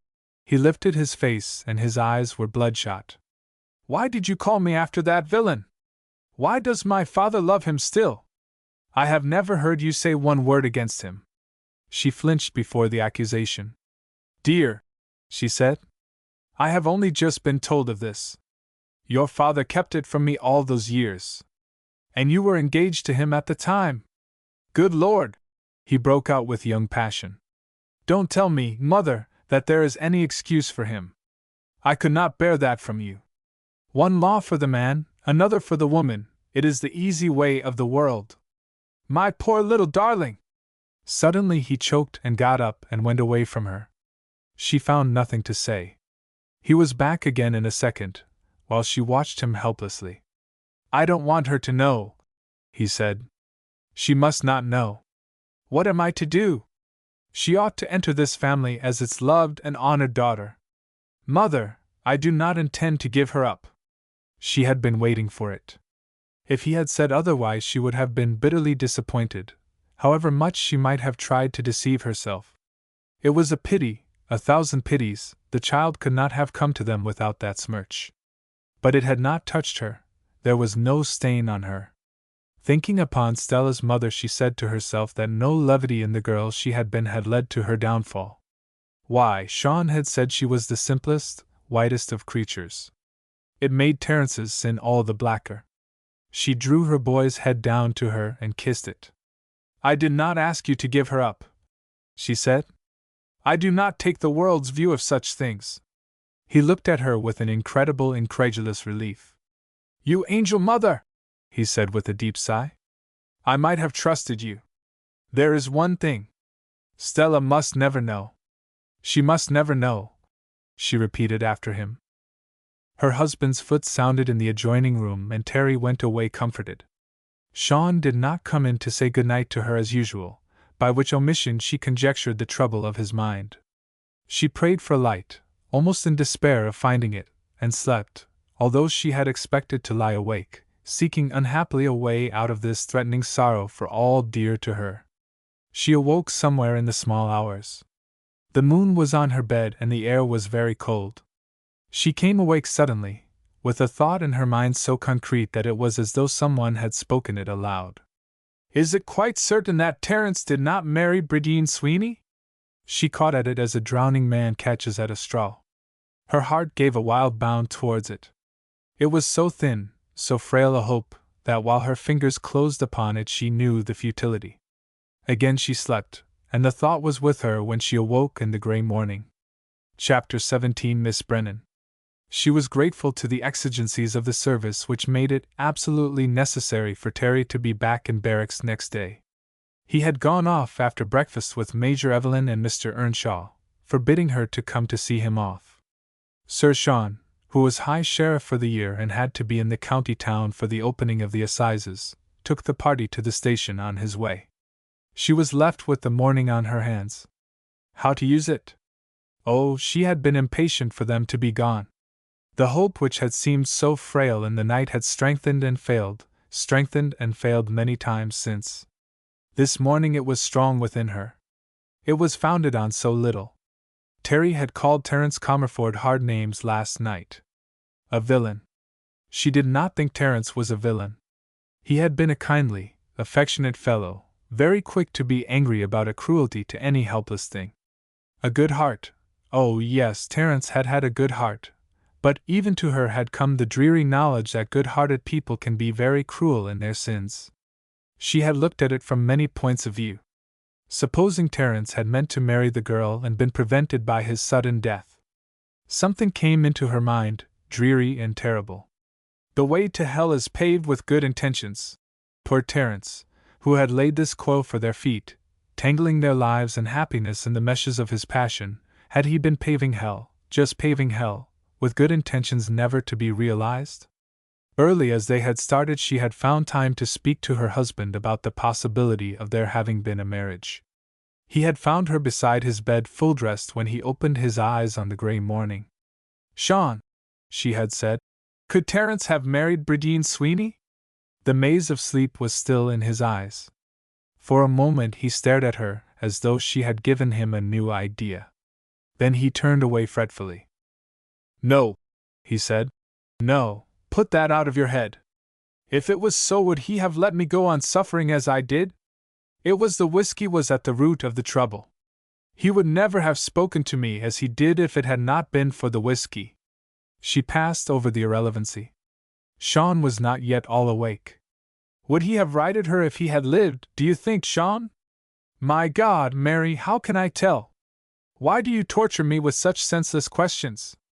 You know how that old tragedy has power to upset me. I'm sorry, Sean, she said humbly. It was for the boy's sake. She left him, his face turned to the wall, her heart heavy because the hope had failed. But a little later she had the house to herself, and the hope came back again and asked the insistent question. She was going to see Mrs. Wade for herself and discover if there was hope for Terry and Stella. Common sense whispered at her ear that it was not likely Mrs. Wade would choose to be Mrs. Wade all those years if she might have been Mrs. Terence Comerford, living at Inch, honored and with the love of her child. She would not listen to that chilling whisper. She had known many strange things in life, quite contrary to common sense. It would not be common sense now for Terry to want to marry a girl born out of wedlock. It would not be common sense that the girl should be kept in ignorance of the stain on her birth. But these things happened. Arinus came to Mary O'Gara's sweet mouth with the thought that if Terry married Stella his children would be born of a nameless mother. So the world was so strong in her. Scornfully in her own mind she defied the world. She took a roundabout way to Waterfall Cottage, because she did not want the slight interruption of speaking to Susan Horridge if she went out by the South Lodge, the nearest way. By a detour through her own park she entered O'Hart property, which had been in Chancery since she remembered it, the house going to rack and ruin. Her way led her round by the mount in which was the tomb of old Hercules. The earth was warmly beautiful, covered with the rust-colored autumn leaves. Under the trees overlooking the river there were many strangely colored fungi pushing in rows and ranks from the damp earth on which the foot slid, for it was covered thickly by a moss that exuded slimy stuff when trodden upon as though it was seaweed. She was just by the vault where the Admiral's coffin stood on its shelf, plain to be seen by any one who had the temerity to peep through the barred grating in the iron door. Suddenly a little figure dipped in front of her, and she recognized Miss Brennan, who had once been a lady's maid to a Mrs. O'Hart and had survived the provision made for her before the O'Harts were off the face of the earth. She had come to live in one of the dilapidated lodges on the place, with very little between her and starvation beyond the old age pension, supplemented by contributions from charity. The old woman was nearer 90 than 80, but was still lively and intelligent, despite her eccentricity. The big apron she was wearing was full of sticks, and she had a bundle in her arms as well. "Good morning, my lady," she said with her little dip. She always prided herself on her superior manners and her traditions, and the neighbors good-naturedly acknowledged her pretensions by addressing her always as Miss Brennan.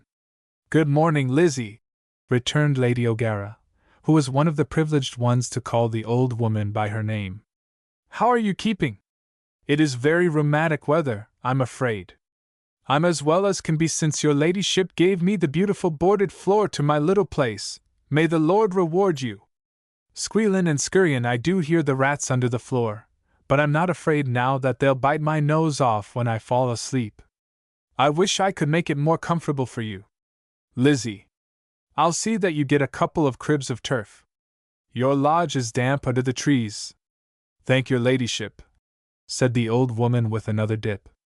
"I'm wonderful supple in my limbs, considerin' everything, for the same house would give a snipe a cold. The blankets are a great comfort. They're as warm as India. Oh, I'm glad of that." She was about to go on her way when Miss Brennan jerked her thumb backward in the direction of Waterfall Cottage. "She's gone," she said. "Who is gone?" "Mrs. Wade, she calls herself." I knew as soon as ever I laid eyes on her she was little bride Sweeney, old Judy Dowd's granddaughter. She kept out of the way o' the people that might ha' known her. She stopped to spake to me one day I was pickin' sticks and brought me in and made me a lovely cup o' tea. She thought I was too old to remember. The little lady that's at Inch now would be her little girl. I've seen them together when they didn't know anyone was lookin'. Them beautiful pink curtains don't meet well. I've seen little Missy on a footstool before the fire and the mother atterin' her. Lady O'Gara was overwhelmed. What had been happening during the days? There were not 20 of them, since she had first taken Stella to see Mrs. Wade. When little Missy wasn't there, Bridine would be huggin' the dog the same as if he was a babby. Some people make too much o' dogs. I kept my old Shep tied up till he died. He was wicked and I wasn't afraid o' tinkers with him about. I saw her once when she didn't think anyone was peepin' in. She was cryin' on the dog's head and him standin' patient, lickin' her now and again with his tongue. I never could bear the lick of a dog. Lizzie looked at Lady O'Gara with the most cunning eyes. Apparently she expected contradiction, but she met with none. Lady O'Gara was in fact too dumbfounded to answer. Many's the time I took notice of Bridine, the old woman went on. She was well brought up. She respected old people. When she went away out of the place I said nothin', whatever I guessed. I said nothin' all those years. It was to me she kem when Mr. Terence Comerford was kilt. 'Tisn't likely I wouldn't know her when I seen her agin. What's 20 years when you're my age? She didn't say I'd made a mistake when I called her Bridine. She's gone now, and I'll miss her. 'Tis a lonesome road without a friend on it, for I'm too old to take to an Englishwoman, though yon's a quiet crather at the lodge. Lady O'Gara was recovering her power of speech. Still she did not feel able to contradict this terrible old woman of the bright piercing eyes, with whom it seemed useless to have any subterfuges. You don't be afeard I'll tell, me lady. I keep myself to myself, away from the commonality round about here. She needn't have gone for me. I'd have held my tongue. 'Twasn't likely I'd want to set tongues clackin' about her that was good to me. As I says to the little lady. Terror seized upon Lady O'Gara. What had the old woman said to Stella? You didn't tell the young lady anything? She said, very gently, remembering not to frighten the frail old creature before her. Not me. I said no more than your mamma's left. She looked with a peering anxiety into Lady O'Gara's face, as though she had just begun to doubt her own wisdom. I didn't do any harm sayin' them words, did I? Didn't I know they was that to each other, seein' them through the chink in the curtain lovin' and kissin'? Was it possible that Stella knew? Anyhow, it was no use frightening old Lizzie. No, no, Lady O'Gara said. You did nothing wrong. Only remember, I depend on you for silence. The people are so fond of gossip about here, like all country people. I let them go their own ways and I go mine, Miss Brennan said, and looked down at the sticks which she had dropped. I don't know who's going to pick them up, she said plaintively. I've picked them up once and me old knees are going under me. I don't consider I could do it twice it. I'll pick them up and carry them for you, Lady O'Gara said. It is not far to your lodge. Indeed, you ought not to be picking up sticks or carrying them. I'll speak to Patsy Kenny. He'll see that some dry wood is sent down to you, as much as you want. You have only to ask for it to have it any time. That is, if I forget. Thank your ladyship kindly, Miss Brennan said with one of the dips which perhaps kept her limbs supple, as she said. I'll be glad o' the dry sticks. The green do be makin' me cry. All the same I like to pick up sticks. Isn't it what the Lord sends us, what matter if they're green itself? 'Tis the chancy things I love havin', the mushrooms and the blackberries straight from God, I call them. But I couldn't let your ladyship carry sticks for the like o' me. I hope I know me place better. If your ladyship was to give me a hush up with them? My back's not too bent if only they was to be tied in a bundle. She performed a series of little dips which would have made Lady O'Gara smile at another time. The sticks are very light, she said. Supposing we share the burden? Then we can talk as we go along. I suppose there never will be any news of Mr. Florence O'Hart, who went to Australia and was lost sight of. It was enough for Miss Brennan, who forgot even to protest when Lady O'Gara took the big bundle of sticks and gave her a few light ones to carry. She could always be set off chattering on the topic of the O'Hart, who might have survived the family debacle and might come home one day to restore the fallen splendors of the place. Lady O'Gara walked as far as the lodge with the old woman, and laid the sticks away in the corner by the fireplace. It was a very short distance, though it counted as long to Miss Brennan. As she went back along the road, the old woman, watching her disappear through the arch of orange and scarlet and pale fluttering gold, for the trees were not yet bare, talked to herself. "There she goes," she said, "and she's proud to the proud and humble to the humble. 'Tis the great day for you, Lizzie Brennan, to have the likes o' Lady O'Gara carry in home your bits o' sticks. I hope I wasn't wrong sayin' what I did to the little lady. It seemed to get on her mind, for she wasn't listenin' to what I was sayin' for all she kept her head towards me. Still and all little missy couldn't be without knowin' the light in a mother's eyes when she seen it." Chapter 18. The Daughter. Lady O'Gara went away quickly from the rusty gate overhung by ivy, not looking back to see how Miss Brennan watched her out of sight. She had not indeed heard one word of what the old woman had been saying about the O'Harts. She was dreadfully perturbed. The fair placidity of her face was broken up. In either cheek 2 spots of vivid color pulsed. Seeing them, one would have said she was in pain. She hastened back along the tree-overhung road, over the dead leaves where the fine silver veining of last night's frost was yielding to a sodden dampness, to the gate of Waterfall Cottage. She had half expected to find it locked, but it was open. There was a thick carpet of dead leaves on the gravel sweep. Between the boughs sparsely clothed with leaves and the slender tree trunks she caught a glimpse of the bronze and amber river running over its stones, or winding about the big dripping boulders that were in the bed of the stream. A damp, rheumatic place, she said to herself, although she loved the river, and its backwaters, full of wild duck and dabchick and the moorhens, were enchanting places. The grounds which she remembered as neglected and overgrown had become orderly. The little beds cut in the turf were neat in their winter bareness, despite a few dead leaves which had fluttered onto them. Her eyes fell on a pair of gardening gloves and a trowel lying on the grass by one of the beds. From the open mouth of a brown paper bag a bulb had partly rolled before it became stationary. There was a hole dug in the turf. Someone had been planting bulbs and had gone away, leaving the task unfinished. From the house wall hung a branch of clematis torn down by the rough wind. A ladder stood close by. Someone had had the intention of nailing up the branch, and had not carried it into effect. She lifted her hand to the knocker, and found that the door yielded to her slight touch. It was open. For a second she had a wild thought that Miss Brennan might have been wandering in her wits, that Mrs. Wade, or Bridine Sweeney, she had come to calling her that in her mind, was still in the house. She looked into the little hall. It was bright with a long ray from the white sun that peered below a cloud, seeming to her dazzled eyes surrounded by a coruscation of colored rays.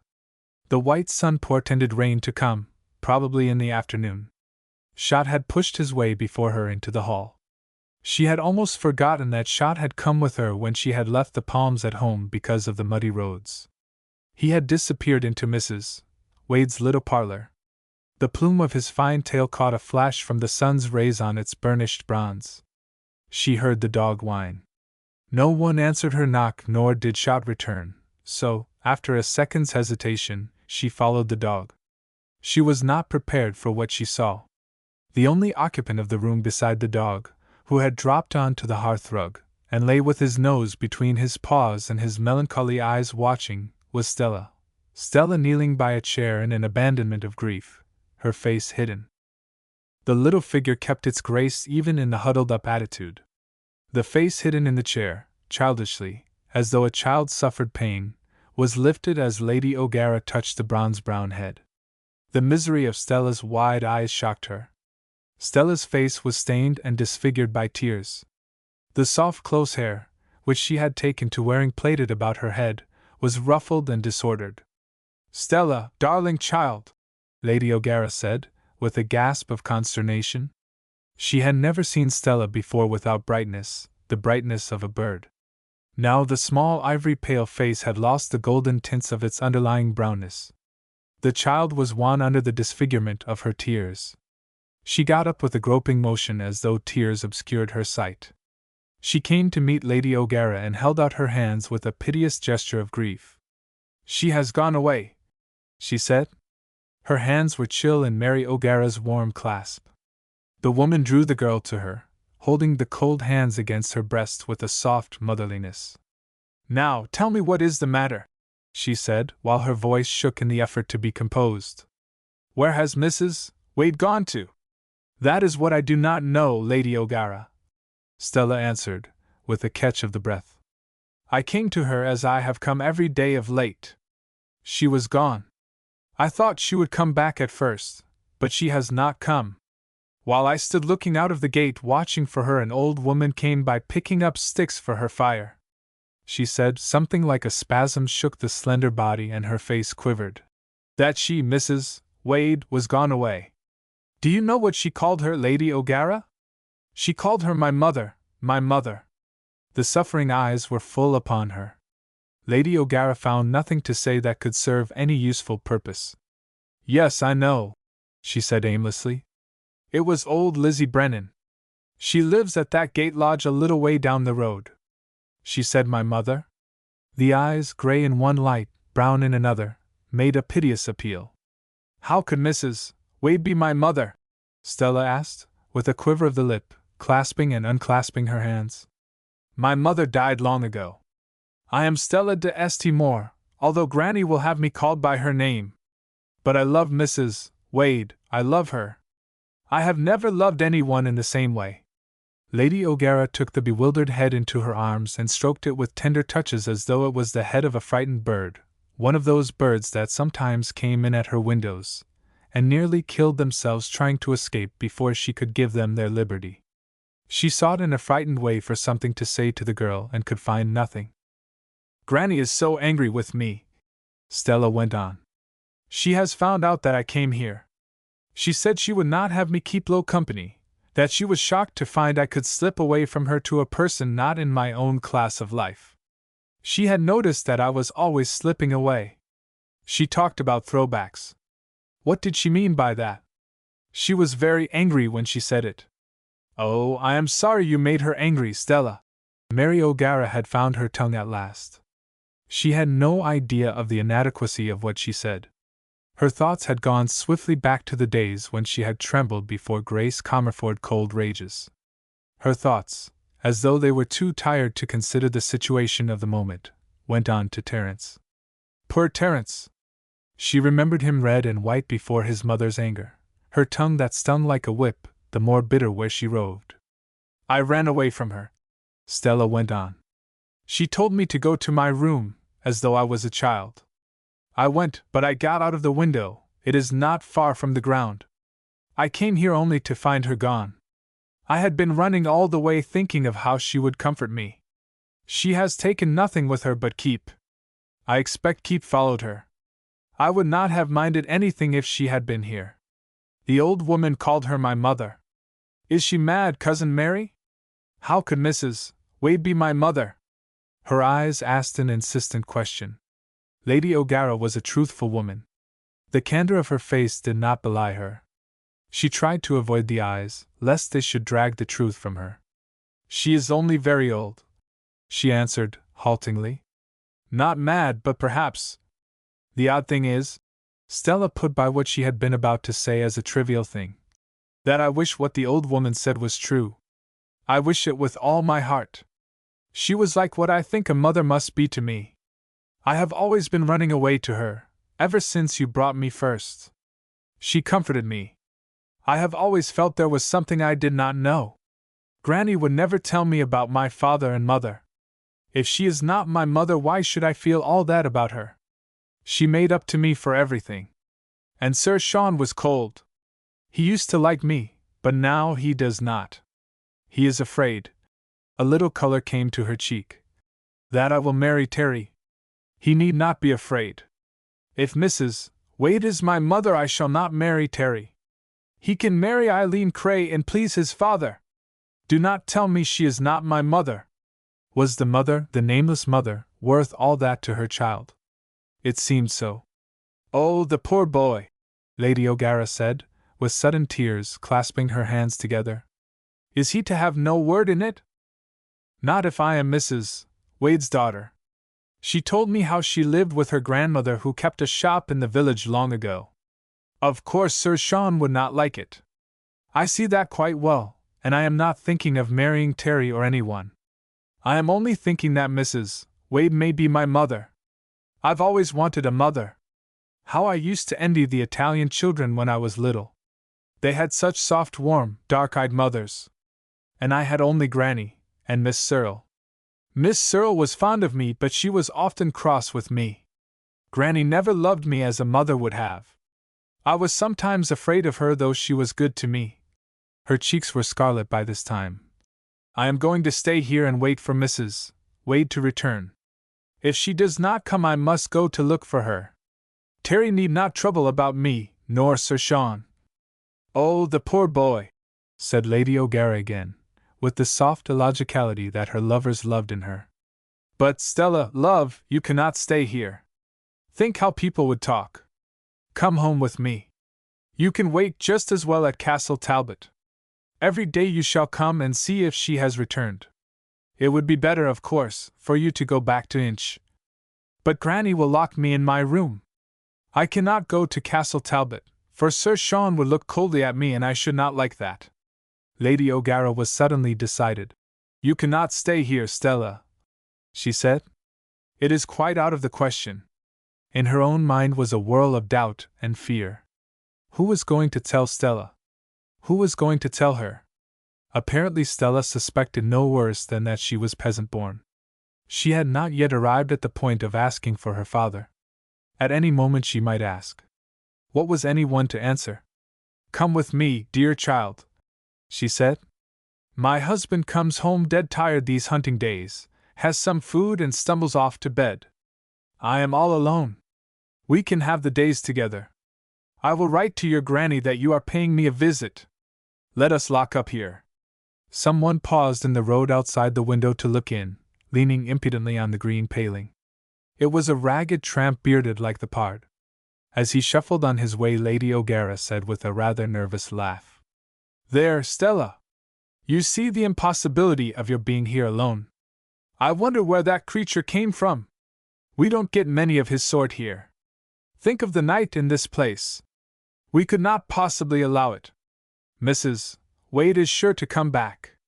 She would not have gone away leaving all her things here. Was the door open when you came to it? It was locked. I found the key where she used to put it if she went out. She sometimes walked over there across the mount, where the people do not walk because they are afraid of the O'Hart ghosts. I thought I would wait for her till she came back. Let us lock up and put the key where she left it. She is sure to return. The place does not look as if she were not coming back. Everything is in order, said Stella, a light of hope coming to her face. I have been in her bedroom. The lamp is burning on her altar. There is a purse lying on her bed with money in it. She will come back, said Lady O'Gara. There was a sound of carriage wheels which made two pairs of eyes turn towards the window. It is Granny, said Stella, drawing back into the shade of the window curtains. And she is very angry. She is sitting up so straight and tall. When she is like that I am afraid of her. Is she coming here? Do not be afraid, I will stay with you, said Lady O'Gara. The carriage repassed the window, going slowly and without its occupant. Almost immediately came the sound of the knocker on the little hall door. Chapter 19 Anger Cruel as Death. Lady O'Gara met Mrs. Comerford in the hall. Despite the shadows of all the greenery outside flung through the fanlight across the White Horse of Hanover, which stands in so many Irish fanlights, she could see that the lady was in one of the towering rages she remembered and had dreaded in her youth. Looking at her, with a stammering apology on her lips, she had a wandering memory of the day at Inch long ago, when Terry had broken a reproduction of the Portland vase. He had been a big boy of 16 then, and he had flatly refused to meet his mother, going away and laying Perdue in a stable loft for 2 or 3 days till she had forgotten her anger and her fear for him. Stella is here, I suppose? Said the icy voice. That suggestion of holding herself in check, which accompanied Mrs. Comerford's worst anger had been a terrifying thing in Mary Cray's experience of her. "I believe it is you I have to thank for introducing her to her mother. What a fool I was to have come back. I thought that shame was covered up long ago. What a mother for Stella!" She spoke with a fierce scorn. She had not troubled to lower her voice. Lady O'Gara lifted her hand in a warning gesture, glancing fearfully back over her shoulder. But the angry woman did not heed her. "Have you told her what her mother is, what she is?" she demanded furiously. "Did you understand what you were doing, Mary O'Gara? It was your husband who told me Bride Sweeney had come back, who urged me to get Stella away. I was mad ever to have come home." "Hush, hush!" said Lady O'Gara, wringing her hands and whispering. "Stella is in there, she will hear you. Perhaps I mean her to hear me. She shall know what sort of woman it is who has crept back here to disgrace her and me and to ruin her life." There came out into the hall a little figure gliding like a ghost, Stella, her eyes wide and piteous, her pretty color blanched. "My mother is a good woman," she said, facing Mrs. Comerford. "You must never say a word against her. I would follow her through the world.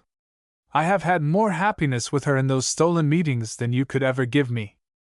A pale shaft of winter sunshine stole through the low hall window, filtered through red dead leaves that gave it the color of a dying sunset. It fell on Stella's hair, bringing out its bronzes. She had the warm bronze hair of her father's people. It came to Lady O'Gara suddenly that she and Stella had much the same coloring. In Terence Comerford it had been ruddier. Why, anyone might have known that Stella was a Comerford by that color, not the child of some dark Frenchman. "You stand up to me better than your father ever did," said Mrs. Comerford in white and gasping fury. Had she no pity, Mary O'Gara asked herself, and remembered that Grace Comerford's anger was sheer madness while it lasted. She had always known it. She had a memory of how she and Terence had tried to screen each other when they were children together. "You dare to tell me that your shameful mother is more to you than I am," the enraged woman went on. "It shows the class you have sprung from. I took you out of the gutter. I should have left you there." "Oh, hush! Hush!" cried Lady O'Gara in deep distress. "You do not know what you are saying, Grace. For heaven's sake, be silent." Mrs. Comerford pushed her away with a force that hurt. A terrible thing about her anger was that while she said appalling things her voice had hardly lifted. Stella looked at her in a bewildered way. "I do not understand," she said. "You always told me my father was a gentleman. You said little about my mother. What have you against my mother except that she was a poor governess?" "All that was fiction," said Grace Comerford, with a terrible laugh. "Very poor fiction. I often wondered that anyone believed it. Your father was my son, Terence Comerford. He disgraced himself." She was as white as a sheet by this time. "Your mother was the granddaughter of the woman who kept the public house in Killisky. Then I am your granddaughter? In nature, not in law. My son did not marry your mother." Stella groped in the air with her hands. They were taken and pressed against Mary O'Gara's heart. Mary O'Gara's arms drew the stricken child close to her. "Go," she said to the pale, evil-looking woman, in whom she hardly recognized Mrs. Comerford. "Go, and ask God to forgive you and deliver you from your wicked temper. It has blighted your own life as well as your son's and your granddaughter's. Go!" Mrs. Comerford put her hand to her throat. Her face darkened. She seemed as if she were going to fall. Then she controlled herself as by a mighty effort, turned and went out of the house. The bang of the hall door as she went shook the little house. A second or two later her carriage passed the window, she sitting upright in it, her curious stateliness of demeanor unaltered. Mary O'Gara did not look through the window to see her go. Her eyes were blind with tears as she bent over the child who was the innocent victim of others. All her life afterwards she could never forget the anguish of poor Stella, who was like a thing demented. She could remember the objects that met her eyes as she held the two hot, trembling hands to her with one hand while the other stroked Stella's ruffled hair. She felt as though she were holding the girl back by main force from the borderland beyond which lay total darkness. She could remember afterwards just the look of things, the autumn leaves and berries in the blue jars on the chimney-piece, the convex glass leaning forward with its outspread eagle, mirroring her and Stella, Shot lying on his side on the hearthrug, now and again heaving a deep sigh. How pretty the room was, she kept thinking. What a quiet background for this human tragedy. She knew that her heart was gabbling prayers for help, eagerly, insistently, while her lips only said over and over, "Hush, Stella! Be still, darling child!" and such tender foolish phrases. At last the heartbroken crying was over. The girl was exhausted.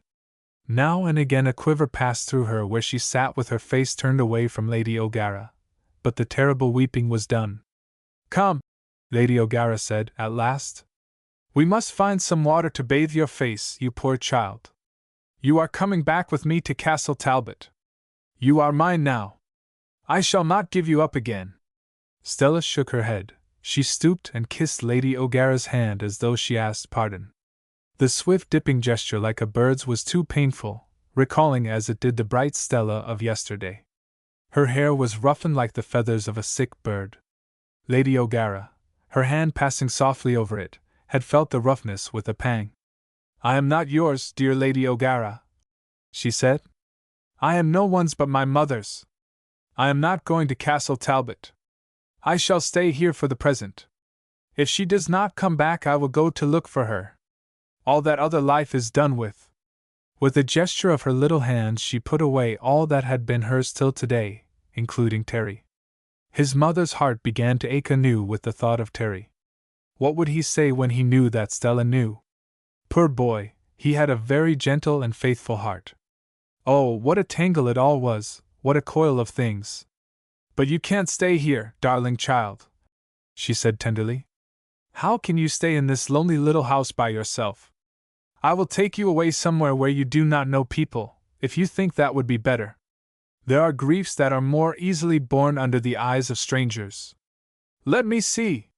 There is a convent I know where you could be quiet for a little time, and I could trust the Reverend Mother. Mary Benedicta is her name. She is a cousin of mine and a dear friend, to be as loving to you as myself." "She would be my father's cousin," said Stella, and a shudder ran through her. Then she said piteously, "I never thought of my father as wicked." Oh, poor Terence! How was she going to explain to the child to whom he had done this hideous wrong? Was it any use saying that Terence had always been good-natured? She remembered oddly after many years a day when he had turned away from the glazing eyes of a wood pigeon he had shot. What use to tell such things to his daughter, whose life was laid in ruins by that sin of his youth? Those tragical eyes would confute her in the midst of her excuses. She could not yet make any plea for forgiveness for the dead man. "Mother Mary Benedicta would be gentle with you," she said, "if you will not come to Castle Talbot. But dear, no one need know. You shall take Eileen's place with me. You shall be my little daughter." Her loving heart was running away with her. Sean would never forgive her if she brought Stella to Castle Talbot, to which Terry might return at any time. Mary Benedicta would know how to tend the wounded spirit, if poor little Stella would but consent. "It is getting late," said Stella, breaking in on the confusion of her thoughts. Her voice, which seemed drained of tears, was suddenly composed. "You will be late for lunch. And you, Stella, what about your lunch?" She could have cried out on the futility of this talk of lunches. Stella shook her head. "There is food here if I want it. My mother had taken to storing dainty food for me, since I have been so much with her, as though her food was not good enough for me. I shall not starve, Lady O'Gara. Stella, I tell you it is impossible for you to stay here alone." Lady O'Gara spoke almost sharply. She had a foreboding that Stella's will would be too strong for her. "She will come back. She has left everything behind, even her purse with money in it. She must find me here when she comes home. We can go away together." Lady O'Gara looked at the little face in despair. It was so set that it was not easy to recognize the soft Stella who had crept into all their hearts. Even Sean had felt her charm, though he had locked the door of his heart against her. A thought came to Lady O'Gara's mind. Stella's remaining at the cottage for the present would at least give time. Prudence whispered to her that she must not bring Stella to Castle Talbot. She might have felt equal to opposing Sean, but perhaps she was relieved by the chance of escape. Sean was not well. Those dark shadows were more and more noticeable in his face. Other people had begun to see them, and to ask her if Sir Sean was not well. Presently Stella might be more amenable to reason, and go to Mother Mary Benedicta at St. Scholastia's Abbey. Benedicta was like her name. She, if any one, could salve the poor child's wound. She was as tolerant as she was tender, and she had been fond of Terence Comerford in the old days. No fear that she would be shocked at the story, as some women, cloistered or otherwise, might have been. Benedicta was perfect, Mary O'Gara said to herself, and heaved a sigh of relief because there was Benedicta to turn to. She felt tired out with her emotions, almost too tired to think. Suddenly she had a happy inspiration. She and Stella should eat together. The girl looked worn out. If she left her, she was tolerably sure Stella would not think of food. "No one will be alarmed if I do not come back for lunch," she said. "I often do not trouble about lunch when I am alone. They will expect me in for tea. Sir Sean will not be home till late. Do you think you could give me some food, Stella?" "Oh, yes, it would be a pleasure," Stella said, getting up with an air of anxious politeness. "I am sure there are eggs. You will not mind eggs for lunch, with tea and bread and butter. I am afraid the kitchen fire may be out, but the turf keeps a spark so long. It is alight when you think it is out." She took the poker and stirred the grey fire to a blaze, then put on turf, building it as she had seen others do in the narrow grate. "There are hearths in Connaught on which the fire has not gone out for 50 years, said Lady O'Gara, watching the shower of sparks that rose and fell as Stella struck the black sods with the poker. Neither of them ate very much when the meal was prepared, though Stella drank the tea almost greedily. She had begun to look a little furtively at Lady O'Gara before the meal was finished, as though she wished her to be gone. It hurt Mary O'Gara's kind heart, though she understood that the girl was aching for solitude. But how was she going to leave her in this haunted place alone, a child like her, in such terrible trouble? Suddenly she found a solution of her difficulties. It would serve for the moment, if Stella would but consent. "Would you have Mrs. Horridge to stay with you?" she asked. "You know you cannot stay here quite alone. She is a gentle creature, and very unobtrusive. I shall feel happy about you if she is here." To her immense relief, Stella consented readily. "She has been very good to my mother," she said, "and they are both victims of men's cruelty." Lady O'Gara, who was looking at Stella at the moment, noticed that her eyes fell on something outside the window, and a quick shudder passed through the slight body. She went to Stella's side and saw only a heap of stones for road mending. They must have been newly flung down there, for she did not remember to have seen them when last she passed this way. Was it possible that Stella knew? That her eyes saw another heap of stones, and upon them a dead man lying, his blood turning the sharp stones red? Chapter 20. Sir Sean has a visitor. The sun was low, almost out of sight, as Lady O'Gara climbed up the hill from Waterfall Cottage to her own south lodge. Through the bars of the gate she caught a glimpse of a red ball going low, criss-crossed with the bare branches of the trees. The air nipped. There was going to be frost. Before she left she had seen the lamps lit at Waterfall Cottage and bidden Stella lock herself in, and only opened to a voice she knew. She had delayed, washing up the teacups with Stella, trying to distract the girl from her grief to the natural simple things of life, and all the time she had felt that Stella longed for her to be gone. She had narrowly escaped being caught in the dusk, without the flashlight Terry had given her, which she usually carried when she went out these short afternoons. Was she growing as stupid as the villagers? She had glanced nervously at the heap of stones as she passed them by where the water made a loud roaring noise hurrying over the weir. She had to remind herself that it was not really dark but only dusk, and that she had never been afraid of the dark. Rather, she had loved the kind night, the mantle with which God covers his restless earth that she may sleep. As she went up the hill she thought uneasily of the tramp who had passed the window of Waterfall Cottage a few hours earlier. The shambling figure had a menace for her. She could not keep from glancing over her shoulder, and was glad to come to her own gate. She called through the bars and Patsy Kenny came to open for her. Seeing him, she sighed. More complications. Her mind was too weary to tackle the matter of Patsy's unfortunate attachment to Susan Horridge. Not that she doubted Patsy. She had a queer confidence that Patsy would not hurt the woman he loved. People would talk, were talking in all probability. What a world it was!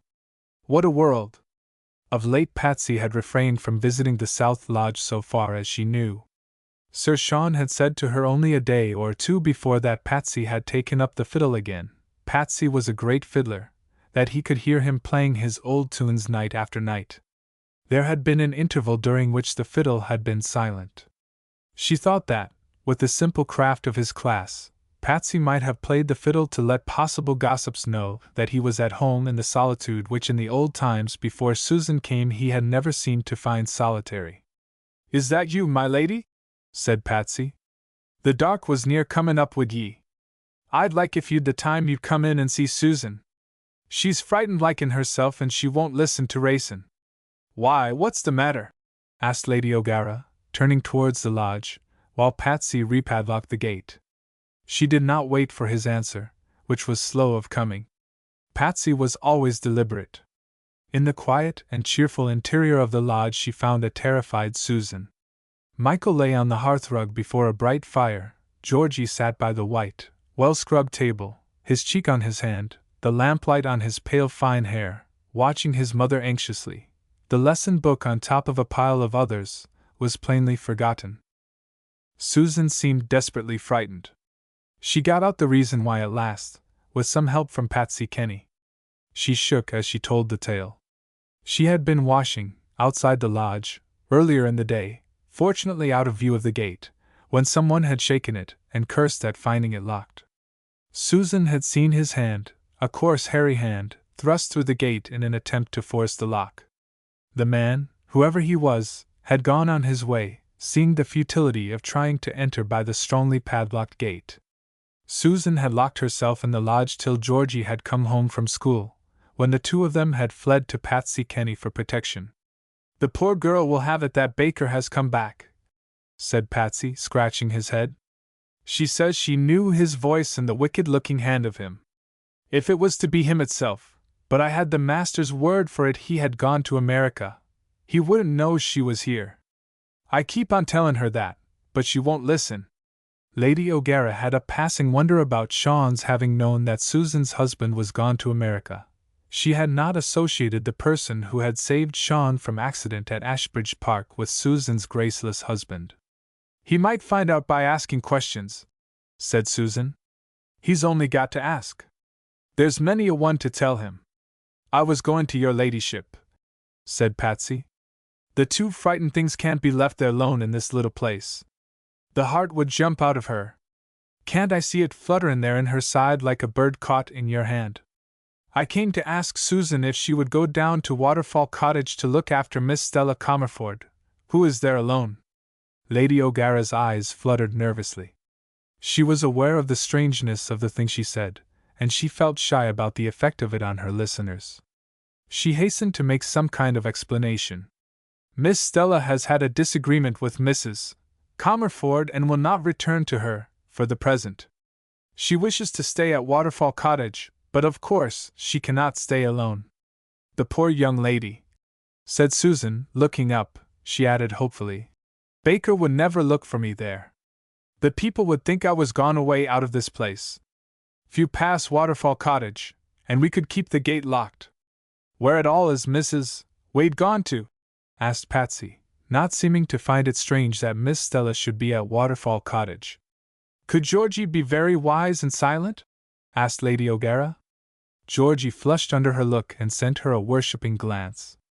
"Georgie would be silent enough if it was likely his father would find us," said Susan.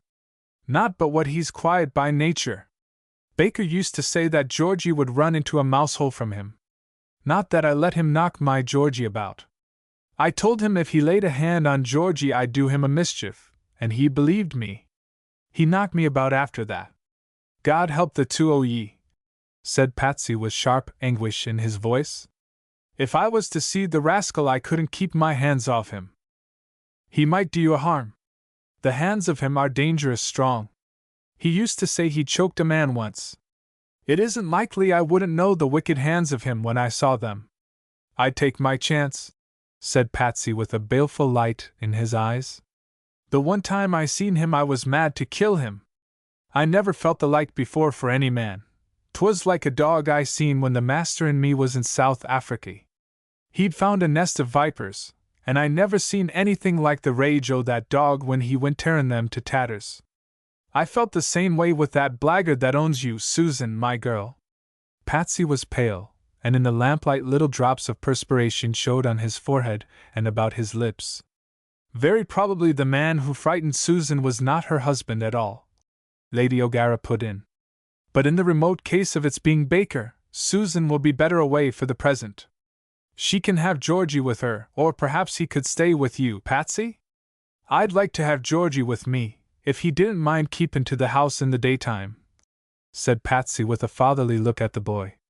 He'd have the run o' the books, what he's always cravin' for. Georgie can go to Mr. Penny's, said Susan. He'll be safe there and my mind'll be easy about him. I'll leave you then, Susan, to put out the fire here and lock the door, Lady O'Gara said. Be as quick as you can. I don't like to think of Miss Stella in that lonely place.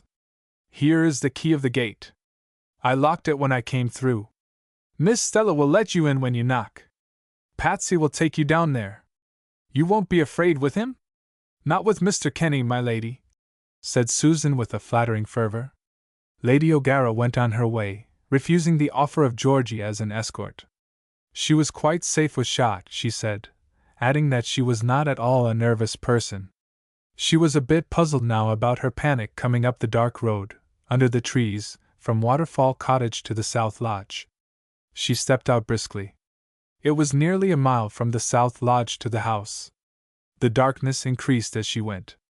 She was quite pleased to see the light shining from the window of the room Sir Sean called his office, through the bay trees and laurustinus and Portugal laurels which lay between her and it.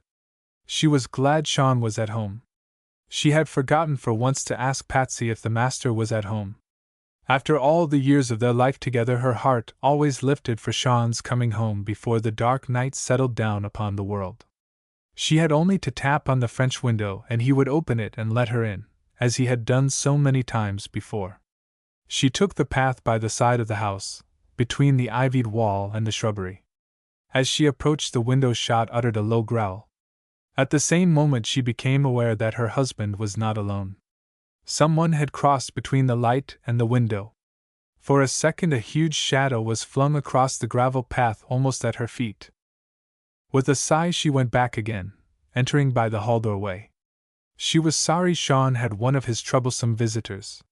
She wanted so much to talk to him, to tell him of all the trouble about Stella. She felt chilled that he was not ready to listen to her when she needed to talk to him so much. Sir Sean has returned, my lady, said Riley, the new butler, the possessor of a flat large face with side whiskers which always made her want to laugh. Riley's manners, she had said, would befit a ducal household, and it had been no surprise to her to learn that he had lived with an old gentleman who had a duke for a grandfather, and that a part of his duties had been to recite family prayers, understudying his master. Yes, she said. Has he had tea, Riley? No, my lady. He did not wish for tea. He has a visitor? Has this person been long with him? I don't know, my lady. No one came in this way. I went a while ago to see if the fire was burning, and I found the door locked, my lady. I concluded Sir Sean did not wish to be disturbed. Sir Sean's visitors on business come in by the window that opens on the lawn. The handle of the office door is rather stiff. I don't think it could have been locked. She went on down the passage to the office door. She heard voices the other side of the door. Sir Sean was speaking in a fatigued voice. She had hardly ever known him to speak angrily. She listened for a second or two. The other voice answered. It was thick and coarse, she could not hear what was said. She went back to the drawing-room, where a little later Sir Sean joined her.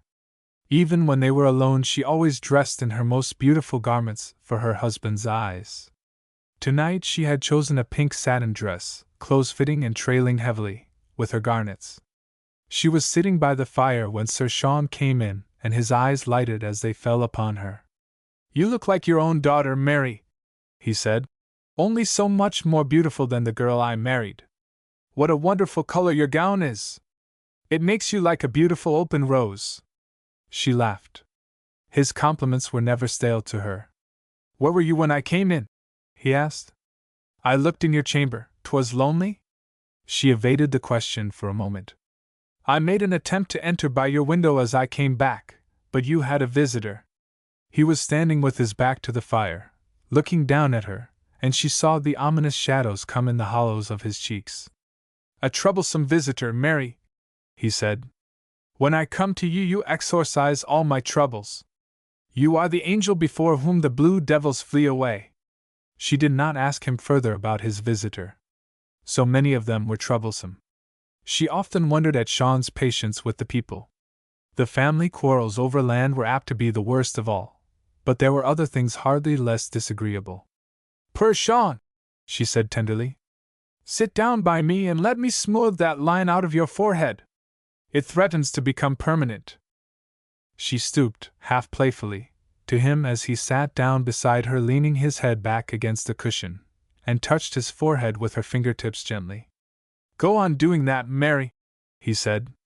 "It seems to smooth a tangle out of my brain. I cannot tell you how restful it is. I saw Terry off, and the others." The boy looked rather down in the mouth. "What have you been doing all day?"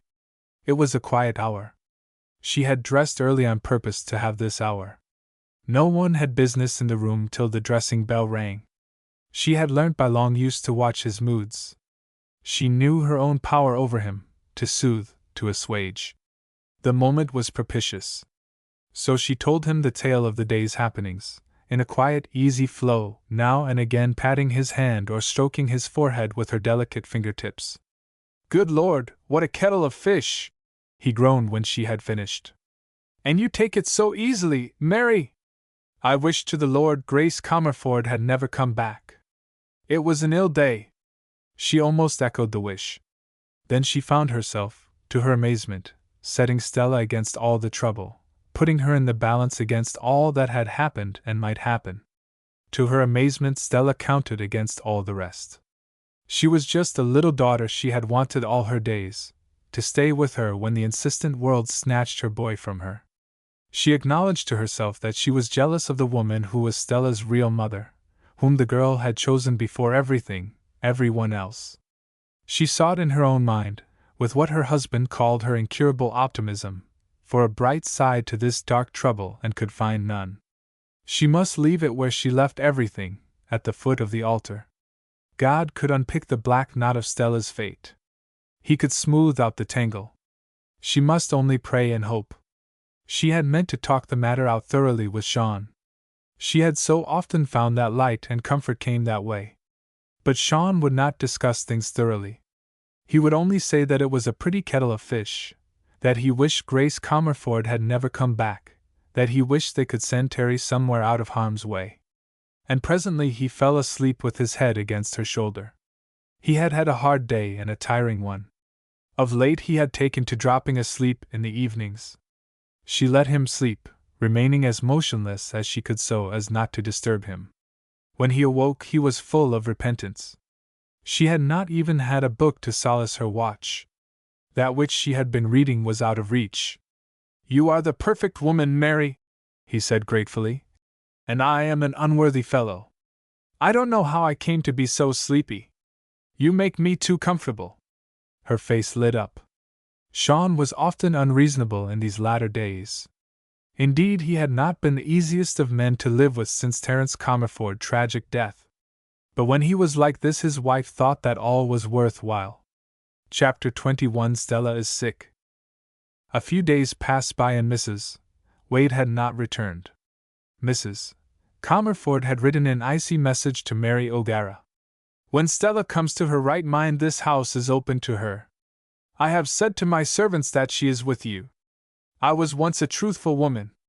Reading this brief epistle, Mary O'Gara had said to herself that it was lucky there was distance enough between Inch and Castle Talbot, Also that though she considered herself a truthful woman, there was nothing she would not say in order to shield Stella from gossiping tongues. She was bitterly angry with Grace Comerford for the cruel and evil temper which had done so much hurt to an innocent thing. Does she think, she asked herself hotly, that so easily Stella will forget her cruelty? I do not believe the child will ever go back to her. She had written to Mary Benedicta about the case, giving her a cautious account of poor Stella's plight, abstaining from mentioning Terence Comerford's part in the story. She could have told that, she could not write it. Mary Benedicta would think that Stella's trouble came from the fictitious French father. There was little or no communication between the nun and Mrs. Comerford, who had quarreled with her over her choice of a conventual life long ago. Mary Benedicta had answered the letter with another full of the milk and honey of a compassionate tenderness. The best solution of the problem Lady O'Gara could find was that Stella should go for a time at least to the convent. Terry had not written. Terry would have his say in the matter presently. He had gone off chilled for the time by Stella's disinclination towards him, but he would come back. If he only knew Stella's plight at this moment, he would surely break all the barriers to get back to her. Poor Stella's plight was indeed a sad one. Susan Horridge, watching her like a faithful dog, reported that she ate little, that she walked up and down her room at night when she ought to have been sleeping, that she started when spoken to, that she spent long hours staring before her piteously, doing nothing. If Mrs. Wade don't come back soon, the young lady will either go after her or she'll have a breakdown, Susan said. Sometimes Lady O'Gara wondered how much Susan knew or suspected, but there was in her manner an entire absence of curiosity, of a sense that anything out of the way was happening, that was invaluable in a crisis like this. Lady O'Gara thought more highly of Susan every day. The weather had turned very wet, but Waterfall Cottage glowed with brightness and roaring fires of turf and wood. The rain and darkness were shut out. Stella could not have been in better hands. About the 5th day came a hunting morning. The meet was fixed for a distant part of the country. Lady O'Gara got up in the dark of the morning to superintend her husband's cup of tea, to see that his flask was filled and his sandwiches to his liking. I wish you had been coming out too, Mary, he said wistfully as he stood on the steps drawing on his gloves. You are growing lazy, old lady. I'll come out with you on Saturday, she said, and patted his shoulder. Patsy was late in bringing round Black Prince, the beautiful spirited horse which was Sir Sean's favorite hunter that season. It was unlike Patsy to be late. The first grey dawn was coming lividly over the sky. Standing in the lamplit hall, Mary O'Gara looked out and caught the shiver of the little wind which brings the day. I'll be late at the Wood of the Hare, Sir Sean said, fuming a little. I don't want to press the prince with a hard day before him. Still Patsy did not come. Goodbye, darling, Sir Sean said at last. Go back to bed and have a good sleep before breakfast. I'll see what's up with Patsy. She had gone upstairs before she heard her husband ride out of the stable yard. So Patsy had been late. Was it possible he had overslept? It would be so unlike Patsy, who, especially of a hunting morning, had always slept the fox's sleep. She had a long day before her, with many things to do. She ought to write to Terry, but she knew the things Terry expected to hear. There had been a letter from him, asking roundly for news of Stella. Why don't you write? It asked. Are you going to treat me like a child as father does? I've made up my mind about Stella. I will marry her, if she will have me, and she shall never know anything from me. Are you looking after her, keeping her happy? For heaven's sake, don't take father's view of it. That would be ruin to everything, but I warn you that if you do, it will not alter me. Tell me what she says, how she looks. Has her color come back? Does she speak of me? There are 1,000 things I want to know. There had been a postscript to the letter. By the way, Evelyn has discovered that the man who got the lac of rupees, you remember, had been rather badly treated by Eileen, or so Evelyn's informant said. It is a she, a cousin of Evelyn's, who is married to somebody up there. Evelyn says he will come again to Castle Talbot if you ask him. He says the duck shooting was splendid, and he congratulated me on you, darling. I did myself proud. Just imagine, Evelyn! She did not know how to answer his letter. It was not in her to put off the boy with a letter which should disappoint him. She imagined him running through it with a blank face, looking for what she had not written. No, she could not write without telling him the truth, and the truth would make the boy miserable. She supposed it would have to be told, presently, but she would wait till then. She was not one to deal in half-truths and subterfuges. She went forth after breakfast with an intention of seeing Stella, and afterwards going on to old Lizzie Brennan, who required some looking after, in cold weather especially. She had rather mad fits of wandering over the country, from which she would return soaked through with rain, hungry and exhausted. More than once Lady O'Gara had discovered her after these expeditions, choking with bronchitis, in a fireless room, too weak to light a fire or prepare food for herself. Lady Conyers, a neighbor of Castle Talbot at Mount Esker, had tried to induce Lizzie to go into the workhouse, with many arguments as to the comfort which awaited her there. But Lizzie was about as much inclined for the workhouse as the free bird for the cage, and rather to Lady Conyers' indignation, Lady O'Gara had abetted the culprit, saying that she would look after her. There was not much to be done with Stella, who had begun to look sharpened in the face and her eyes very bright. Susan repeated that her charge did not sleep. She had gone into her half a dozen times during the night, and found her wide-eyed on the pillow, staring at the ceiling.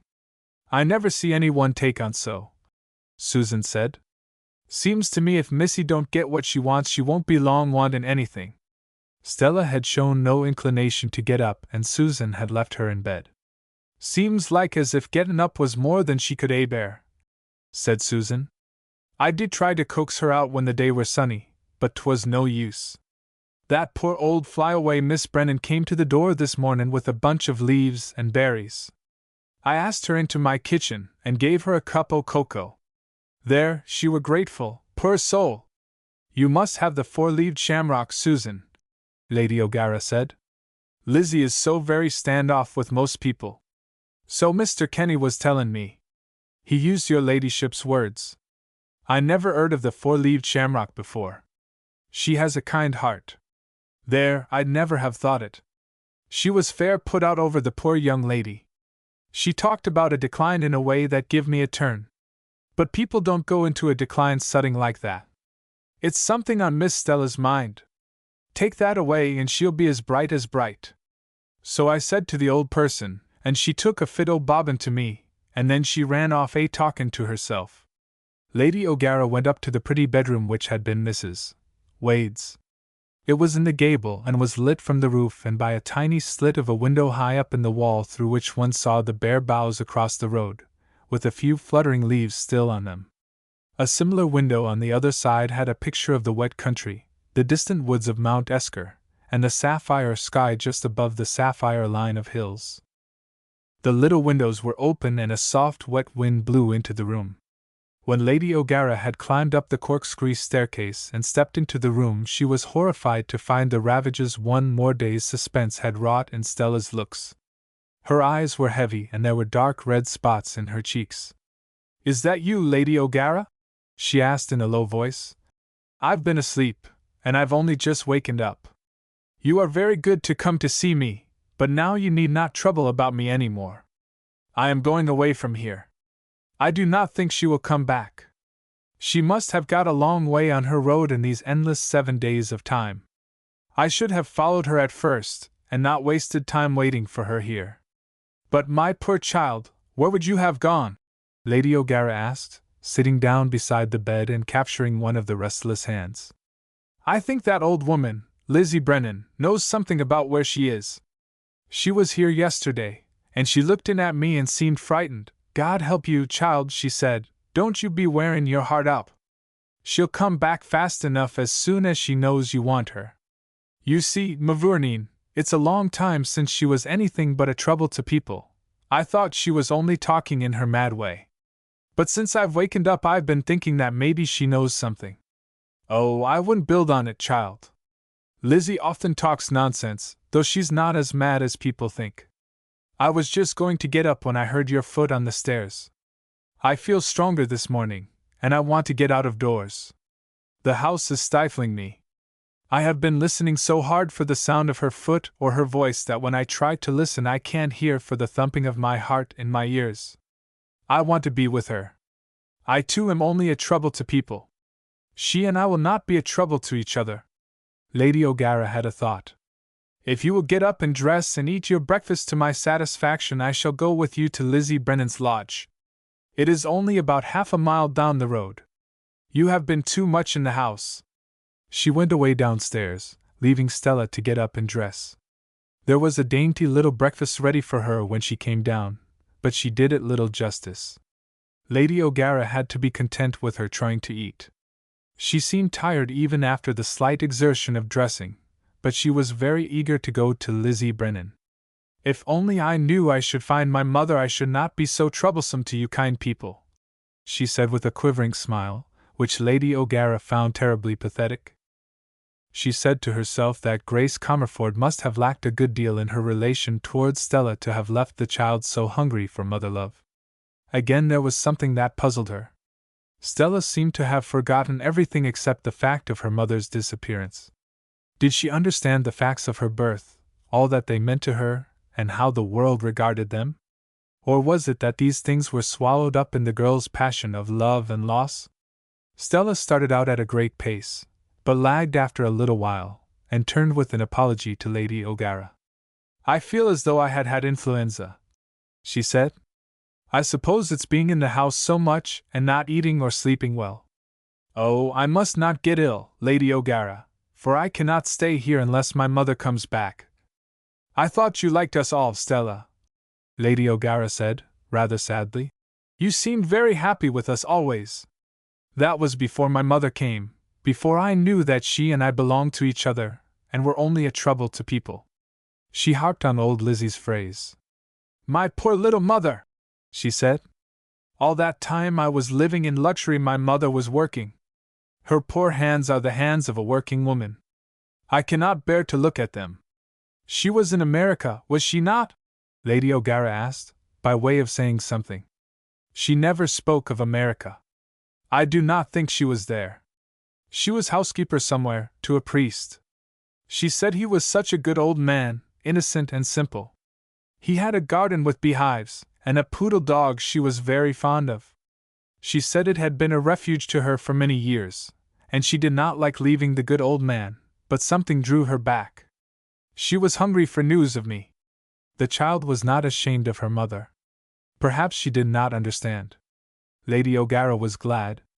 She remembered how Sean had always said that Bradeen was innocent and simple. They had arrived at the gate, one half of it swinging loose from the hinges. The stone balls, once a top of the gate posts, were down on the ground, having brought a portion of the gate post with them.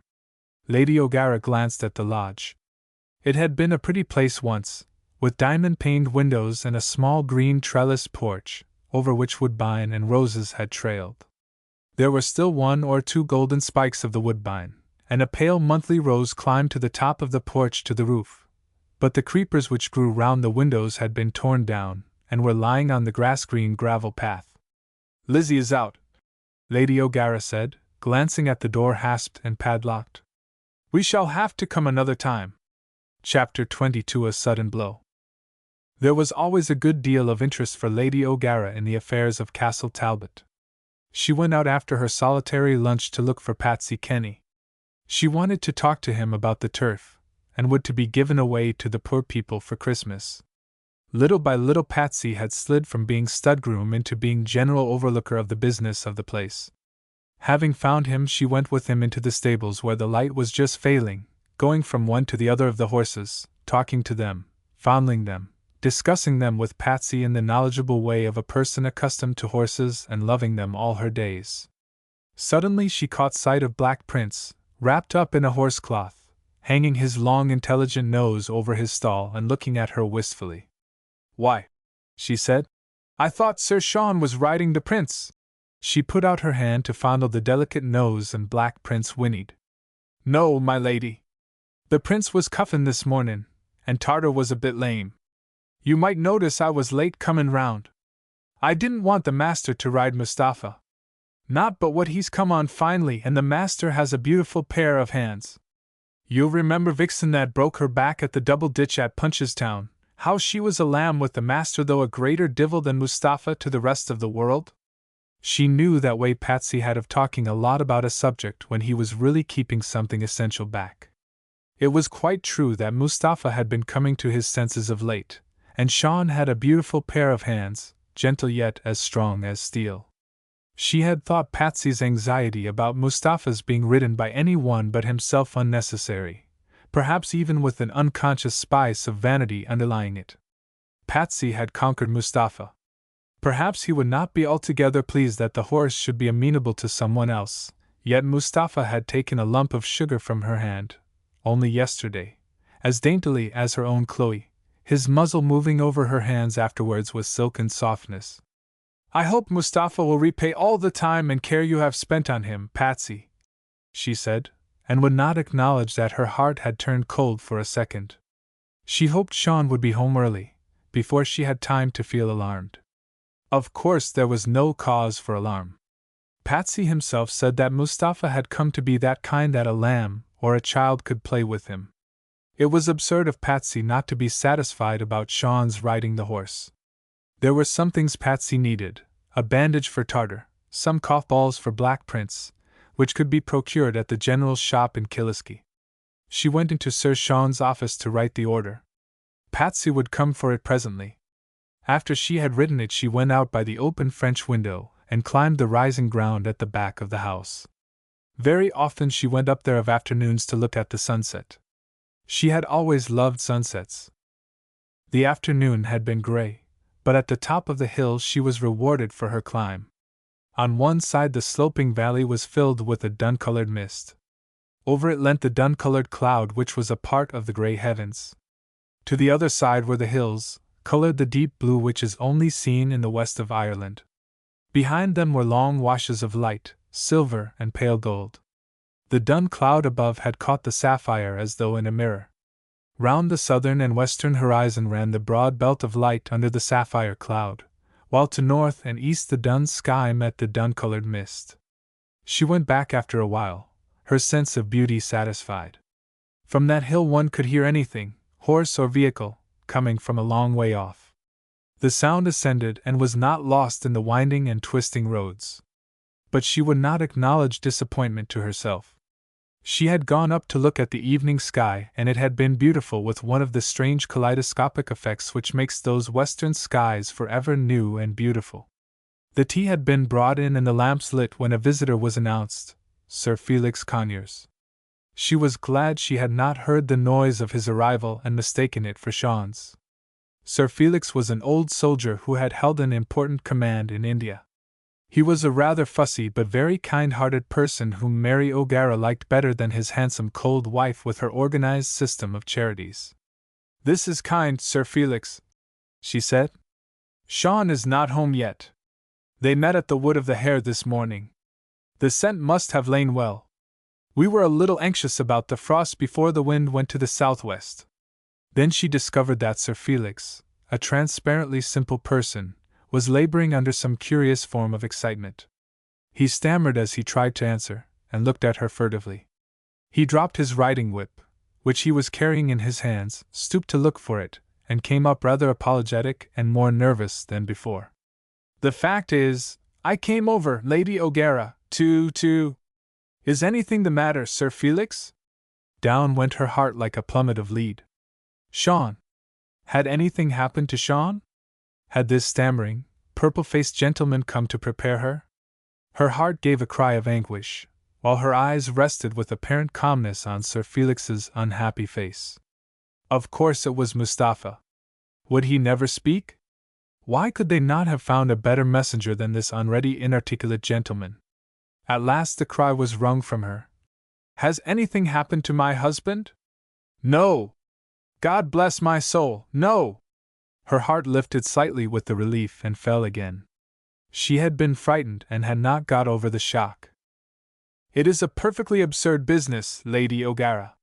Your husband will, I have no doubt," he emitted a perfectly unnatural chuckle, "be immensely amused. I should not have mentioned it, I should have shown the ruffian the door, only that new district inspector, Fury, A very good name for him, mad as a hatter, I should say, brought the fellow to me. What is it all about, Sir Felix? Asked Lady O'Gara, in a voice of despair. My dear lady, have I been trying you? I'm sorry. Sir Felix pulled himself together by a manifest effort. I apologize for even telling you such a thing, though I don't believe one word of it. The fellow was obviously drunk, and so I told D.I. Fury. I absolutely refused to swear him, but I had to issue a summons. Yes, I'm coming to it now. Don't be impatient, my dear lady. A low drunken tramp went to the police with a ridiculous story that your husband was privy to the death of young Terence Comerford. Poor fellow. Ridiculous. When everyone knows there was the love of brothers between them. The ruffian maintains that he was on the spot, that your husband and Comerford were quarreling, that your husband struck him repeatedly, he not being in a way to defend himself, finally that he lashed the horse, a young and very spirited horse who would not take the whip, saying, You'll never reach home alive, Terence Comerford. You've forced me to do it, my dear lady, don't look so terrified. Of course there's nothing in it. Your husband will have to answer the charge at Petty Sessions. It won't go any further. If it were true itself they couldn't bring it in more than manslaughter. Indeed, I doubt if any charge would lie after so many years. He stopped, panting after the long speech. It was very kind of you to ride over this dark night to tell us. Of course it is a ridiculous tale. But the mere suggestion will upset my husband. As you say, they were so devoted, dearer than brothers. Why should this person come with such a tale at this time of day? That is exactly what I asked, my dear lady. Trumped up, every bit of it, I haven't the smallest doubt. Only for fury it would end where it began. The fellow says, I beg your pardon, Lady O'Gara, that Sir Sean paid him to keep silence, that he has grown tired of being bled and told him to do his worst. As I said to Fury, you had only to look at the fellow to see that the truth wasn't in him. Lady O'Gara was very pale. Would you mind waiting a second, Sir Felix? She said gently. You were not here at the time of the dreadful accident. The one who really all but witnessed it is here, close at hand. You might like to hear his version of what happened. She rang the bell and asked the servant who came in answer if Mr. Kenny was waiting. Patsy was Mr. Kenny even to the new butler. Patsy came in, small, neat, in his gaiters and riding breeches, his cap in his hand. He stood blinking in the lamplight, looking from Lady O'Gara to Sir Felix Conyers. Sir Felix would like to hear from your lips, Patsy, the story of what you saw the night Mr. Terence Comerford was killed. There was a wild surmise in Patsy's eyes. Not for many a year had that tragedy been spoken of in his hearing. I would not recall it, Lady O'Gara went on in her gentle voice. Only that Sir Felix tells me some man has been saying that Sir Sean flogged Mr. Comerford's horse, using words as he did so which proved that he knew the horse would not take the whip and that he had it in his mind to kill Mr. Comerford. Who was the man said the likes of that? Asked Patsy, his eyes suddenly red. It was a sort of tramping person, said Sir Felix, putting on his pince-nez the better to see Patsy. He has been in these parts before. A most unprepossessing person. Quite a bad lot, I should say. A foxy man with a hanging jowl, said Patsy. Not Irish by his speech. Seems like as if he'd curse you if you come his way. No whiskers, a bare-faced man. That would be his description. It's a queer thing, said Patsy in a slow, ruminating voice, that for all the rage I felt agin him, so that I wanted to throttle him with me 2 hands, I never thought of him with the man that was there the night Mr. Terence Comerford was killed. Did you notice the big hairy hands of him? They all but choked me that night. I thought I'd cause enough to hate him when he came my way again because oh, the poor girl and the child. I could scarce keep my hands off him. The villain! I'd rather kill him than a rat in the stable yard. You seem to have a very accurate idea about the person who has made this grotesque charge against your master, Sir Felix said in his pompous way. Your feelings do you credit, but still, I should not proceed to violence. Please tell Sir Felix what happened that night, Patsy, Lady O'Gara said. She had stood up and gone a little way towards the window. She spoke in a quiet voice. Only one who was devoted to her, as Patsy was, could have guessed the control she was exercising over herself. Patsy's eyes, in the shadow of the lamp, sent her a look of mute protecting pity and tenderness. "'Tis, sir, that I was in the ditch that night." Patsy turned his cap about in his hands. "I was lookin' for the goat and she draggin' her chain and the life frightened out of me betwixt the black night and the ghosts and the terrible cross old patch I had of a grandfather, that said he'd flog me alive if I was to come home without the goat. I was blowin' on me hands for the cauld and shakin' wid fright o' bein' me lone there, and not 100 yards between me and that place where the old Admiral's ghost walks. When I heard the horses' feet comin' my heart lifted up. Once I was sure it wasn't ghosts they was. They passed me when I was sittin' in the ditch. No sooner was they gone by than I let a bawl out o' me, and I ran after them for company, for it come over me how I was me lone in that dark place. You see, your honor, I was only a bit of a lad, and old grandfather had made me nervous like. Just then I caught the bleat of the goat and I was overjoyed, for I thought I'd catch her and creep home behind Sir Sean and the walkin' horse. They parted company where the roads met, and I heard Sir Sean trottin' his horse up the road in front o' me, and Spitfire, that was Mr. Comerford's horse, was uneasy and refusin' the dark road under the trees. You couldn't tell what the crathurs saw, God help us all! No horse like that road. Then I heard Spitfire clatterin' away in the dark and I ran, draggin' the little goat after me to get past the place where the unchancy old road dips down. Someone cannonied into me runnin' out o' the dark road. I couldn't see his face, but he cursed me, and I felt his hairy hands round me neck and me scratchin' and tearin' at them. It was that villain that's comin' here to annoy the master, or I think it was. Mind you, I never seen him. But he took me up be me little coat and he dashed me down on the road and nigh knocked the life out o' me. The next thing I knew I was lying in the bed at home and me sore from head to foot, and able to see only out o' one eye be racin' of a bandage across the other, and me grandfather and the neighbors war sayin' that Mr. Terence Comerford was kilt, and that Sir Sean O'Gara was distracted with grief. But the quietest thing at all was hearin' the old man sayin' that I was a good little boy, after all the divils and villains he'd called me, as long as I could remember." Patsy stopped, still turning his hat about in his hands, his velvety eyes fixed on Lady O'Gara, where she stood leaning by the mantelpiece, her face turned away, one slender foot resting on the marble curb. If Sir Felix had been aware of the expression of the eyes he might have been startled, but even the pince-nez were not equal to that. "Thank you very much," he said. "That story should knock the bottom out of our friend's statement. Merely vexatious. I said so to Di Fury. Sir Sean and Mr. Comerford parted in perfect amity?" "Like brothers," said Patsy with emphasis. "As they were ever and always. Sure the master was never the same man since. I often heard the people sayin' how it was the love of brothers was betwixt them, and more, for many a blood brother doesn't fret for his brother as the master fretted for Master Terence. He was never the same man since." Chapter 23 The Homecoming. After Sir Felix had gone off, profuse in his apologies, and anathematizing Mr. Fury's zeal, Lady O'Gara went to a desk in the corner of the drawing-room, a Sheraton desk which she did not often use. She found a tiny key and unlocked a little cupboard door between the pigeonholes. She felt about the back of one of the 3 little drawers it contained and brought out a sliding well, one of the innocent secret receptacles which are so easily discovered by any one who has the clue. She drew out a little bundle of yellow papers from it, newspaper cuttings. These she took to the lamp and proceeded to read with great care. Once or twice she knitted her fair brows over something as she read, but on the whole, she seemed satisfied as she put the papers back into their secret place, locked the little door, and put away the key.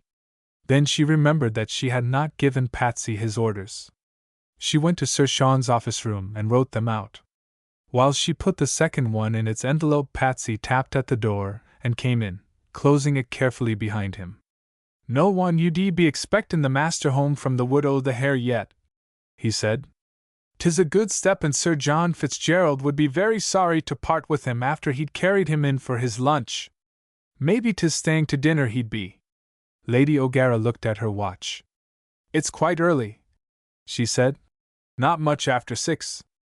'Tis a dark night," said Patsy. Maybe 'tis the way they'll be persuadin' him to wait till the moon rises. Sarah a bit she'll show her face till 9 tonight. Mary O'Gara's heart sank. She knew that Patsy was nervous. He may come at any moment, she said. I don't think he'll wait for the rising of the moon. It isn't like the troubled times, said Patsy. In you listenin' here, and me listenin' by the corner o' the stable yard where the wind brings the sounds from the bog road when 'tis in that quarter. Your ladyship had great courage. And look at all you must ha' went through when we was at the war. He looked compassionately at her as he went towards the door. I'll be sendin' a boy with this message, he said. Or maybe Georgie and me would be steppin' down there. It's lonesome for the child to be sittin' over his books all day when I'm busy. He opened the door, looked into the empty hall, and came back. I wouldn't be troublin' the master with them old stories, he said. Didn't I tell my story fair? You did, Patsy. There were some things in it were not in the evidence you gave at the time. See that now? T'old memory of me's goin'. Still, there wasn't much differ? There was some anxiety in his voice as he asked the question. Nothing much. You said nothing long ago of running towards the upper road after Sir Sean. Sure, where else would I be runnin' to? It isn't the lower road I'd be talking, now is it, your ladyship? It wouldn't be likely. I suppose it wouldn't, she said, slightly smiling. I remember it like as if it was yesterday, the sound of the horse's hoofs climbin' and then the clatter that broke out on the lower road when Spitfire took the bit between his teeth and bolted. I'll put the stopper on that villain's lies. I'd like to think the master wouldn't be troubled with them. I'm afraid he'll have to hear them, Patsy. Sir Felix was obliged to issue a summons. It might have been worse if Sir Felix had not been a friend. The divil sweep that man, Fury, said Patsy with ferocity. If he hadn't been a busybody and stirrer-up of trouble, he'd have drowned that villain in a bog-hole.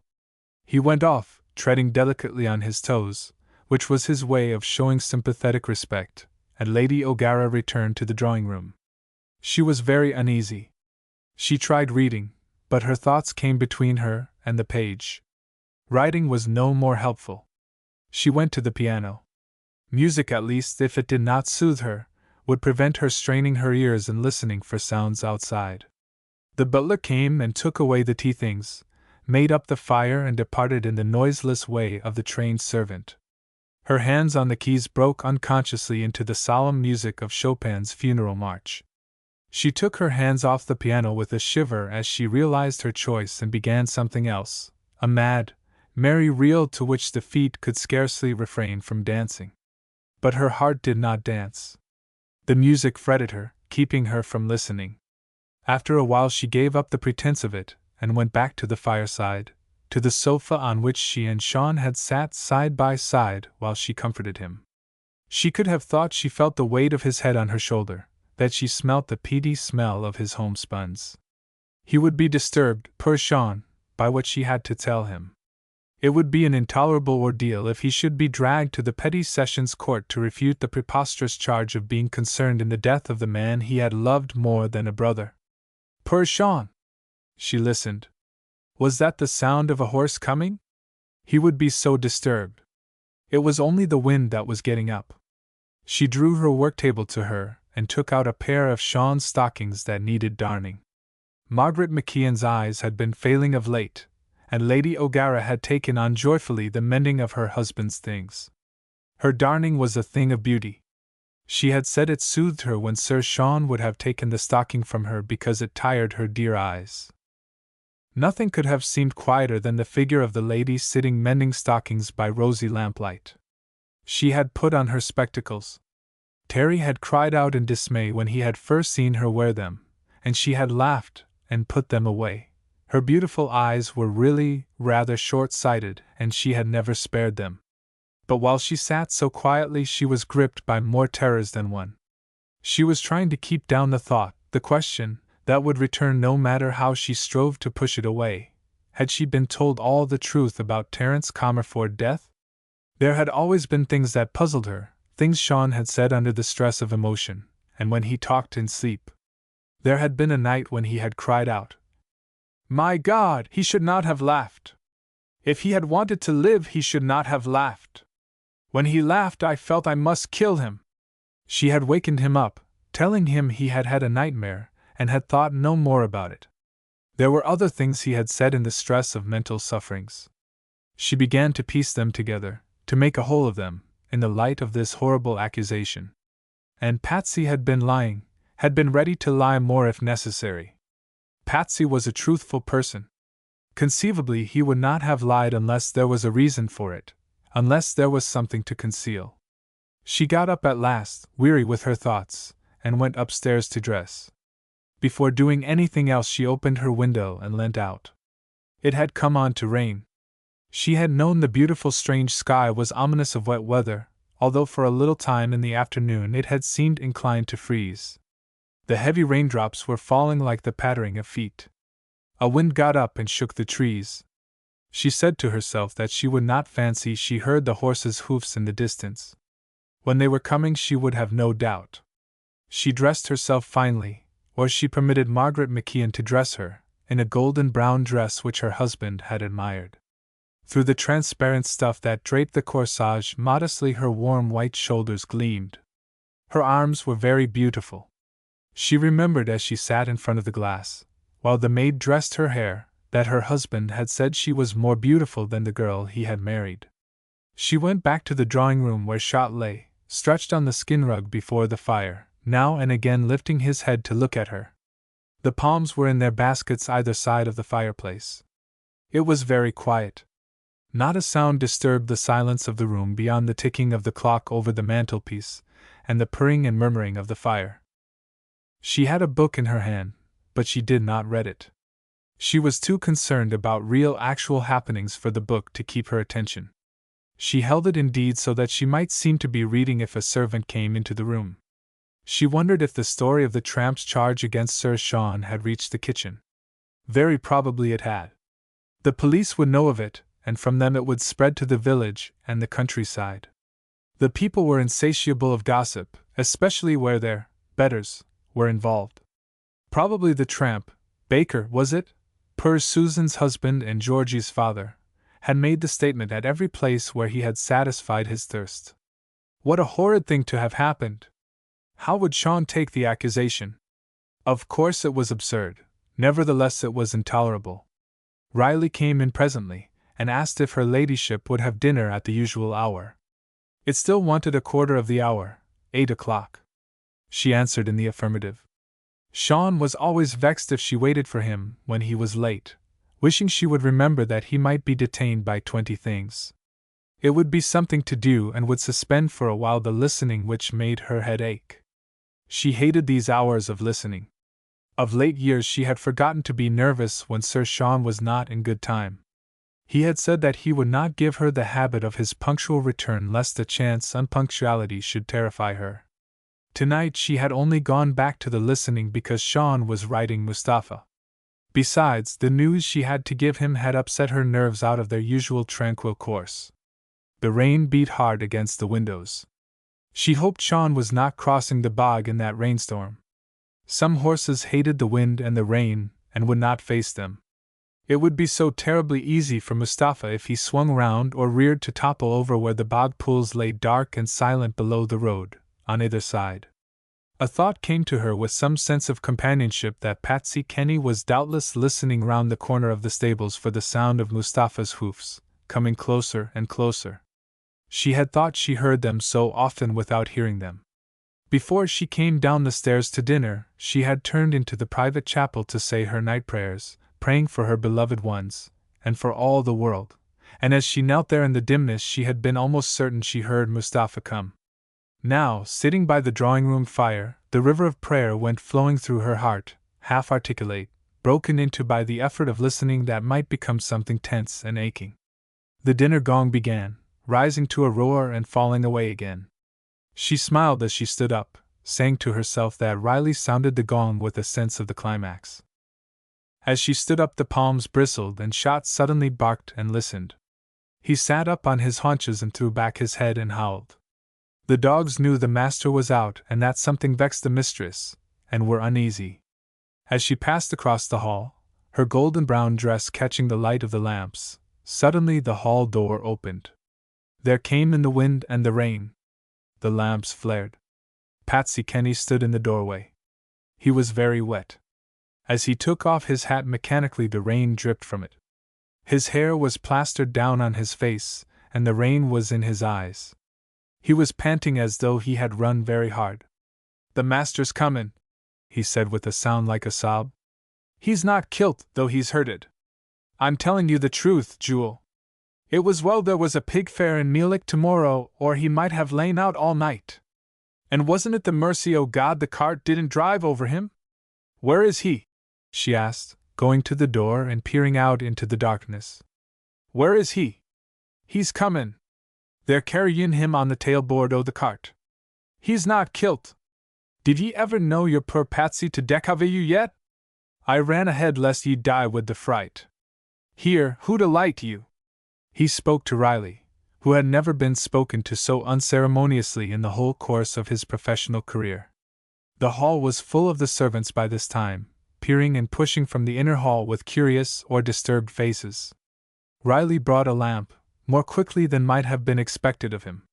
There was the measured tramp of men's feet, and something came in sight as the lamplight streamed out on the wet ground. "Stand back," Lady O'Gara said, pushing away the crowding servants with a gesture. "Can they see, Patsy?" "They can see," said Patsy. "God help you! But mind ye, he's not kilt. I'm goin' for the doctor. I won't be many minutes." Into the hall came Tim Murphy, the road contractor and small farmer, who lived up a boreen from the bog. He was under the tailboard of the cart. Behind was his son Larry. There was a crowd of wet faces and tousled heads crowding in the dark looking into the hall. The men were carrying the silent figure of Sir Sean O'Gara, hatless, his scarlet coat sodden and mud-stained, his eyes closed and his head fallen to one side. Chapter 24: The Sick Watchers. Patsy had told the truth. Sir Sean was not dead. Whether he was going to live was another matter. Patsy had brought back Dr. Costello with unhoped-for speed.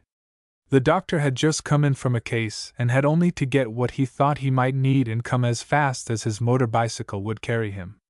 He was a kind, competent doctor who might have had a wider field for his ambition than this lonely bog country.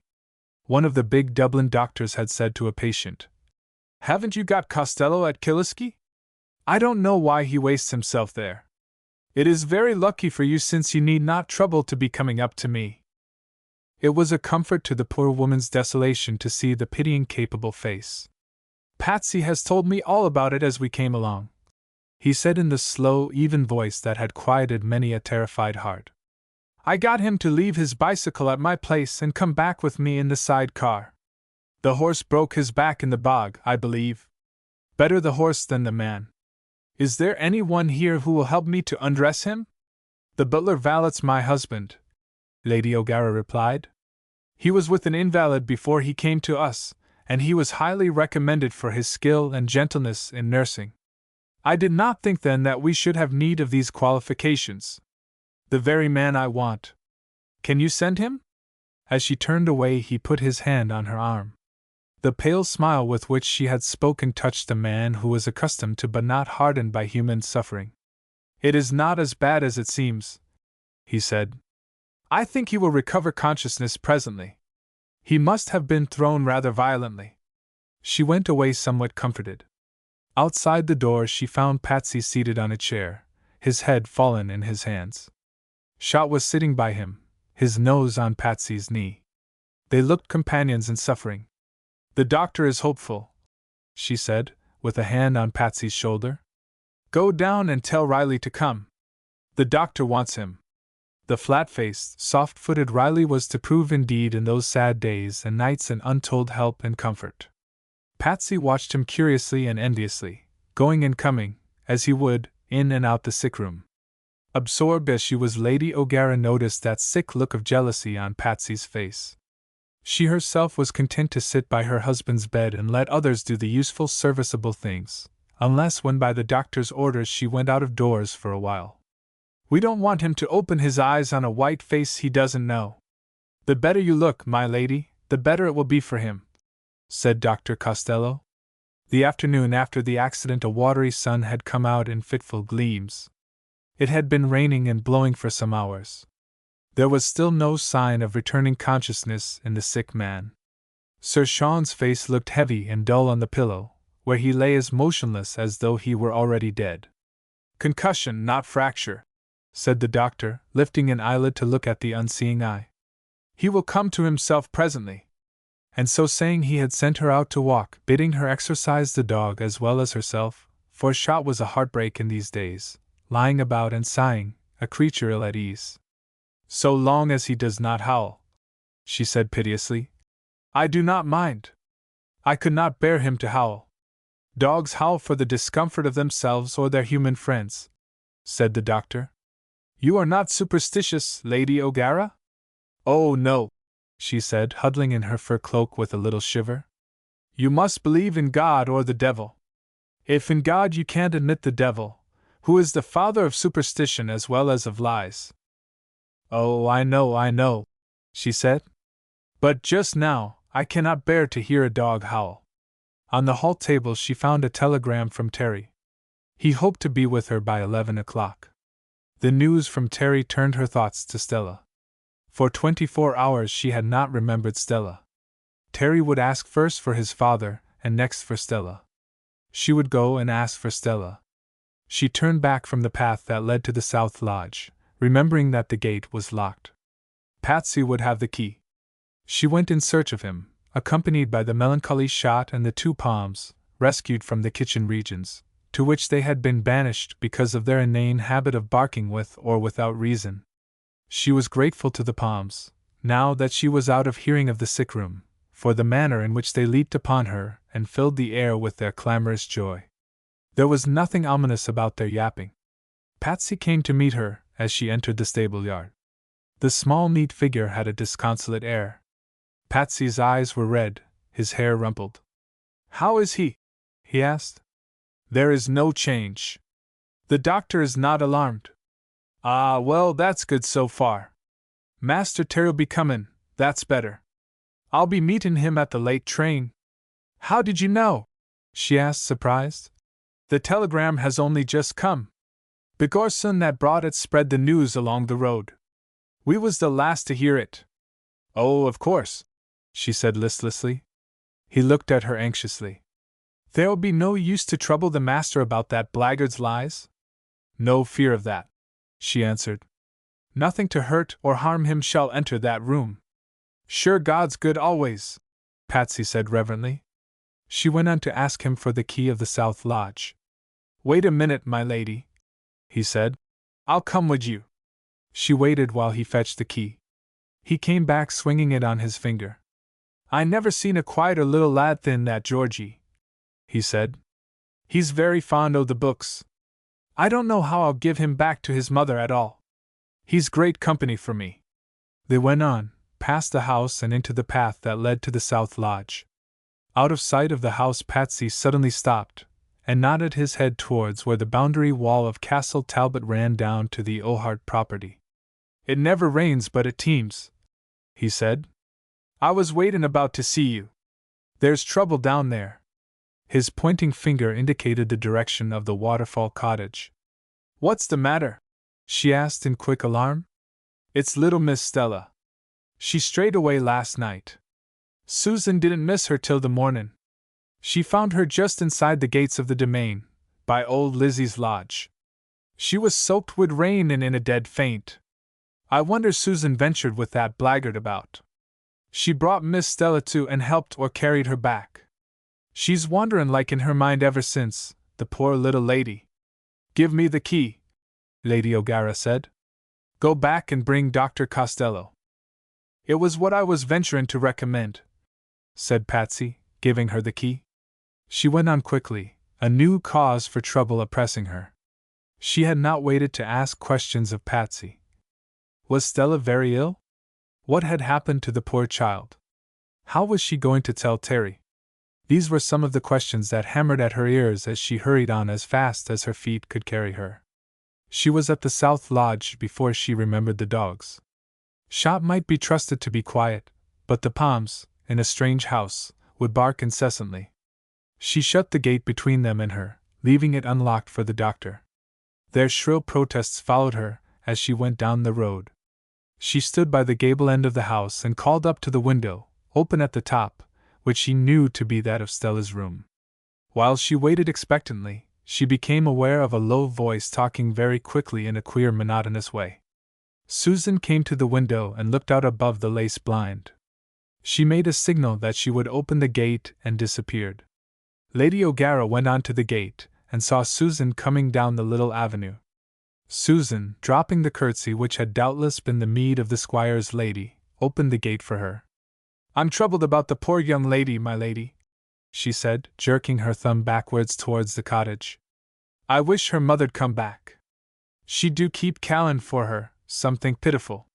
Leave the gate open, Susan. I expect the doctor immediately." "I'm sorry for your own trouble, my lady," Susan said. "I hope Sir Sean's doin' nicely now." "There is no change yet. But the doctor seems confident." "There, I am pleased," said Susan. They went back to the little house, Susan explaining and apologizing.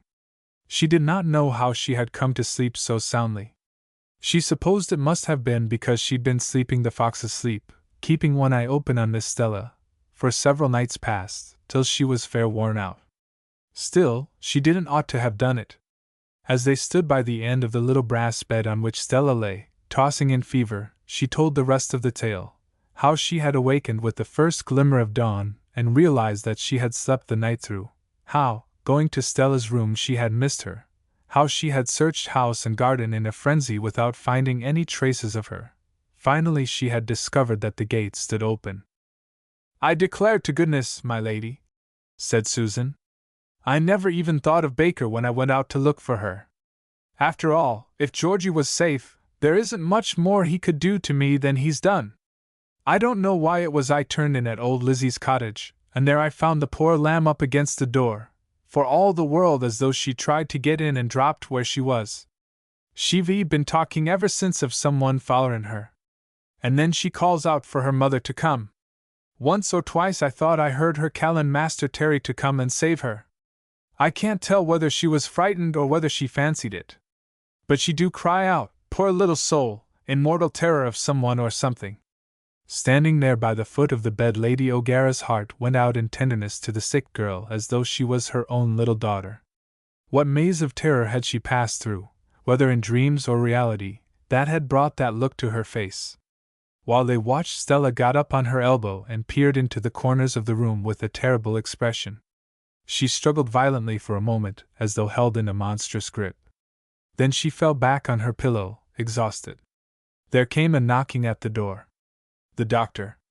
In a few seconds Dr. Costello was in the room with his invaluable air of never being flurried, of there being no need for flurry.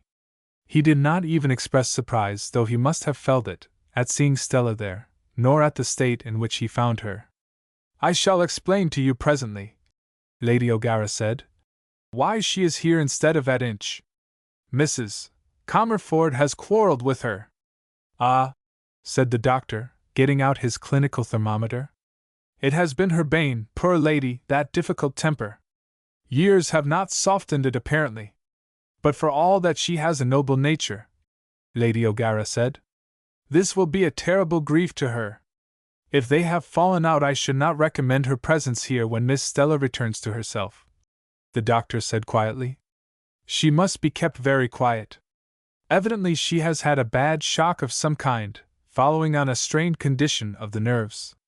After his examination, Lady O'Gara told him something of Stella's case. He did not ask for more than he was told. He did not even show surprise at hearing that Stella had a mother living.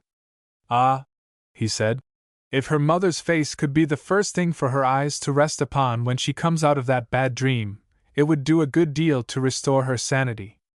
Unfortunately, we do not know where the mother is," Lady O'Gara said sorrowfully. "I will give the patient something to keep her quiet tonight," the doctor went on. "Perhaps you could send someone over to my house for the medicine. Patsy Kenny will go. Now let me take you back to the house. It is growing dusk. Is there anyone you could send to stay with Mrs. Susan Horridge?" "Oh, yes. I can send Margaret McKeon, my maid. She never talks. The doctor gave no indication of any curiosity as to why no talking made Margaret McKeon a suitable person for this emergency. The world was full of odd things, even such a remote bit of it as lay about Killisky. The place buzzed with gossip. Every one in it knew already the story of the charge made by the drunken tramp against Sir Sean O'Gara. It had reached Dr. Costello at an early stage in its progress. He remembered the death of Terence Comerford and the gossip of that time. In his own mind he was piecing the story together, but he was discretion itself. No one should be the wiser for him. He was on his way home, having left Lady O'Gara safely at her own door, when he did something that very nearly ran the bicycle with the sidecar into the bog. Patsy, his passenger, merely remarked calmly, "A horse you'd have more sense than this highest thing." The doctor, piecing together the details of the old tragedy to explain the new, had had an illumination as blinding as the flash of lightning wide and reveals a whole countryside for a moment before it falls again to impenetrable blackness. "By Jove," he had said to himself, "Stella is Terry's daughter. And the woman at Waterfall Cottage, they will talk even though I don't encourage them, is Bradine Sweeney that was. I wonder some of them didn't chance on that." He murmured excuses to Patsy for the peril he had narrowly escaped. "She answers to my hand like a horse," he said. "That time I was dreaming and I pulled her a bit too suddenly." As he got out at his own door he said something half aloud. Being a solitary bachelor man he had got into a trick of talking to himself. "I did hear that boy of the O'Garas was sweet on her," he said. "My word, what a pretty kettle of fish!" "I beg your pardon, doctor?" said Patsy. "Oh, nothing. I was wool gathering. Come in and wait, I'll have the medicine ready in less than no time." Chapter 25, in which Terry finds a dead man. Terry arrived a little before midnight, having made the difficult cross-country journey from the Curragh, looking so troubled and unhappy that his mother's heart was soft over him as when he was the little boy she remembered. He bent his 6 foot of height to kiss her, and his voice was husky as he asked how his father was. "He is asleep, thank God," she answered. "He came to himself for a little time while I was out this afternoon. Riley, who is invaluable, a real staff, tells me it is healthy sleep now, not unconsciousness." "Imagine Riley," said Terry, with a sigh of immense relief. "You poor darling! To think of your having to bear it alone. The Colonel was so decent about leave. He told me not to come back till you could do without me. A son's not as good as a daughter. Still, I'm better than nothing, aren't I, darling?" "You are better than anyone," his mother said, caressing his smooth young cheeks. "You should have wired for Eileen. What's that selfish minx doing? Making up with the lack of rupees, I suppose?" "Do you know I never remembered Eileen," she said, and laughed for the first time since the accident. Her heart had lifted suddenly with an irrational, joyful hope. She wanted to get Terry to bed and a night's sleep before he knew anything about Stella's illness. In the morning the girl might be better. Terry looked very weary. He explained to her with a half-shy laugh what terrible imaginings had been his companions on the railway journey. "By Jove, darling," he said, "I never want an experience like it again. And how the train dragged! I felt like trying to push it along with something inside me all the time till I was as tired as though I had been really pushing it. At one place the train stopped in the middle of a bog, someone had pulled the communication cord, and the guard and the firemen ran along the carriages, using frightful language, only to pull out 7 drunken men going home from a fair, in charge of one small boy who was sober. He was explaining that he couldn't wake them up at the last station, and that as soon as they came awake they pulled the cord. 'Go on out o' that now, you old divil,' said the guard, giving a kick to the last of them. I assure you I didn't feel inclined to laugh, even then, darling, though it was so ridiculous." She pressed him to eat, but he was too weary to eat much, and she vetoed his seeing his father before morning, being afraid that the strange pallor on the face of the sick man would frighten the boy. She got him off at last, unwillingly, but out of consideration for her weariness. She was going to bed, she said. Riley was taking the night watch. She had not slept all the preceding night. He had not asked about Stella, although several times she had thought he was about to ask. She hoped he would not ask. How was she to answer him if he did? She said good night to him in his warm, firelit room, feeling the sweetness and comfort of having him there again despite all the trouble, and halfway to the door, she was stopped by the question she had dreaded. "Mother, have you seen Stella?" "You shall see her tomorrow," she answered, and hurried away, feeling dreadfully guilty because she imagined the light of joy in his young face. Despite all her troubles she slept soundly, the sleep of dead tiredness, and when she awoke it was 7:30. She could hear the maid in the drawing-room below her lighting the fire. It was still gray, but there were indications of a beautiful sunrise in the long golden-yellow light that was breaking in the sky, and a robin was singing. She did not feel inclined to lie on. She was refreshed and strengthened for the many difficulties of the day before her. She got up, dressed, and went down to the sick room. Riley was just coming out with a scuffle full of ashes. He had been doing the grate and lighting the fire. He had expressed a wish that there might be as few intruders in the sick room as possible. "The thing is to keep him quiet, my lady," he had said.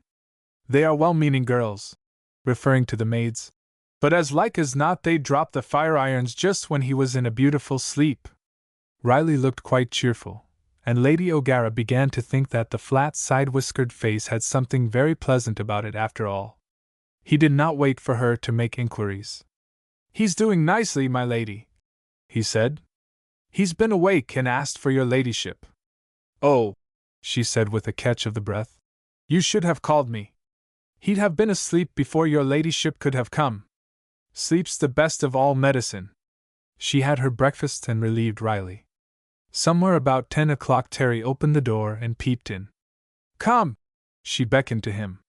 He came and stood beside her looking down at the bandaged head and pale unconscious face. The deadly pallor of yesterday had passed. A slight color had come to the cheeks, driving away the blue shadows. Tears filled the boy's eyes as he looked, and his mother loved him for the sensibility. She went out with him into the corridor to speak. There was so much she had to tell him that could not be told in a moment or two. "I shall be off duty by 3 o'clock, she said. "Can you wait till then?" "I suppose I couldn't, they wouldn't want me at Inch. I have written to Stella and she has not answered. She has not been very well. I will tell you about it.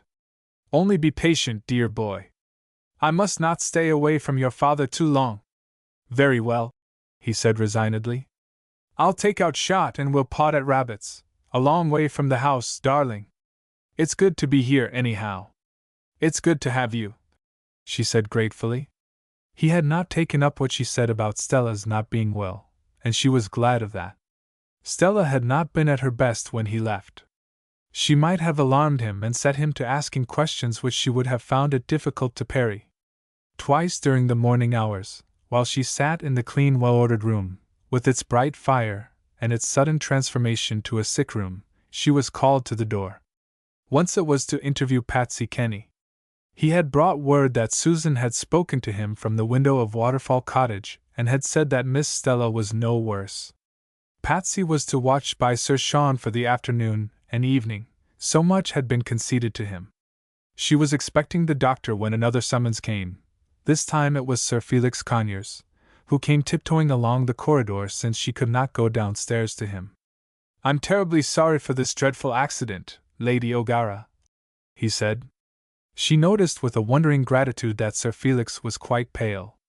"I've only just heard it. The whole countryside will be shocked.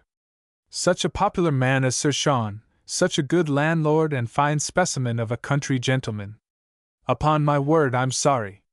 She saw that he was, and she put out her fair beringed hand and took his, pressing it softly. "Thank you, Sir Felix," she said. "I know you feel for us and I am very grateful. Thank God, it is not as bad as it might have been. My husband is sleeping quietly. The doctor is quite pleased." "Thank God for that," said Sir Felix, echoing her. "He'll be back amongst us again in no time. I came to tell you as soon as I could that the ruffian Fury brought to me the other night has disappeared. The effects of the drink worn off, I said to Fury, and gave him a sharp touch-up about too much zeal. The fellow walks like a dancing master, and talks picking his words to conceal want of education. I pity the men under him, I do indeed. I'm really sorry, Lady O'Gara, that I troubled you with that cock and bull story the other night. I don't anticipate that we'll hear any more about it. I'm glad my husband was not troubled with it, she said, and left her hand in the kind gentleman's. He was wringing it hard, so that the rings hurt her, but she would not have betrayed it for worlds. A few more expressions of sympathy and of a desire to help, and Sir Felix was gone. She was left to her watch once more. The house seemed extraordinarily quiet. The clock in the corridor ticked away, marking the flight of time. Now and again a coal fell from the fire onto the hearth, or someone came to know if anything was wanted. Mary O'Gara, usually so full of energy, was content to sit watching her husband's face on the pillow. Sir Felix's visit had brought her a certain relief. She could put that worry away from her, for the time. If the man had disappeared, he had probably good reasons for disappearing. Perhaps he would not come back. He might be frightened of the thing he had done. Anyhow, she was grateful for so much relief, and if Sean was going to live, she felt that she could endure all other troubles. After a time she remembered something that must be done. Mrs. Comerford must be told about Stella. Perhaps the anger had died down in her by this time, leaving her chilled and miserable, as Mary O'Gara remembered her in the old days after some violent scene with Terence. She went to the writing table in the room and wrote a note. She had just placed it in its envelope when the doctor came, and she gave it to the servant who showed him up, bidding her give it to Patsy Kenny to be sent to Inch by a special messenger. The doctor was well satisfied with Sir Sean's condition. While he examined him, the patient opened his eyes. How dark they looked in the white face! They rested on the doctor with recognition, then passed on to his wife, and he smiled. "Have I been very troublesome?" he asked. "I remember, now, that brute, Spitfire, always was a brute." The eyes grew vague again and closed, but the lips kept their faint smile. "He'll sleep a lot," said the doctor. "Much the best thing for him, too. He had run himself down even before the accident. He'll be able to talk more presently." He had taken her out to the corridor before he told the latest, most sensational news. "I found a new nurse by the little girl's bedside this morning," he said. "Apparently she is the lady who occupied the cottage, Mrs. Wade. The patient seems wonderfully improved. Hardly any fever." She kept watching her new nurse as though she dreaded letting her out of her sight. "Ah, that is good!" There was another lightening of the heaviness of Lady O'Gara's heart. Some mothers in her place might have had an unacknowledged feeling that Stella's death would not be altogether the worst solution of a difficult situation. It would have been easy to think with a kindly pity of how much better it would be for the poor child without a name to drift quietly out on the great sea.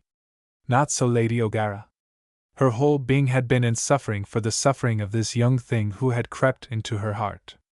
Now she was lifted up with the thought of Stella coming back to life and health. For the rest it was in the future. With God be the future. Terry was late for lunch. Patsy Kenny had begged and prayed to be allowed to help in looking after the master. So he took the afternoon watch, setting Lady O'Gara free to be with her son. It was not like Terry to be late for lunch. He was a very good trencherman, and had always been the first to laugh at his own appetite. But today he did not come. His mother waited, turning over the newspapers which came late to Castle Talbot. He must have gone farther afield than he had intended. She was not nervous. What was there to be nervous about? Terry had forgotten in the joy of rabbiting that the luncheon hour was gone by, that was all. At last he came, almost simultaneously with a wild idea in his mother's head that he might have wandered towards Waterfall Cottage, and somehow discovered that Stella was there. She got up quite cheerfully when she saw him.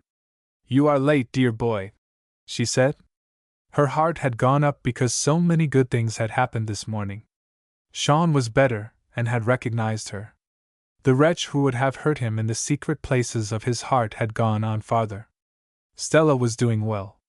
It was always the way with her to be irrationally hopeful. Many and many a time she had had to ask herself why, on some particular day, she was feeling particularly happy, and had had to trace back the cause to something so small that even she had forgotten it. The founts of happiness in her were very quick to flow.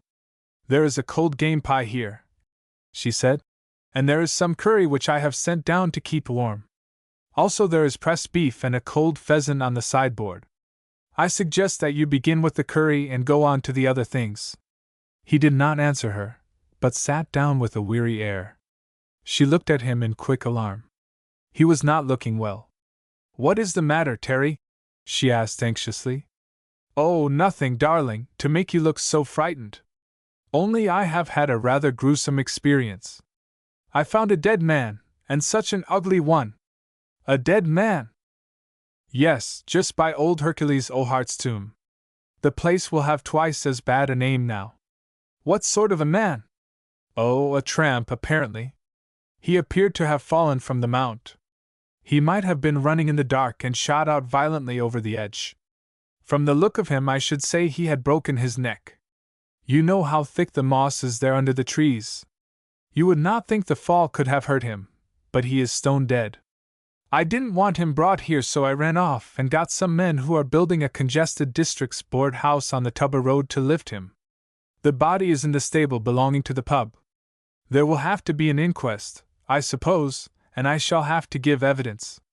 A beastly bore." He began to cut himself a slab out of the game pie absent-mindedly. "Terry," she said, "I think I know the man. He has been about here lately. Patsy would know. If he is the man I think, he is the husband of Susan Horridge, the little woman at the South Lodge. Oh, that Patsy's so sweet on. He was a bad lot, wasn't he? A brute to that poor little woman and the delicate child. He didn't look a nice person." He gave a fastidious little shudder. "We're too squeamish," he said. "It comes of the long peace. I've sent word to Costello. I suppose I'll have to appear at the inquest. They say a wise man never found a dead man. No one would accuse me of being wise." A queer thought came to her. If Sean had not been lying as he was, helpless, might not he have been suspected of a hand in the death of the man who had made such charges against him? Chapter 26. Mother and Daughter. Lady O'Gara left Terry eating his curry. The Castle Talbot cook made a particularly good and hot curry, with a quickly recovered appetite, and went upstairs to where Patsy Kenny was sitting by the fire in the sick room. "He woke up and took his milk," said Patsy in an ecstatic whisper. "And he knew me. 'Is that you, Patsy, you old divil?' says he. Sorra a word o' lie in it. And Shot had twisted himself in unbeknownst to me, and when he heard the master Spock in, he up and licked his hand. I've asked Riley to come on duty now, Patsy. I shall be up tonight, so he has taken a short sleep. You think I'm not fit to be wid him," said Patsy mournfully. "Maybe there's the smell o' the stables about me, though I put on me Sunday clothes and clane me boots. No, no, Sir Sean wouldn't mind the stable smell. Nor should I. I want you to do something for me. I'll tell you in the office. Here's Riley now." Riley came in cat-footed. Lady O'Gara delayed to tell him what had happened during her watch. Then she followed Patsy downstairs, Shot going with her. In the office where Patsy stood, turning about his unprofessional bowler in his hands, and looking quite unlike the smart Patsy she knew in his slop suit of tweeds, she told him how Terry had found a dead man. "Murdered?" asked Patsy. "Sure it was no sight for a little young boy like him." "No, not murdered, fortunately. He was lying huddled up by the Admiral's tomb. Just as though in the dark he had stepped out over the edge of the mount, not knowing there was a sharp drop below. Mr. Terry thought his neck was broken by the way he was lying." She had a thought that but for Terry's rabbiting, which had led him anywhere without thought of trespass, the body might have lain there a long time undiscovered. Very few people cared, even in daylight, to go close up to the tomb. "What sort of a man?" asked Patsy, beating his brows at her. "A tramp," Mr. Terry thought. "It wouldn't be that villain." "That is just what I thought of. The police have the key of the stable where the body is. They would let you see it if you asked? It would be a pity if it was some harmless poor man," said Patsy, with fire in his brown eyes. He went towards the door and came back. "It might be the hand of God," he said. I had a word with Susan this mornin'. She was tellin' me Miss Stella does be cryin' out not to let someone catch her, and screamin' like a mad thing that she's ketched. Supposin' that villain was to have put the heart across in the poor child, and she out wanderin' in the night. Wouldn't it be a queer thing for him to tumble down there and break his dirty neck before he was let lay hold on her? It gave Lady O'Gara fresh food for thought, this hypothesis of Patsy's. She put away the thoughts with a shudder. To what danger had poor fevered Stella been exposed, wandering in the night? And what vengeful angel had interposed to save her? She went back to Terry. He had made a very good lunch, she was glad to see, and was just lighting a cigarette. He looked up expectantly as she came in. You said I should see Stella if she would see me. It did not seem like it last time. A shade fell over his face as he concluded. She sat down by him and told him of Stella's illness, of the disappearance of her mother and her return. Of Patsy's suggestion she did not speak. It would be too much for the poor boy, who sat, knitting his brows over her tale, his face changing as he looked down at the cigarette between his fingers. He had interjected one breathless question. Was Stella better? Was she in any danger? And his mother had answered that Dr. Costello was satisfied that the girl would mend now. I suppose I must wait till she is better before seeing her, he said, when his mother paused. Poor little darling! I may tell you, mother, my mind is not shaken. I shall marry Stella if she will have me. You can walk with me if you like to the Waterfall Cottage, she said, and wait for me. There is something about the place that makes a coward of me. It will be worse than ever now after your discovery. She laughed nervously. Poor mother, you have too many troubles to bear, he said with loving compassion. You carry all our burdens.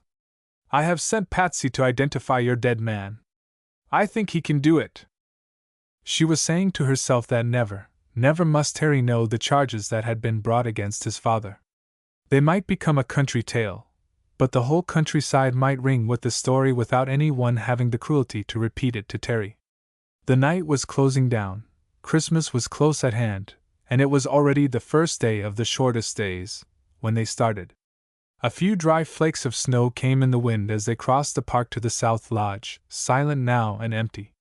Under the trees as they went down the road it was already dark. The window of the little sitting room of the Waterfall Cottage threw its cheerful rosy light out over the road. The bedroom window above showed a dimmer light. Perhaps, after all, she said, you might come in and wait for me. I see Susan has lit the fire downstairs.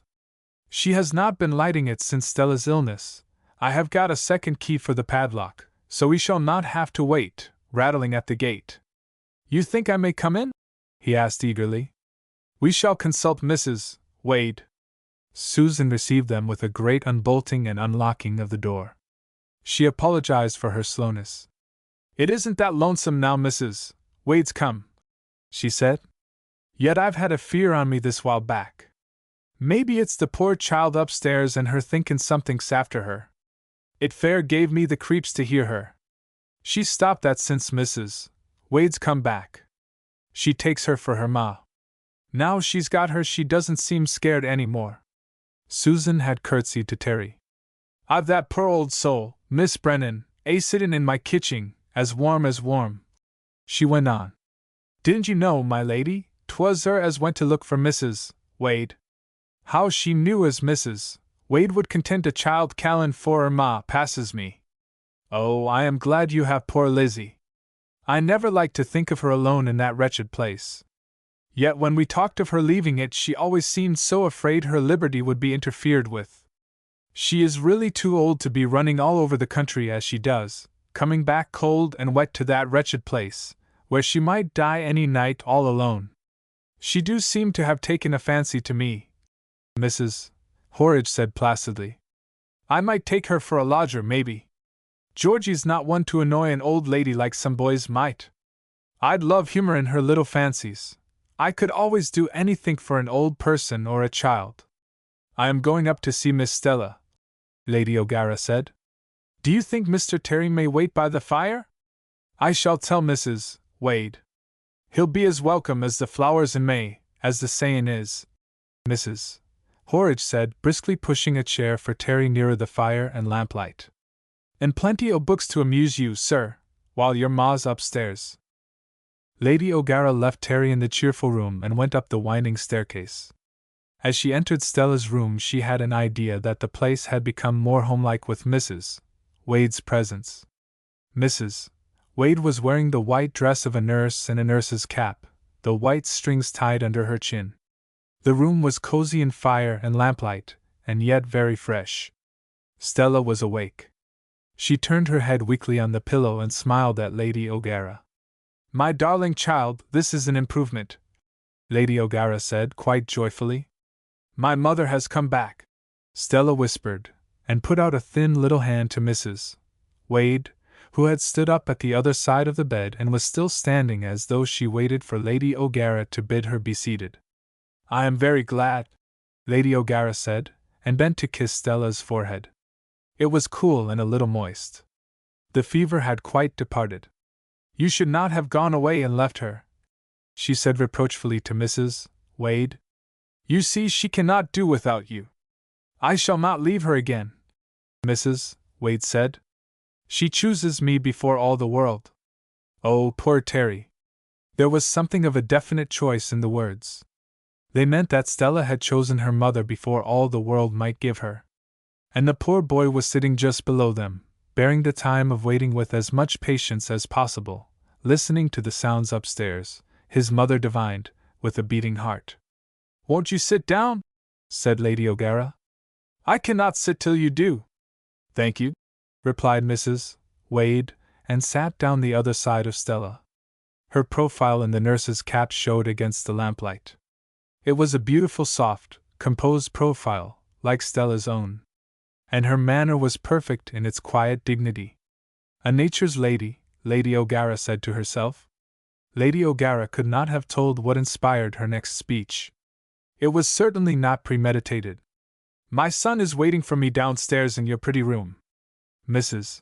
Wade bowed her head without comment on Terry's waiting. "We were sorry to hear of the accident to Sir Sean. I hope he is better," she said. How quietly they were talking. It might have been just conventional drawing-room talk. No one looking on could have guessed at the web of difficulties they were snared in, at the tragedy that menaced so many harmless joys. Again Lady O'Gara felt surprise at her own attitude towards Mrs. Wade, at Mrs. Wade's towards her.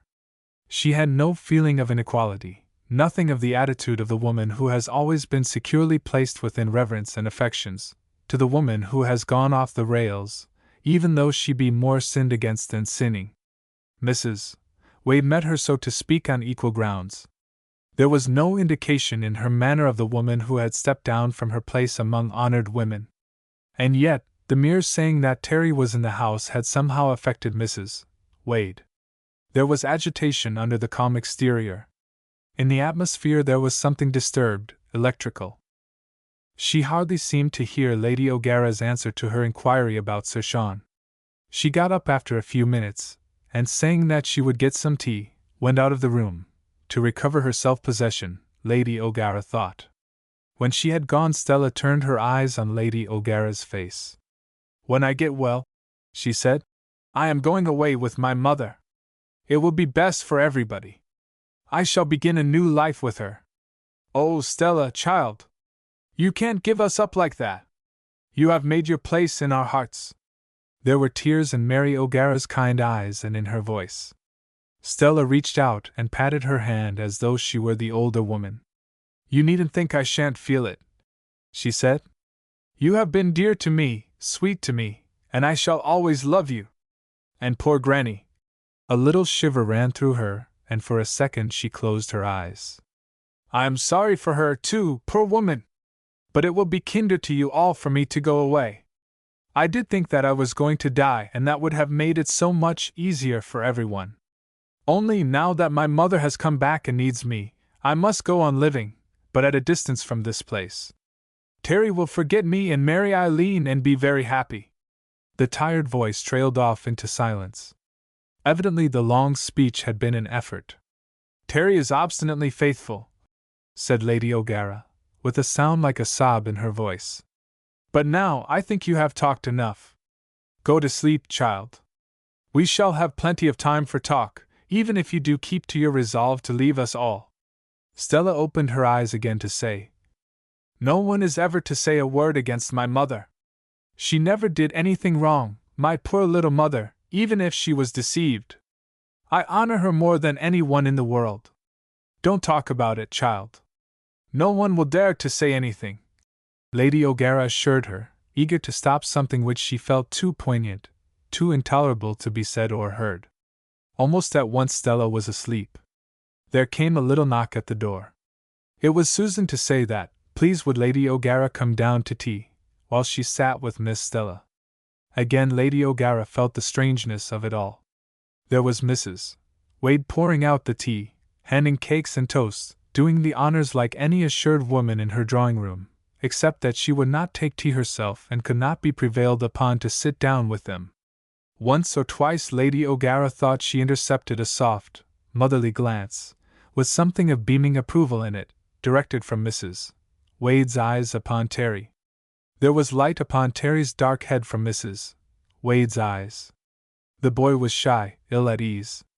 He was dying to ask questions, but he felt that the situation craved wary walking. He fidgeted and grew red, looked this way and that, was manifestly uncomfortable. None of them had heard the hall door open nor anyone enter, but Keep, stretched on the hearthrug, growled. Shot lying under the table answered him. From Michael, in the kitchen, came a sharp hysterical barking. Michael was not so composed, not so entirely well-mannered as his brothers of the famous Shot breed. The door opened. In came Mrs. Comerford, tall, in her trailing blacks, magnificent, the long veil of her bonnet floating about her. She looked from one to the other of the group with amazement. I am surprised to find you here, Mary O'Gara, she said. But perhaps you come to see my child. Where is Stella? I have brought the carriage to take her back to Inch. Oh, the poor child is too ill to be moved, said Lady O'Gara tremblingly. You should be by your husband's side, Mrs. Comerford said, as though Mary O'Gara was still the child she had loved and oppressed. She had not looked at Mrs.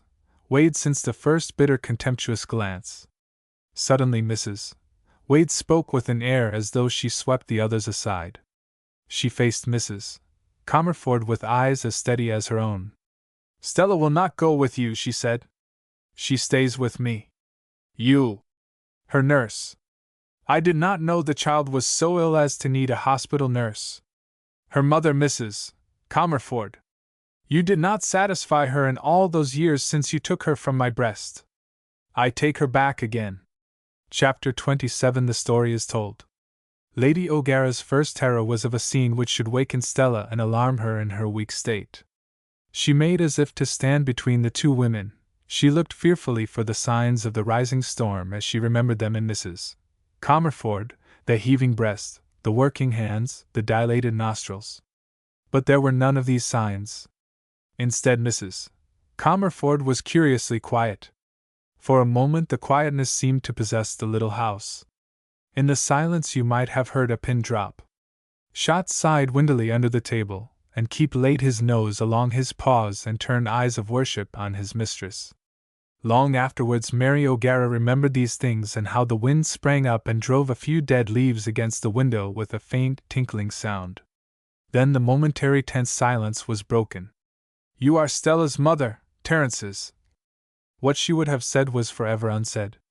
Your son's wife, Mrs. Comerford, said Mrs. Wade proudly. She held out her hand with a gesture which had a strange dignity. On the wedding finger was a thin gold ring. There was a silence, a gasp. Mrs. Comerford leant across the table and stared at the ring. Terence's wife, she repeated slowly. You don't expect me to believe that? Why, my God, if it were true! Her voice rose to a sudden anguish. If it were true, if it could be true, why didn't you tell me long ago? Why did you let me go on thinking such things of my boy? I won't believe it. I tell you I won't believe it. You would have been quick enough to step into my place, old Judy Dowd's granddaughter. Is it likely you'd have gone all these years without your child, in disgrace, The mother of a child born out of wedlock? It's a lie, Bride Sweeney, it's a lie. It is not a lie, Mrs. Wade said wearily. I know it seems incredible. There is no difficulty about proof. We were married in Dublin, when Terence was at the Royal Barracks and I was staying with Maeve McCarthy, a school friend. She was my bridesmaid. Mrs. Comerford put a bewildered hand to her head. Her other hand clutched the rail of a chair as though her head reeled. Lady O'Gara and Terence looked on as spectators, out of it, though passionately interested. Lady O'Gara gave a quick glance at her son. There was a strange light on his face. He put out his hand and steadied Mrs. Comerford, helping her to a chair. As she sat down, the long black draperies floating about her, she looked more than ever a tragedy queen. You have your marriage certificate? She asked with an effort. I have never parted with it. If you are not mad, will you tell me why you masqueraded as my son's mistress when you were his wife? Because your son was so afraid of you, you may believe it or not as you will, that he made me swear never to tell it to any one till he gave me leave. Poor Terence! He did not live to give me leave. He had made up his mind to tell you. He said our child should be born in his old home. Then he was killed, and my baby was born, and the world was at an end for me. I only wanted to go away and die somewhere. My grandmother had been terrible, and then you came and you were terrible too, and you took away my baby. I don't think I knew or thought how it was going to affect the baby. You said that she would be brought up to inherit Inch if I never claimed her. I was very innocent, very ignorant. I kept the oath I had sworn to Terence. I have kept it all these years. He need not have been afraid of me, Mrs. Comerford said in a heartbroken voice. I loved him so much that I could have forgiven him his marriage. Do you think that I would have kept your place from you all these years? That I would have lied and lied to keep the world from knowing what I thought the shameful secret of Stella's birth? I think nothing. I only know that he who was afraid of nothing else was afraid of your anger. The two women stared at each other. Something of pity came into Mrs. Wade's face. It might be that he loved you so well he couldn't bear to bring you trouble, she said. I was only a poor girl from the village, Judy Dowd's granddaughter, who served in the bar of the little public house. It would have been a bitter story for you to hear, and you so proud. Terence would have raised his wife to his own station. What insanity! I was always hot-tempered, but I soon cooled and forgave. What was there in my anger for my 6-foot son to be afraid of? Mary O'Gara remembered how Terence shook with terror of his mother's anger after some boyish escapade. Grace Comerford deceived herself. Apparently she had no idea of how terrible her fits of temper could be, how the fear of them overclouded the lives of children, defenseless before her. You wanted her, Mrs. Wade indicated Lady O'Gara, for Terence's wife. It was not likely you could have put up with me instead. She preferred Sean O'Gara, said Mrs. Comerford, with a queer bitterness. I might have turned to you who loved Terence. I had nothing against Sean O'Gara. He loved Terence better than a brother. I meant not to lose sight of you, though I forbade you ever to claim the child. You disappeared from the place where I had sent you. I did not mean you to want for anything. After all, you were Terence's. Her voice ended on a queer note of tenderness. Suddenly Terry O'Gara spoke, coming out of his corner, the bright light on his glowing, eager young face. Stella will not refuse to listen to me now, he said. You will not refuse me, Stella, Mrs. Comerford? He addressed Mrs. Wade. The name sounded most strangely in the ears of those who heard it. The woman addressed colored and looked at him with softly parted lips. Her eyes were suddenly dewy. If it had been as the poor darling thought, the boy blushed vividly, averting his gaze from the face that was so like Stella's in its softness and wonder and shyness. It would have made no difference. My mother knows. It would have made no difference. The only barrier would have been Stella herself. I was afraid of Stella's will. Stella must decide for herself. Thank God she did not turn from her mother. I thought I would go away and that this tale need never be told.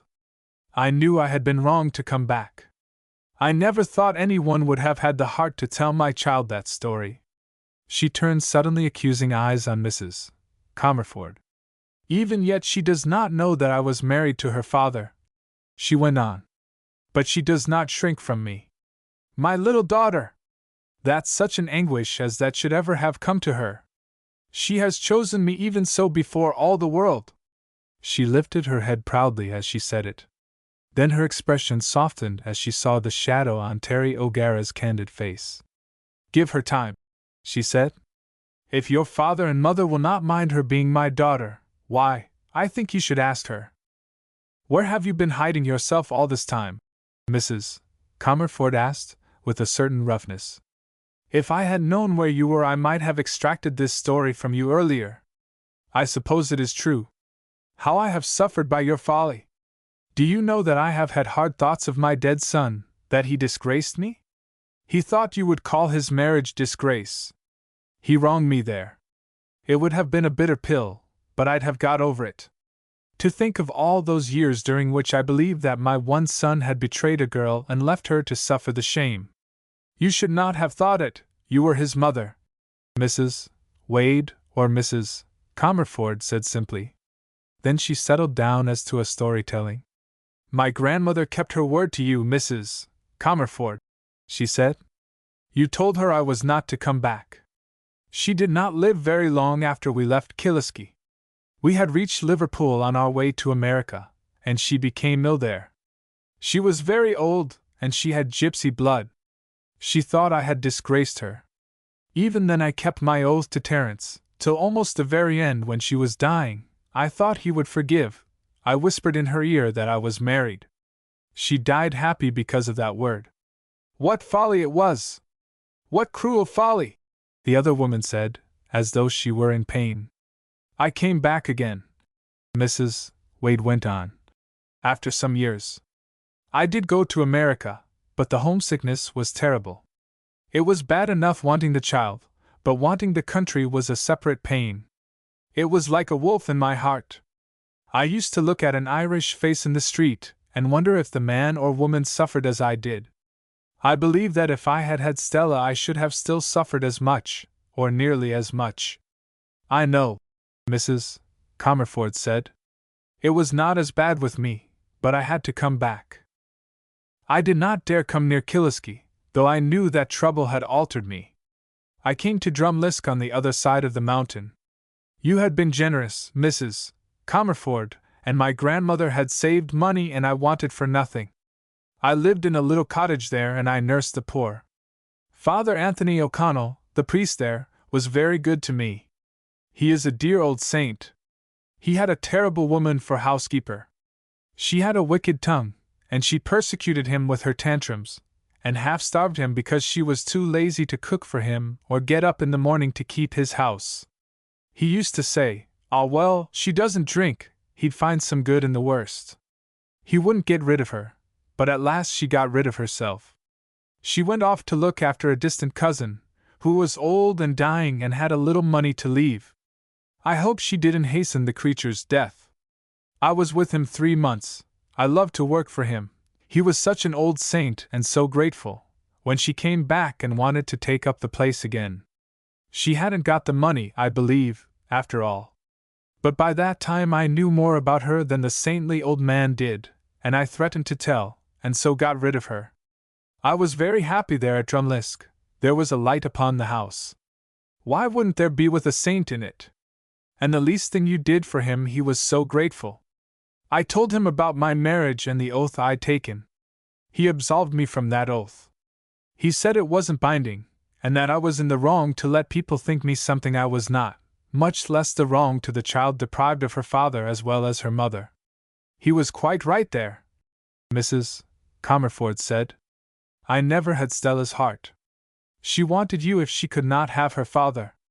I had too low an opinion of myself. I said to myself that Stella would grow up a lady and I was a poor woman. I had done better for her by not claiming her, no matter what sorrow it had meant to me. I had my spies out all the time. Lizzie Brennan recognized me one day. She wandered into the church at Drumlisk when I was cleaning the sanctuary lamp. It was no use denying it. She knew me. I made her promise she'd never tell. The creature was grateful for the little I could do for her. She told me Inch was empty all those years. Then, when Father O'Connell died, and I was in grief for him, she came and told me Mrs. Comerford had come back with the little lady. The longing grew on me. I was very lonely, and so I came to Waterfall Cottage, that I might see the child I'd been longing for all my days. You should have walked into Inch and said out that you were my son's lawful wife. I am not the woman to turn my back on his wife, even though you were Judy Dowd's grandchild, Mrs. Comerford said fiercely. I never thought of doing that. I only wanted to get a glimpse of the child now and again. Then you, Lady O'Gara, brought her to me, and the love leapt up alive between us the minute we met. I gave myself up to it for a while, feeling as though I was committing a sin all the time. Then I was frightened by old Lizzie. She discovered somehow that Stella was my daughter. She was getting less reliable, being so old. I did not want to stand between Stella and her happiness. She looked at Terry. So I ran away, meaning to send for my things. I never meant to come back. I returned to my old cottage at Drumless till I could make up my mind where I was to go to. Lizzie found me there. It is a long way over the mountains.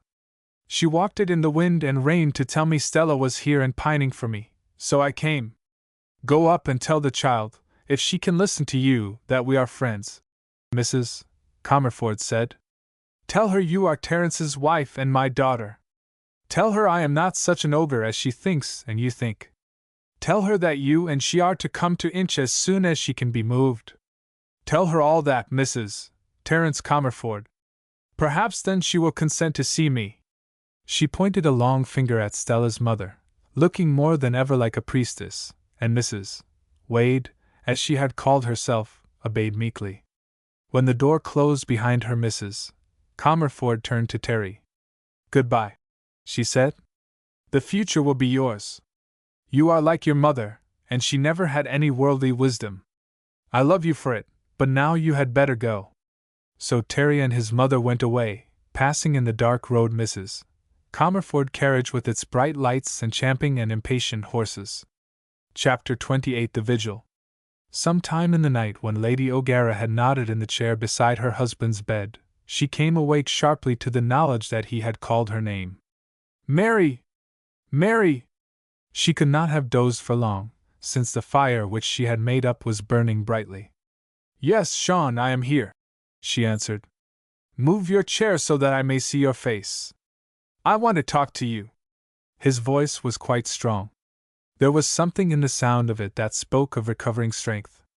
I've been lying awake some little time, he said. I didn't like to wake you, you poor sweet woman. I like to hear your breathing so softly there close to me, as you have been all these years. You are better, Sean, wonderfully better, she said, leaning down to see his face, for firelight and the shaded lamp did not much assist her short-sighted eyes. I am free of pain, he answered. I don't know when it may return. Give me something to keep me going while I talk.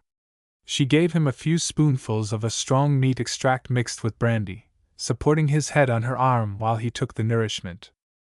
How young you look, Mary, he said, when she had laid down his head again on the pillow. Sit there, just where you are. What a burthen I have been to you all these years, holding me up from the abyss. And yet your eyes and your skin are like a child's. I suppose it is prayer and quiet and honest thoughts. You really feel able to talk, Sean? She asked anxiously. I feel as strong as a horse at this moment. That stuff is potent. But I had better talk while I am able. There is much I want to tell you, Mary, and there may be no great time. Her eyes looked at him in dumb protest, but she said not a word. To go back to the beginning, Mary? I have not told you all the truth about myself and Terence. It was not the loss of my friend that darkened my life. That would have been unnatural when I had you beside me. It was, Mary, it was I who sent Terence Comerford to his death. You, Sean! You are dreaming. There was more than the love of brothers between you. My mind is perfectly clear. You won't turn away from me when I tell you? My need of you is bitter. She dropped on her knees by the bed and laid her face against his hand. She did not want him to see her eyes while he told his story. "Nothing could make me turn away from you," she answered. "Nothing, nothing. We are everything to each other. You are everything to me. But you have Terry. I am fond of Terry, but I have only need of you. I will tell you what happened the night Terence was killed. I had been praying and pleading with him to write Brigitte, for I knew that there was a baby coming. Never had I so pleaded with anyone. I remember that I sweated for sheer anguish, although the night was cold. I don't know what possessed Terence, unless it was the whiskey. He told me to go and marry you and leave his affairs alone. And then he laughed. A laugh can be the most terrible and intolerable thing in the world. It maddened me. It was not only poor Bride, but there was you. I thought he would leave Bride and her baby and go back to you. I believed you loved him. I begged and prayed him not to laugh, and he but laughed the louder. He said hateful things, but it was not what he said, it was the way he laughed. It mocked as a devil might have mocked, or I thought it did. It drove me mad. I knew Spitfire would not take the whip and that Terence was in no state to control her. I leant out and I lashed her with all my strength. I can remember shouting something while I did it. Then Spitfire was off, clattering down the road, and suddenly the madness died in me. I would have given my life for his, but I had killed him. I had killed myself. I have never since been the man I was when Terence and I were closer than brothers. He ended with a sob. "You can't forgive me, Mary?" he asked, in a terrified whisper, as she did not speak. "For God's sake, say something." She got up and put her arms about his head. Whatever grief or horror there was in her face, he should not see it. She laid her face against his, embracing him closely and softly. "The only thing I find it hard to forgive," she whispered, "is your not telling me. It would not have been so bad if you had told me, Sean. I could have helped you to bear it. I could have carried at least half your burden. You understand, Mary?" he asked in a wondering voice. "That when I struck Spitfire I meant to kill Terence. It was madness," she said. "I would almost say it was justifiable madness. No one could believe it was deliberate. A jury might have brought it in manslaughter," he said. "Only for you and Terence I would have tested it long ago. You cannot imagine what a weight I have carried. Even telling it has eased me as though a stone had been rolled from off my heart. You should have shared it," she said. "That is all I have to forgive, that you carried it alone all those years." "Oh, incomparable woman," he said. "Indeed I have felt the wrong I did you in marrying you, in chaining your brightness and sweetness to a doomed man like me. You have made me perfectly happy," she said. "I would not have changed my lot for anything else in the world. Why do you talk of doom? It is going to be happiness for both of us now that you have spoken at last." "I have made you happy?" he asked wonderingly. "Why, if I have, it is not so bad after all. Did Patsy know?" she asked on a sudden thought. "Patsy knew, though he has tried to keep the fact of his knowledge from me. He must have heard what I said. One other knew and has blackmailed me ever since. No matter how much money I gave him, he came back again. I was so weary of it, and so weary of the burden I was carrying that the last time I refused him. He went away cursing and swearing that he would have me brought to justice. I felt I didn't care. I told him to do his worst. He is the husband of that poor thing you sheltered at the South Lodge, one of the many your goodness has comforted. A bad fellow through and through. He will not harm us, Sean. He is dead. He was found with a broken neck just by the doorway of the Admiral's tomb.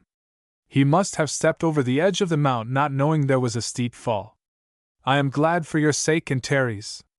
For my own sake I should welcome any atonement," he went on in a low voice. "A strange thing happened to me. When was it? The day I went hunting. It is the 3rd day since that day. I did not know it was so long. You remember that Black Prince was lame. That was why Patsy was late. He wanted me not to ride Mustafa, but I was determined.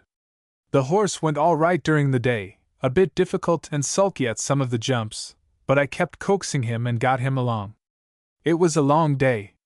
We put up 3 foxes.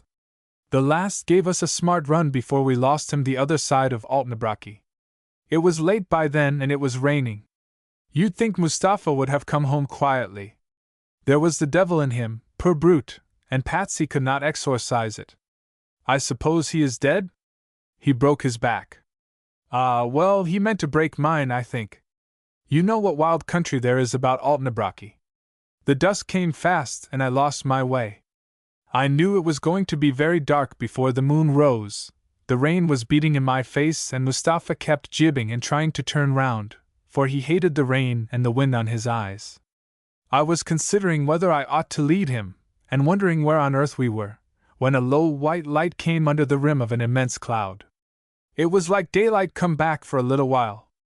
By the light I saw a little farmhouse up a breen off the road. I was dreading to lose the road in the darkness, for it was not much more than a track. Mustafa had been dancing about a bit, but suddenly he whinnied and made a rush for the breen.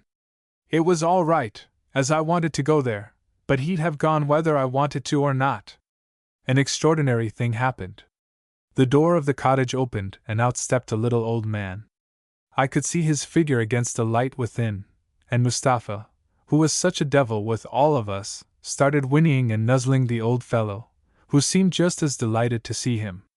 How far am I from the main road to Galway? I asked, for I knew I'd be all right once I got onto that. I had quite lost my bearings. A matter of a couple of miles, Your Honor, said he. I saw then that he was a little innocent-looking old man like a child, and I remembered Patsy's description of the one he'd bought Mustafa from in the fair of Kiel. The horse seems to know you, said I.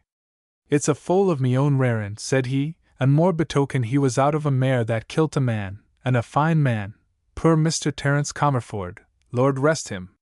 She was a beauty, and I could do anything with her. She was sent to the fair to be sold, and no one you'd touch her. I got her for a £20 note. Only for her foals the roof wouldn't be over me head. This one was the last o' them. Sir Sean's voice failed and died away. Give me a little more of that stuff, Mary, he said weakly. I want to finish, and then I can sleep. You don't know how it has oppressed me. She obeyed him, and after an interval he went on again. So that was where Spitfire went. I never could make out. And there was I riding a colt of hers, and a worse one than Spitfire to manage. I had great difficulty in getting Mustafa away from his old master, but at last I succeeded, and we jogged along. As he covered the long road he seemed to become quieter. I think I dozed in the saddle. I know I thought it was Spitfire I was riding and not Mustafa. I remember calling him Spitfire as I woke up and encouraged him. The night was as dark as I expected, but there was some glimmer from overhead and I could see the bog pools either side of us as we crossed the bog. It wasn't much guidance to keep us to the road, but we'd crossed the railway bridge, and I could see the lights of Castle Talbot. I was lifting my heart towards you, Mary, as I've always done at that point when something ran across the road. It might have been only a rabbit, just under Mustafa's feet. Then he was out of control. He reared backwards towards the bog, trying to throw me. I had a struggle with him. It could hardly have lasted a minute, but it seemed a long time. There did not seem any chance for either of us. All I could think of was that I was riding Spitfire's son and that he was going to kill me, and that, maybe, it was a sort of reparation I had to make. Besides, I should be free of Baker and his threats, and he could never harm you through me. But all the time the instinct to live was strong, and I'd got my feet clear of the stirrups, for I didn't want to go with him into the bog. Then he threw me and I heard his hoofs tearing at the stones of the road as he went over, and he squealed. It's horrible to hear a horse squeal, Mary. He ended with a long sigh of exhaustion. Now you are not to talk any more, she said. The doctor would be angry with me if he knew I had let you talk so much. I had to get it off, he said. I am going to sleep till morning now. Dear Terence! He would have forgiven me if he knew how I suffered.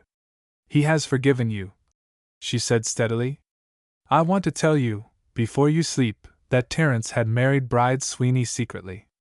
He swore her to silence, because he dreaded his mother's anger, and, poor girl, she bore all that unmerited shame in the loss of her child to keep faith with him. He had married her after all. Sir Sean, by an immense effort, lifted his head from the pillows. There was a strange light on his face. I thought I had cut Terence off in his sins, I who loved him. I said he would wake up in hell. Terence has been in heaven all these years. It has been hell to me that I had sent Terence to hell. Now I can sleep. He slept quietly all through the morning hours, till Riley came to relieve her. He looks a deal better, my lady, said Riley, looking at him curiously. I thought yesterday, if you'll excuse me, my lady, that you were going to lose him. He has taken a new lease of life. Later on, Dr. Costello corroborated Riley's verdict. Something has worked a miracle, he said, patting Lady O'Gara's hand kindly. I should have said yesterday that we could not keep him very long. There is a marked change for the better. I've been watching Sir Sean these many years back, and I was never satisfied with him. There! There! He said as the joy broke out over her face. Don't be too glad, my dear lady. I was afraid the spine might have been injured, or something internal. I have made a thorough examination this morning. He is not seriously injured in any way. His thinness and lightness must have saved him when he was thrown. He is very thin. We must fatten him. But, my dear lady, he is going to be more or less of an invalid. There is heart trouble. No more strenuous days for him. He will have to live with great care. You will be tied to him, Lady O'Gara. I can see he depends on you for everything. He will be more dependent than ever, he said to himself, looking at her wonderfully fresh beauty, the beauty of a clear soul, that it would be hard on her to be tied up to a sick man. But her face, which had been changing during his speech, was now uplifted. If I can only keep him, she said, all the rest will be nothing. He is going to be so happy with me. She said it as though she made a vow. Chapter 29, and last the lack of rupees. Mrs. Comerford acted with characteristic thoroughness. Perhaps she felt that she had much to atone for. It was Christmas Day by the time Stella could be moved to Inch, where amazement reigned. Mrs. Comerford had given her orders. Miss Stella's room was to be prepared. She was coming back again, with her mother.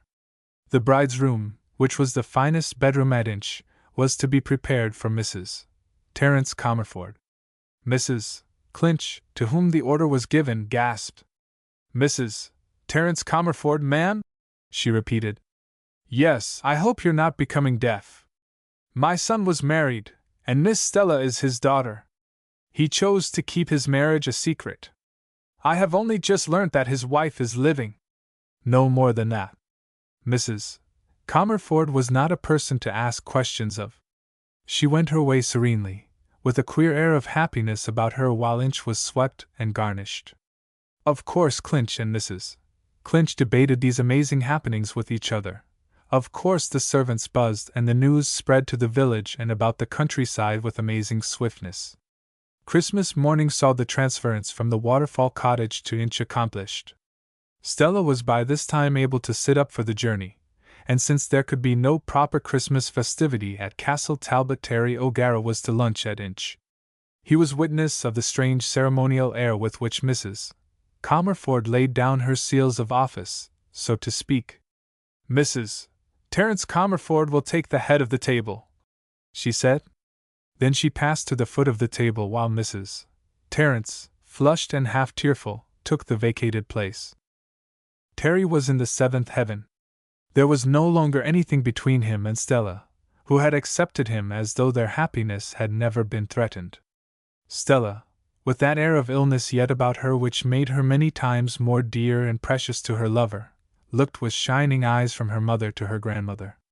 In the drawing-room afterwards, while Stella rested in her own pretty room, and her mother, rather overwhelmed by her new estate, sat by her, Mrs. Comerford talked to Terry. It is a long winter here, she said. I remember frost and snow in January when it was dangerous to walk across your own lawn because of the drifts. If the snow does not come, it will be wild and wet. Stella was brought up in Italy. I should hurry up the marriage, young man, and take her away. Now that your father is going on so well, there is no reason for delay. Besides, we want to get it out of her head that she was pursued by some ruffian the night she wandered and fell by the empty lodge at Athvera. Poor little angel, said Terry. I am only too anxious, Mrs. Comerford. I shall be the happiest man alive if she will consent. Of course she will consent. She is an obedient child, said Mrs. Comerford, with an entire oblivion of Stella's marked disobedience in the not very remote past. It is adorably unselfish of you to be willing to part with her, said Terry, his face shining with happiness. For the matter of that, I shall have my daughter-in-law, said Mrs. Comerford superbly. She has never traveled. We shall probably do some traveling together. You had better resign your commission. Oh, must I? I might get a year's leave because of my Stella's health. I am very fond of the regiment. But of course I should not put it before her. Of course not. I don't mind your sticking to the regiment, as you say, for a bit longer. Your father and Stella's father each took their turn at soldiering. It is as well to be prepared, in case of need. There might be a bolt out of the blue sky. So much more reason for being happy while we may. You know that Susan Horridge, or Mrs. Baker, but she won't be called that, identified the dead man I found by the Admiral's tomb as her husband? Yes, I heard so. A good riddance. I wonder if he was hunting for Susan and the boy when he met with that accident. He was warm, as the children say, close up against Waterfall Cottage. You are to make Stella forget that dream of hers of being pursued by some terrible creature that night. I will do my best, said Terry. A pity someone does not take Athvera. It is a fine old house all falling to rack and ruin. I have heard a rumor that some order is buying it for a boys' school. That would be best of all. A crowd of boys about would soon banish the ghosts. They would delight in the Admiral's tomb. My own boy and Sean O'Gara, your father, made a cache there one cold winter, pretending they were whalers in the North Sea. It was the time of Dr. Nansen. The tomb used to be open then. They had all sorts of queer things stowed away under the shelf that held the Admiral's coffin. Queer things, boys. She looked into the fire for a few minutes. Your father loved my boy, she said. I believe he'd have died to save him. There was a time when I was angry against him, because he lived and was warm and my boy was cold, and because your mother had married him. I always looked to see her my Terence's wife. I was wrong. Terence had chosen his own wife. The marriage was fixed for early in the new year. Every one seemed extremely happy. Terence had got his leave of absence for a year. Stella was making excellent progress and had begun to take a shy interest in the preparations for the wedding and the details of the wedding journey. She had seen Sir Sean, lying on the invalid couch which had the very latest improvements to make his invalid's lot as easy as possible. He had drawn down her face to his and kissed it, saying something inexplicable to Stella. You are the dove with the olive branch to say that the floods have retreated. He was very happy about the marriage, and Lady O'Gara, watching him as though he were a beloved and delicate child, smiled at his saying, a bright brave smile which made Stella say afterwards to Terry that his mother's smile was like winter sunshine. It used to be so full of fun, said Terry. Her dimples used to come and go, but she is troubled about my father, though she says she is the happiest woman alive, because she can keep him perhaps for a long time yet. Patsy Kenny was painting and papering his house in the stable yard, in the intervals of his professional labors, whistling over his work. Mrs. Horridge, as she still called herself, was back at the South Lodge with Georgie, and old Lizzie Brennan as her lodger. The old soul, she said to Lady O'Gara. I'll always find room for her. She do take on so when it comes over her that she might go to the ooze. I've promised her she shan't. Wasn't it clever of her, my lady, to go off and find Miss Stella's ma for her? I don't believe Miss Stella would be with us this day if it weren't for that. I never saw a young lady so set on her ma. My lady. She drew Lady O'Gara away from the gate by which they were standing talking, a little way along the avenue where no listener could hear. I've told Miss Stella a lie, and I'm not sorry for it, although I'm a truthful woman. It was a big lie, too. I told her that their terror she had of runnin' from something dreadful was but the fever. I told her she dreamed it. But I'd never have got it out of her head if her ma hadn't come. She turned away and was silent for a minute. Then she spoke again in a low voice. It was the drink, she said. The Lord forgive all the wicked. One of these days Lady O'Gara was saying to herself that she must read and answer all the letters that had come to her while Sir Sean still claimed her constant attention. There was a heaped basket of them on the desk in her own room. It was a very chilly afternoon. Sir Sean was asleep upstairs. Presently Riley and Patsy Kenny would carry him down on his wonderful couch. Terry was over at Inch. He was to bring back Stella, and later on they were to be joined at dinner by Mrs. Comerford and Mrs. Terence. I'm afraid no one ever wrote to tell poor Eileen, Lady O'Gara said to herself, with a whimsical glance at the letter basket and the flanking wastepaper basket. The telling that was in her mind referred to the approaching marriage of Terry and Stella. Eileen had been notified of Sir Sean's illness and had written expressing her concern. But Eileen never could write a letter. The formal and ill-constructed phrases conveyed nothing. Somewhat to Lady O'Gara's surprise, Eileen had not offered to return. But after that formal letter another letter had come, quite a thick one, and it lay still unopened amid the accumulated letters. Poor Eileen! I wonder if there was anything in Terry's story about the lack of rupees. The thought had but entered her mind when she heard, or thought she heard, the sound of approaching carriage wheels. She listened. It might be Dr. Costello, who had a way of coming on friendly visits very often. Or perhaps Terry and Stella were coming earlier than she had expected them. The door opened. In came a young woman wearing magnificent furs, bringing with her a scent of violets. Eileen! She flung her arms about Lady O'Gara with an unaccustomed demonstrativeness. But she turned a cold satin cheek to the lady's kiss. It had been characteristic of Eileen even in small childhood that in moments of apparently greatest abandonment she had never kissed but always turned her cheek to be kissed. Since you wouldn't write, dearest Cousin Mary, she cried in a voice strangely affected to Lady O'Gara's ear, I've come to see what is the matter. And I've brought my husband. A shortish man with a keen, clear, plain face came from behind the shadow of Eileen and her furs. Lady O'Gara had a queer thought. She recognized Eileen's furs for sables. She had never attained to sables. The coat must have cost 300 guineas. How quick Eileen had been about her marriage! And how soon she had begun to spend the lac. Meanwhile her lips were saying, I am very glad to meet you, Dr. Gillespie. But what a surprise! I did not think Eileen had had time even to get engaged. You see, there was so little to be done. The lac responded in a very pleasant voice, which at once secured Lady O'Gara's liking. Besides, his hand clasp was very warm, so unlike Eileen's chilly cheek. She hoped Eileen was going to be good to him. I was Eileen's slave always. She had refused me innumerable times. She only had to say she had changed her mind and I procured a special license. You will take off your furs, Eileen. Of course you and Dr. Gillespie will stay. Sir Sean is so much better. And you have to hear all our news. You have sent away your car? Eileen was taking off the sables, and flinging them carelessly to one side, as though 300 guinea sables were things of common experience with her. The rose silk lining fairly dazzled Lady O'Gara's amused eyes, so sumptuous was it. Only between 2 trains, dearest Cousin Mary. We are going to London on our way to Italy. We've been married a week and have been boring each other dreadfully at recess.